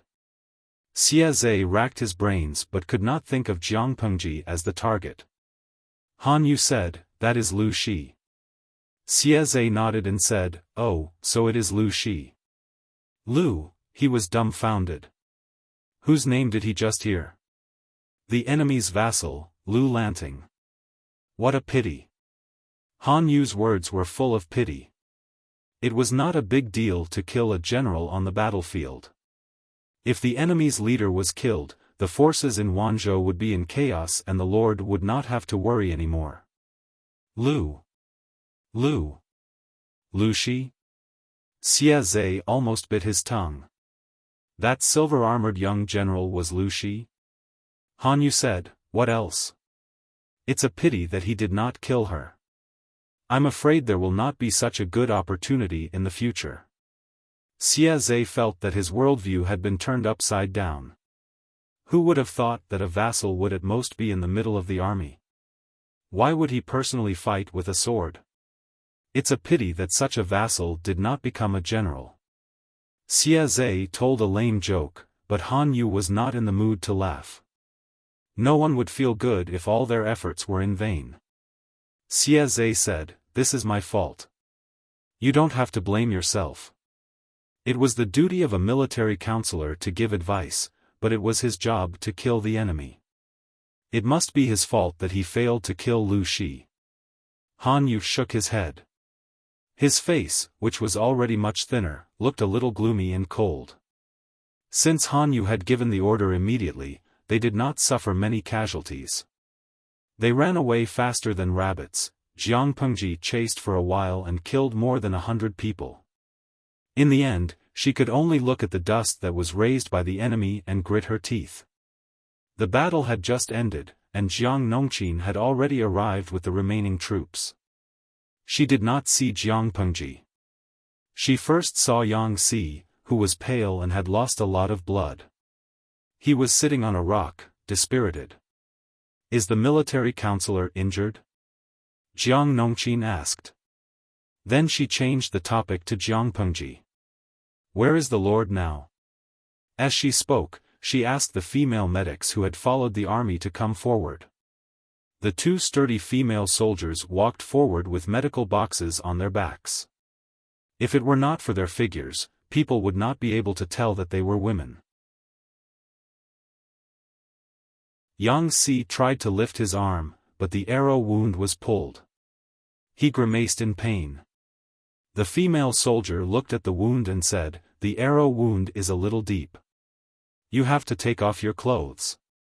Does the military counselor want someone to cover you with a cloth?" The corner of Yang Si's mouth twitched. No, he was a man, but he still had to be bashful when looking at the wound. He always felt that his manliness was inferior to the female soldiers in front of him. The female soldier took out a pair of big scissors and cut open his clothes, revealing the location of the arrow wound. Fortunately, the arrowhead was not rusty or poisoned. If it was treated well and cared for carefully, the possibility of infection and pus was relatively low. The female soldier treated the wound and applied anesthetic. She waited for the effect to spread before she pulled out the arrow. "Forget it. Let me do it." Although there was anesthetic, it was still painful. The female soldier did not dare to use too much force, which made Yang Si feel even more pain. Jiang Nongqin, who was standing at the side, could not stand it anymore. She took the initiative to help. Yang Si was about to modestly decline, but she pressed his shoulder with one hand and pulled out the arrow with the other. Without giving him any time to prepare, he felt a sharp pain coming from his shoulder. Yang Si could not help but curse in his heart again. Jiang Nongqin said to the female soldier coldly, "Apply medicine to the military counselor to stop the bleeding. Don't leave any hidden dangers." Due to the years of war, the surgical skills of the medics were improving day by day. Now they could organize a set of rough surgical manuals. Yang Si's forehead was covered in cold sweat. If he had not gritted his teeth and persevered, he might have fainted from the pain. "Officer Jiang, you're a girl after all. Can you be gentle occasionally?" Yang Si could not help but complain. In the end, Jiang Pengji rolled her eyes coldly. There is no distinction between men and women on the battlefield in the army camp. "If there is, it's a brothel," she said. "We female soldiers do not need such things as gentleness." Yang Si choked back his words and became more energetic. Qin Gong, who was at the side, was a little scared. He was more familiar with Yang Si and had never seen Jiang Nongqin before. At that moment, he could not interrupt.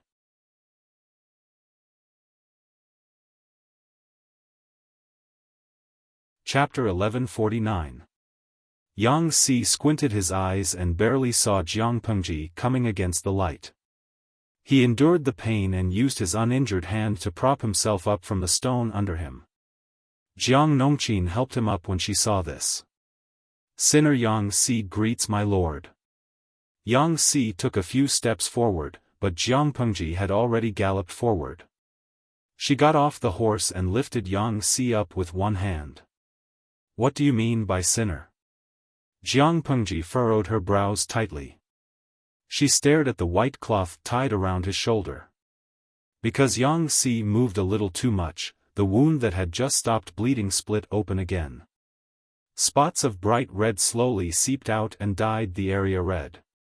Yang Si's face was pale and he said with shame, "Sinner, I misled the command and caused thousands of soldiers to lose their lives in Guxiu."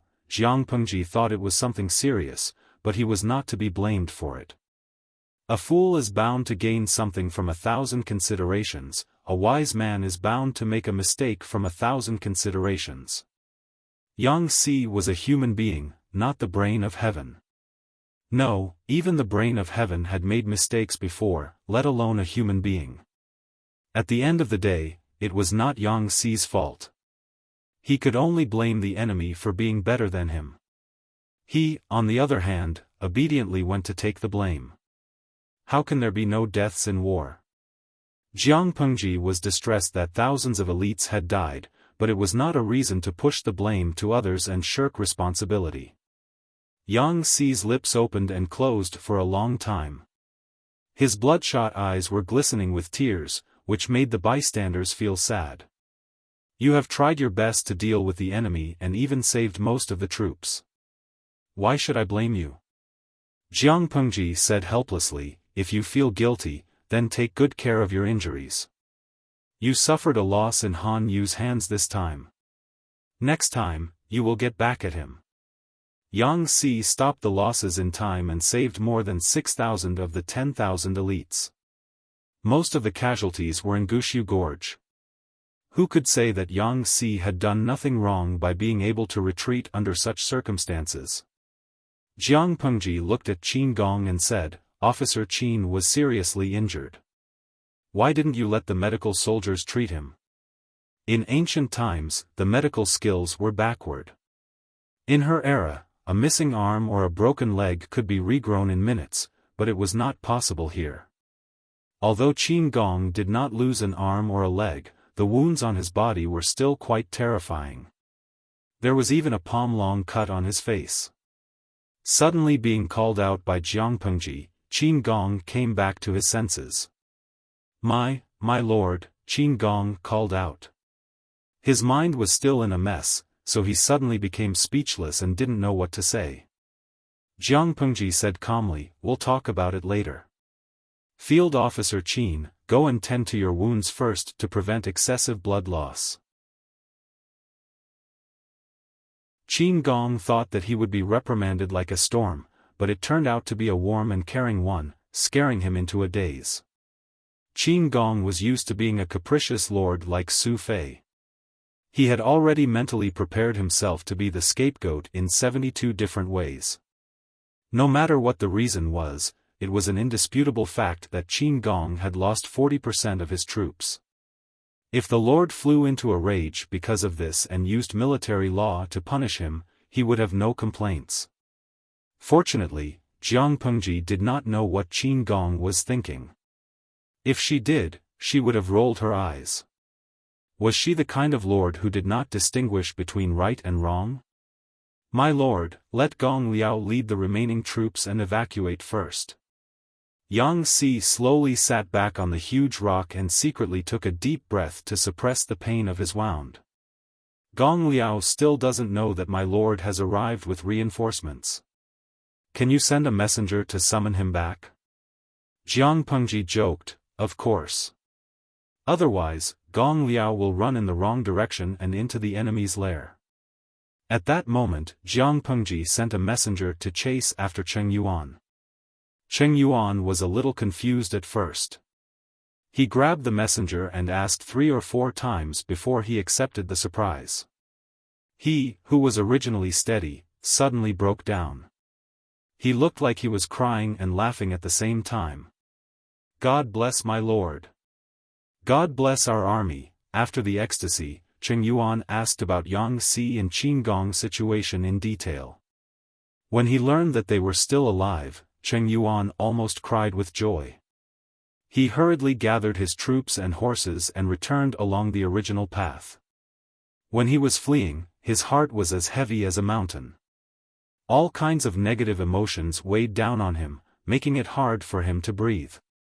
When he went, Cheng Yuan wished he could install a pair of wind and fire wheels under his feet. He flew over with a swish. He galloped on his horse, his sleeves blowing in the wind, and the hairband that bound his hair fluttered non-stop. When he arrived with his troops, the simple and crude camp had already been set up. Pots were set up on piles of bonfires, and a variety of food was bubbling in the pots. The aroma of food drifted into everyone's nostrils, tempting their stomachs to growl like thunder. The surviving soldiers were very hungry. They didn't care that the white rice had just come out of the oven. They opened their mouths and wanted to eat it. The boiling hot rice rolled in their mouths a few times, scalding them until they shivered. Their tongues were scalded until they were red, but they couldn't bear to spit it out. Instead, they swallowed it whole. The heat rolled along their mouths and into their mouths. It was scalding, warm, and satisfying. Many people had already burst into tears. They hugged their bowls and sobbed. Some people were so anxious that they grabbed the rice with their hands. After crying for a while, they laughed. These days, they drank water to fill their stomachs and ate weeds and tree bark. They were so hungry that they could only tighten their belts. The group of people were so hungry that their eyes were glowing. Yang Si was the same, but he had encountered a rather awkward accident. His entire right arm was wrapped tightly and hung in front of his chest. It was very unnatural for him to use chopsticks with his left hand. He could still pick up the large ones if he was not awkward. However, he could not pick up the small ones no matter how hard he tried. Sigh. I hate that I'm not Zixiao. Yang Si was envious for a while and put down his chopsticks unhappily. Wei Si's left and right hands were very agile. Writing with his left hand was comparable to using his right hand. When handling official documents, he also used both hands at the same time. Such a unique skill could not be learned by ordinary people. As he was thinking, a wooden spoon appeared in front of him. "Thank you, Colonel Jiang." Yang Si was somewhat flattered. This female colonel was usually very cold. Apart from his lord, there was no one else in her eyes. Yang Si had never dared to provoke such a person. For her to condescend to give him a spoon, it was as if the sun had risen from the west. "You're welcome. It's not convenient for the military counselor to use chopsticks.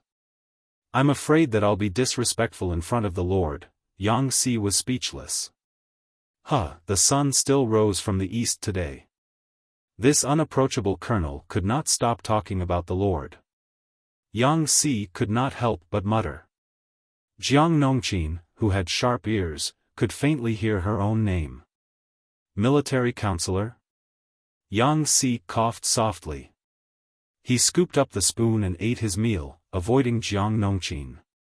However, Jiang Pengji heard what Yang Si said. She glanced at Jiang Nongqin. Her face was as calm as a mountain, but she secretly thought to herself. While Jiang Pengji was eating, the frightened audience quietly poked their heads out. Finally, a few sporadic bullet screens appeared on the blank screen. "Shenjia, excuse me. Can I send bullet screens now?" "Naji, should be able to." The audience from the two dimensions cried like a storm in their hearts. Even though they were separated by a dimension, the murderous aura made them tremble. You're tuning in to the Xiaofan's Wuxia Tales YouTube channel. Don't forget to subscribe and join us on this journey to catch the most captivating stories.